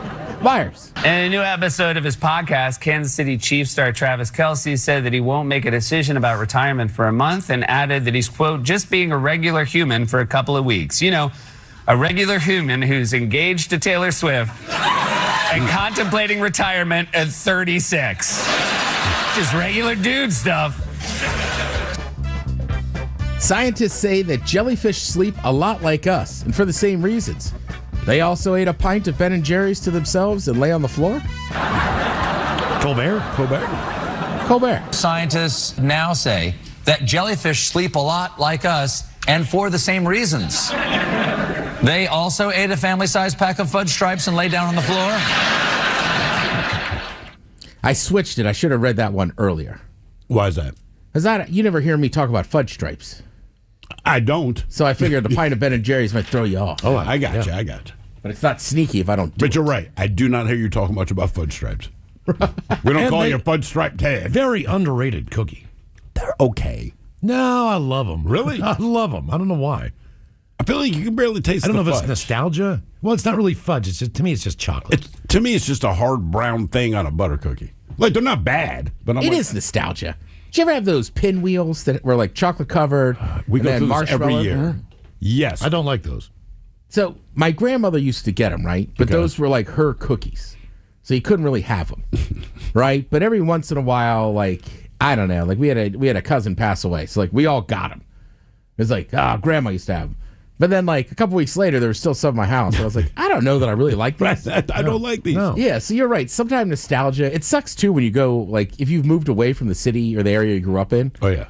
Like, I'll go back to Maryland sometimes and go somewhere that I swore was the best. And I'm just like, it's not that That's good. all right. Yeah. You getting there with the green turtle yet? Yeah. No, I've been there for a while with that one. Yeah, I mean, it's still fine, but I think it's a chain. It's not as good as you Yeah, remember. just eventually, you know. Burgers, cookies, still as good as you remember. Yeah, right? Like, I mean, it's funny. I had family in town, and, like one thing, like, my mom's still like, we got to get a bag of dicks. All right. And I was like, yeah, good call. Was she still as excited as she was? Oh, yeah. Okay, good. Then you say your brother was like, these are excellent. Yeah. Well, he was trying to. He listens to the podcast. We have a brand new episode out, by the way. So when he was out here last year, he just wanted to do all the fast food because when he was here the time before, he was with his family. Okay. So he had like real meals and stuff, real food. Yeah. So he was like, I just want to eat the fast food I always hear you and Cobb and Matt talking about. Where else did you go? Because to me, it'd be like Burger Master, Kid Valley, and Dick's. Like, to me, those would be Taco Time. Ooh, my I God! love I Taco forget Time. that that's not everywhere. Yeah. Right. And then we were driving down through Oregon, so we stopped at an In-N-Out as well. Okay. I did a Del Taco down in California. I get the hype. Yeah, I've been to a Del Taco. I don't know what I was expecting. It just didn't quite. I think Taco Time's better. Taco Time is. Del Taco is fine. It's kind of like Taco Bell with tots. Yeah, and cheeseburgers. Yeah, and then to me, Taco Time is just, I don't know. There's just different levels of stuff. But yeah, he was pretty impressed. Does everybody in here currently have a pet? You don't, Miles. No. What? I got two of them. Don't you due for a weird pet now? A hairless cat. Years. Possibly, sure. I'm contemplating. Not just a hairless cat, but a feral one with a broken leg. Yeah, that hates humans. Named Miles. I've thought about it. Well, good news. The first ever Pet Lover's Choice Award, meaning you like your pet. Be very clear about this. That's a weird thing with pet lovers. Will be held in Los Angeles on February 24th. Won't air live like some award show, but it'll get a primetime airing on national TV streaming platforms in early March. Let's see. It's first ever nationally broadcast fan-voted award show dedicated to honoring America's dogs and cats. And anyone's pet can be a winner. Gabriel Fluffy Iglesias will be your host with his new dog, Roca. You can enter your cats and dogs at PetLoversChoiceAwards.com. Cutest dog, cutest cat, senior sweetheart, athletic champion, most fashionable, best personality, and best rescue pet are the categories. Okay. That's I read something about that a couple of weeks ago. I'd give it to the dog that Mike's got coming up in headlines. Oh, yeah. I was escape talking about artist. that guy yesterday. Oh, yeah. That should be a category. Like, look at this amazing crap. Yeah. Really annoying pets, but you still love them. All right, so last night we had the VRBO, Verbo as they call it, which honestly, I have nothing to do with that company. I thoroughly like Vacation by Owner. That's this website I've used for years. But they were hosted in the Fiesta Bowl. So I think we'll start with 0-2 there, Mike. This was the end of the game. Basically, Miami just needed a field goal to tie it up. Looked like Ole Miss was going to win this game, but this is what happened. The Canes within 3 yards of a game-winning touchdown, which would send them home to the championship game. 3 receivers bunch to the left. Becca's looking that way. And still looking. Takes off running. Carson Beck with his legs. Puts Miami on top. Now, credit to Ole Miss. They drove the field back down and got it down to about the 35 with 6 seconds left and threw a Hail Mary. And I know, look, it's clearly pass interference. They don't call it They on don't Hail call it Marys. on Hail Marys. NFL, college, you name it, they don't call it. Correct. Me and my brother were talking earlier today. I think from that yard line, I would have run a little bit of a different play, right? Because they threw a Hail Mary to the corner of the end zone, right? So you're basically adding corner. 2 defenders. Right. The You know what I mean? corner back of the end zone. Correct. Like, I would have run that to the middle of the field. Hopefully somebody tips it wrong or whatever. But a hell of a game, and credit to Ole Miss. Last year when they started this playoff, there wasn't that many close games. Ole Miss has been in 2 thrillers. So, I mean, just exciting football, and good for those kids, right? Lane Kiffin left and this and that. They also always forget about the hook and ladder. Sometimes that'll trick a defense. Where you, like what Boise State did. You throw across the middle, somebody's racing right behind him, they pop it back, and he takes off. I mean, I'm with you. I think Miami's defense is just so fast. So they went for it. But with all that said, though, again, I thought it was a bad play call. Yeah. You know what I mean? Also kind of interesting, whenever you have these big bowl games, like a Super Bowl, there's always celebrities there. So Nikki Bella was there. Pat McAfee and his crew were doing, they do on ESPN2, they do like the sideline stuff. I'm sure they're doing it tonight. We all know what WWE is, but Nikki Bella was there, and I just like the reaction out of these guys. Always been a football fan, Nikki, or no? Always been a football fan. Raised that way. What do you like about the sport so much? The energy, competition. Even though, our fighting's a little different, we have predetermined finishes. What are you talking about? Wait. I'm just kidding. But what I'm saying is I like that they don't know it. None of us know the finish. Unbelievable. What do you think about Cena's ending? What do you think about Cena's ending? Is that good? Unbelievable. Were you a fan of Cena's ending and how that all played out, I guess? Gunther choked me out a month before that. I'm still mad. I mean, Mike, you could help me out on this. I mean, WWE now has a show on Netflix where they show you all the planning behind the scenes. Yeah. So, I mean, they don't hide it anymore that it's predetermined. Correct. Again, and I will always say that wrestling people, don't come at me. It is a physical sport. It is a very tough sport, but it is predetermined. Yeah, of course.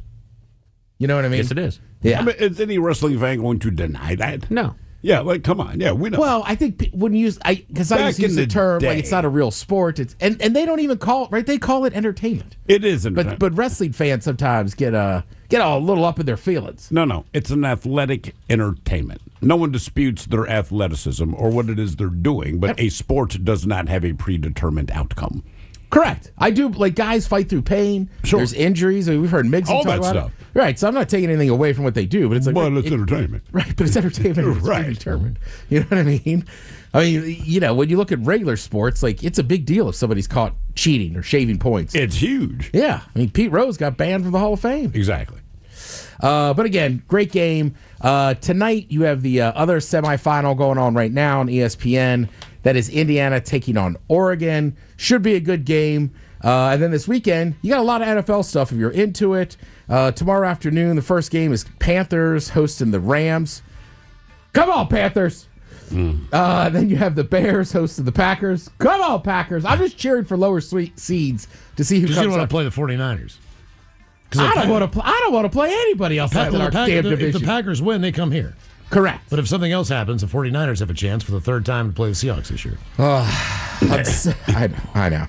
And then on Sunday, you'll have the Jags hosting the Bills, which is kind of an interesting matchup.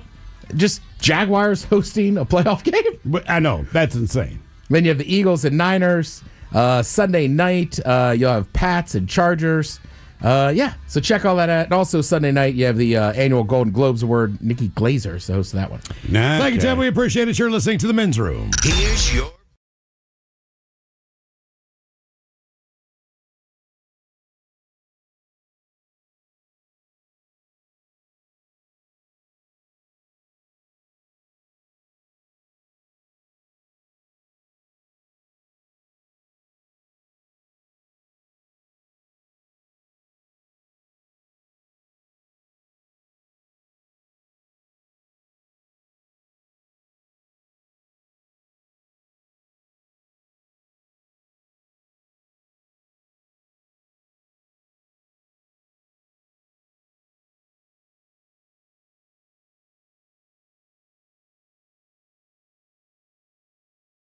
Time to open wide and sample Ted's meat and potatoes.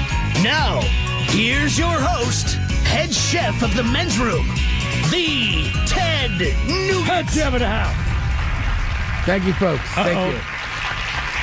So I believe it was about 3 weeks ago, I had this list of canned foods that were popular 50 years ago. All right? So keep that in mind. 50 years ago, this people were eating. They didn't have microwaves. They didn't have a lot of other stuff.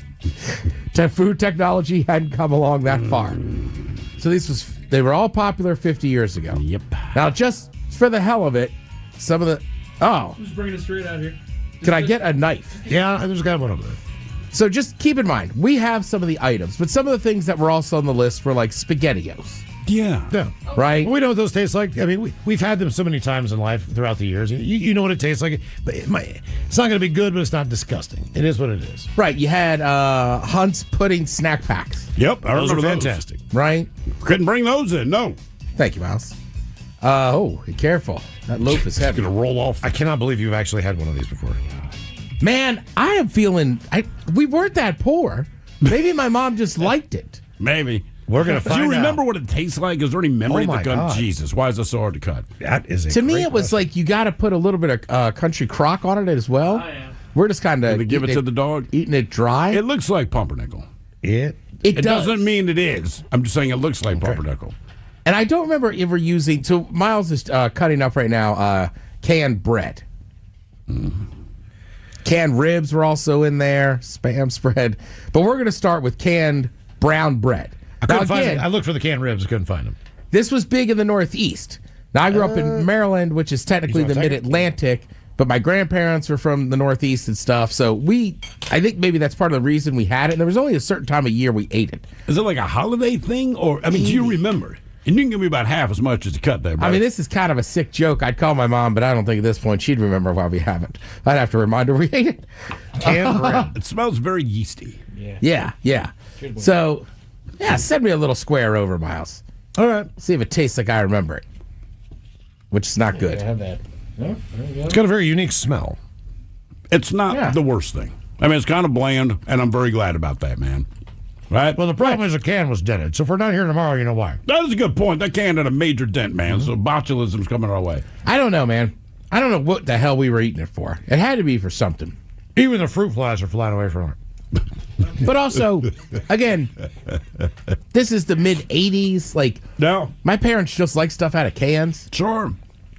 So canned bread, again, just big in the Northeast. It had to be a holiday thing.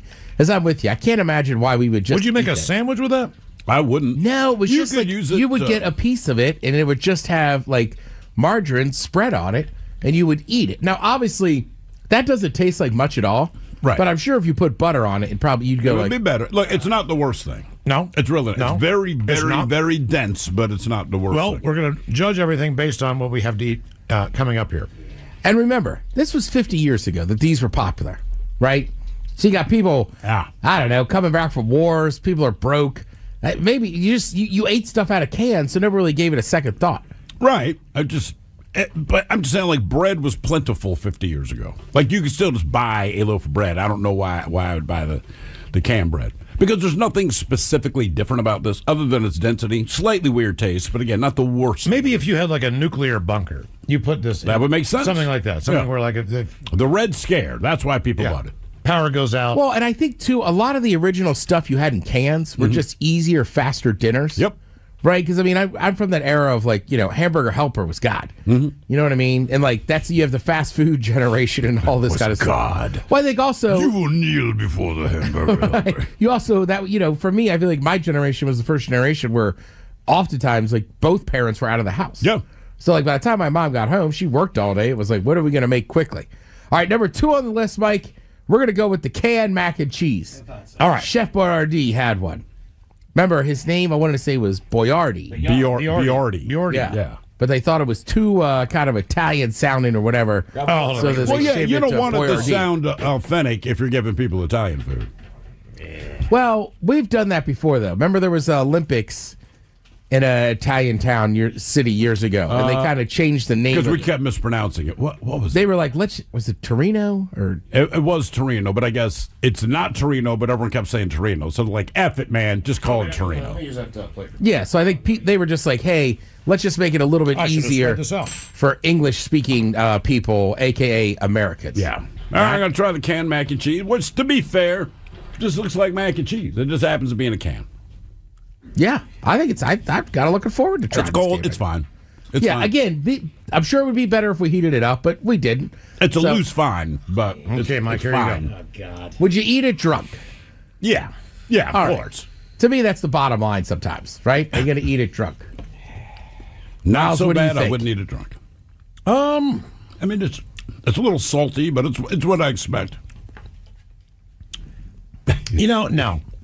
See, I would buy the stuff that you just eat up in the microwave. Give me a fork. Need a fork? Yeah. Okay. Go right off that guy. Yeah, I don't mind, Mike. We could share. We share, bud. Yeah. I'm sure whatever's in this will kill anything diseases you could have passed along. Oh my God. Yeah. That tastes like bad cold mac and cheese. That's exactly what it is. That's exactly what it is. It tastes like Chef Boyardee. Okay. Again, excuse me. Now I remember why you're not supposed to eat while you're on the air. Again, though. Oh, no. When I say we used to eat cans of Chef Boyardee just out of the can, it was the we were ravioli. 19 and drunk. Yeah. You know what I mean? We didn't know what we were doing. Oh, boy. Now, those tamales, those are coming out looking fresh. I don't know if that's the right word for that. Now, they also had their own little wrap. Boy, they are super Well, that's how a tamale's made, Miles. I know that. But it's not like a corn wrapper. There you go. It's a piece of plastic. Really? By the way, shout out to the Hormel company. They're Hormel tamales. Okay. So I got to take the plastic wrapper off first. I'm not eating that whole thing. I already took it off. You say that now, you might bite into it and be like, people are saying, everyone, all the comments are like, dude, you want the middle piece. Well, remember, a lot of these canned foods, too, when you take them camping and stuff, much easier to heat up over a fire or this or that. I know for Burning Man people, you could take Chef Boyardee's stuff and just leave it outside if you want. Thrill, you look miserable trying that little tamale. Because it's in my mouth, Dad. I mean, the meat inside of it is not... Is it meat? Ish. Like, I can understand if this was heated up, it would be a little bit more pleasant. It tastes how dog food smells. Oh, man. Really? Oh, yeah. If you heated those up, I'd put down a can of those. Good news. You can buy them.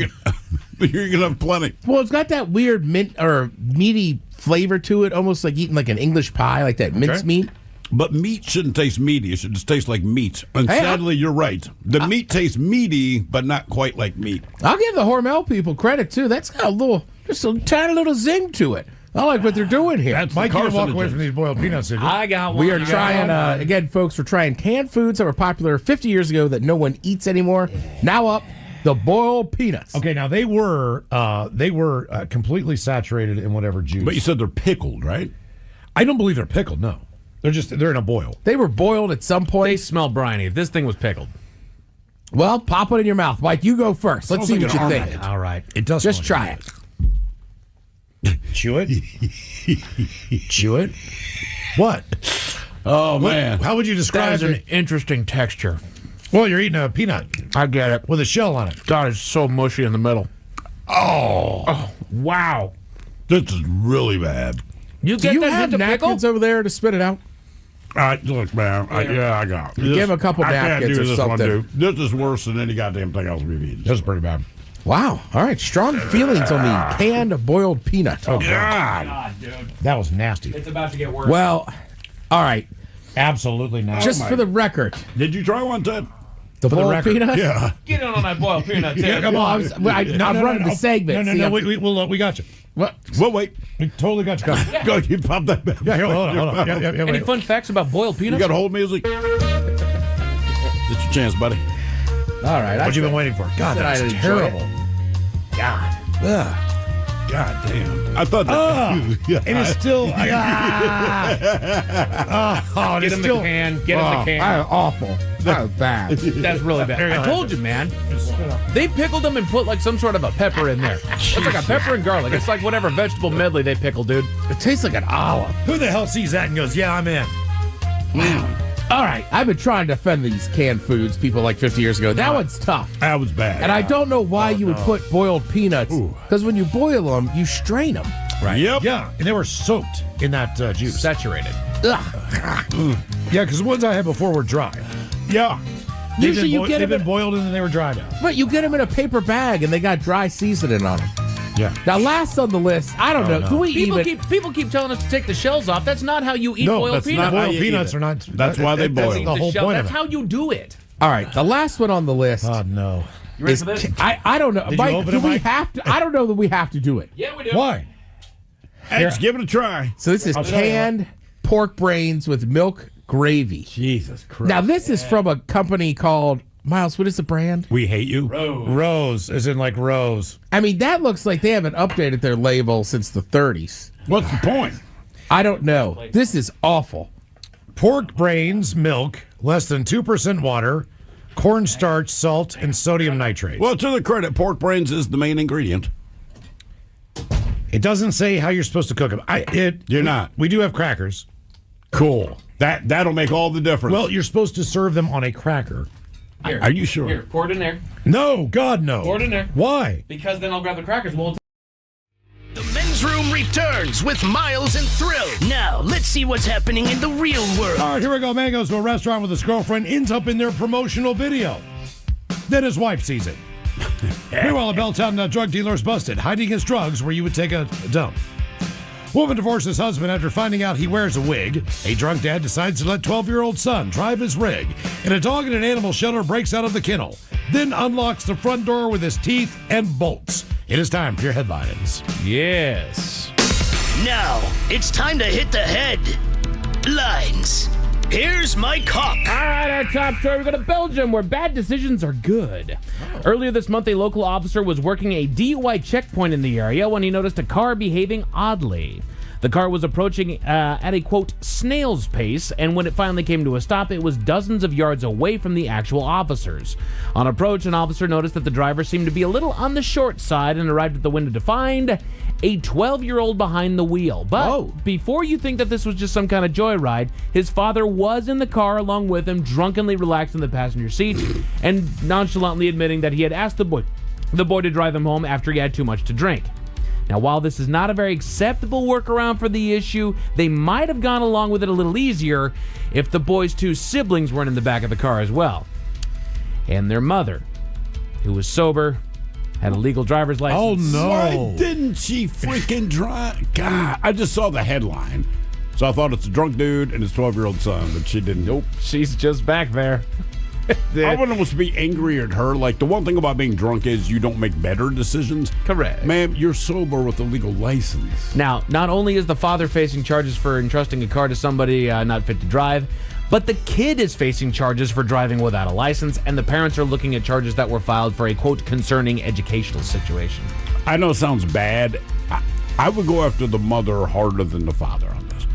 Well, yeah. You got to punish it. Like, you got drunk and made a stupid decision. You're the responsible one here. We'll all pay the price for that, right? But as an adult and who is sober with a license, like, you easily could have said, I will drive home. And I mean, it's Belgium. It's not like it's... Jesus, man. Like, okay. That's what we're doing. Alrighty. Right here at home in Belltown, officers busted a drug dealer with a very appropriate hiding spot. Police on patrol spotted a car buying narcotics from the dealer and were able to catch up to the driver and bust him with the $60 worth of crack cocaine that he just purchased. The dealer's already known in the area, and they were able to pick him up as well and bring him to jail for selling drugs. He denied having any on him at the time of his arrest, though the officers warned correction staff that his claims could be false. And they were. They managed to find his crack in a rather fitting place, his underwear. That's where I find crack. He had 53, Two of them. He had 53 baggies of the drugs in his underwear, as well as $121 cash. He's facing charges. Hey, man, you want to smoke some of my butt He's crack? already out. Yeah, I'm sure. Yeah, he's. I'll be honest with you. If you smoke crack, you probably don't mind that it was in his crack. No. You don't. If you're smoking crack, right, you're not worried about where it came from. 0 Fs, man. 0 Fs. A Sicilian man has filed a lawsuit against a local restaurant after they featured him in a promotional TikTok without his consent. He's featured in the video enjoying his meal at a table with a lovely young lady, and it overall seems like a rather positive experience. But this isn't exactly just him not wanting the community spotlight, you see. It's because of someone else that took issue with him being in the video. His wife, who was not at the table with him. Now That's what if I'm the judge, like, the reason I'm going to throw this case out, legally speaking, you came here saying you're upset because they featured you without your consent. Yeah. Also, but your issue is that your wife saw. If your wife did not see it, you would not be making this argument. We already know that, so don't bother to lie to me, right? So that kind of gets thrown out. If you're having an affair, don't go to a local restaurant, period. You might see someone you know. It could be your neighbor. It could be anybody. Get a hotel and just have sex. Yeah, just order DoorDash. Now that his infidelity is on display for all to see, he claims the restaurant is at fault for his marriage crumbling and that he's been kicked out of his home. No, it's because you cheated on your wife. And you're in How is the restaurant at fault for that? And I'm pretty sure you're in a private business. Like, you don't have any, right of privacy. Right, you walked into their business. Public place. Their place of business. But just in case those stories have the bad taste in your mouth, Thankfully, there's good news. we go to lovely West Virginia where the door locks are weak. A local animal shelter posted a video to their Facebook page showing what they're calling a, quote, Houdini-esque hound making an impressive escape. We see the dog's kennel open in the first portion of the video, allowing the pooch to roam freely about the facility. But while escaping from a kennel isn't the easiest of tasks, the next step of his plan is all too well thought out. The dog makes for the front door, taking in the sights of the outdoor world through the glass before rearing up on his hind legs, balancing himself on the door handle, and he works the door lock with his mouth before he reaches the desired outcome, unlocking the door and making his getaway. In spite of his great escape, the shelter did post that he was quickly found safe and sound. That's a smart dog. I don't know if you want to adopt that dog or not. No. I like that dog because it's not mine. You come home, he's like cooking eggs. Doors wide open. Men's Sports, Ted said you got a whole bunch of sports to watch all weekend long. College football bowl games are on throughout the weekend. College hoops are on a big highlight throughout tomorrow. NFL wildcard weekend dominates Saturday and Sunday. And if you want something local, the Kraken are in Carolina taking on the Hurricanes over on King and Kong at 4 p.m. Your Seattle Seahawks, unfortunately, are not playing this weekend because they're the #1 seed and they got the week off, baby. Sir. They'll be back at home next week. Wait on that one. As far as your weather, should be mostly clouds that we're dealing with throughout tomorrow, but that rain is due to show up for Sunday and for Monday. But that's about it. Temperatures sticking to the high 40s through the weekend. But fear not, next week should be more of what we saw today. It's going to be beautiful. So for your headlines with that, Mike Hawkins out. Thanks, sir. Bitches. Enjoy the weekend, man. Be safe out there. Pick up some Men's Room IPA from Black Raven Brewing. Hell yeah. Lovely Jolene's coming up here in just seconds. Yes, indeed. It's all true. But in the meantime, well, we be all about this biatch. So until Monday, please do what you do best. And for Aletha's sake, stay beautiful. The Men's Room has been taped before a live studio audience. Wardrobe and makeup provided by Mantastic Limited. This has been a presentation of the Men's Room Radio Network. Oh, man! A Double Flush production. Portions of the following program have been pre-recorded. It's the Big Rock Show with Jolene.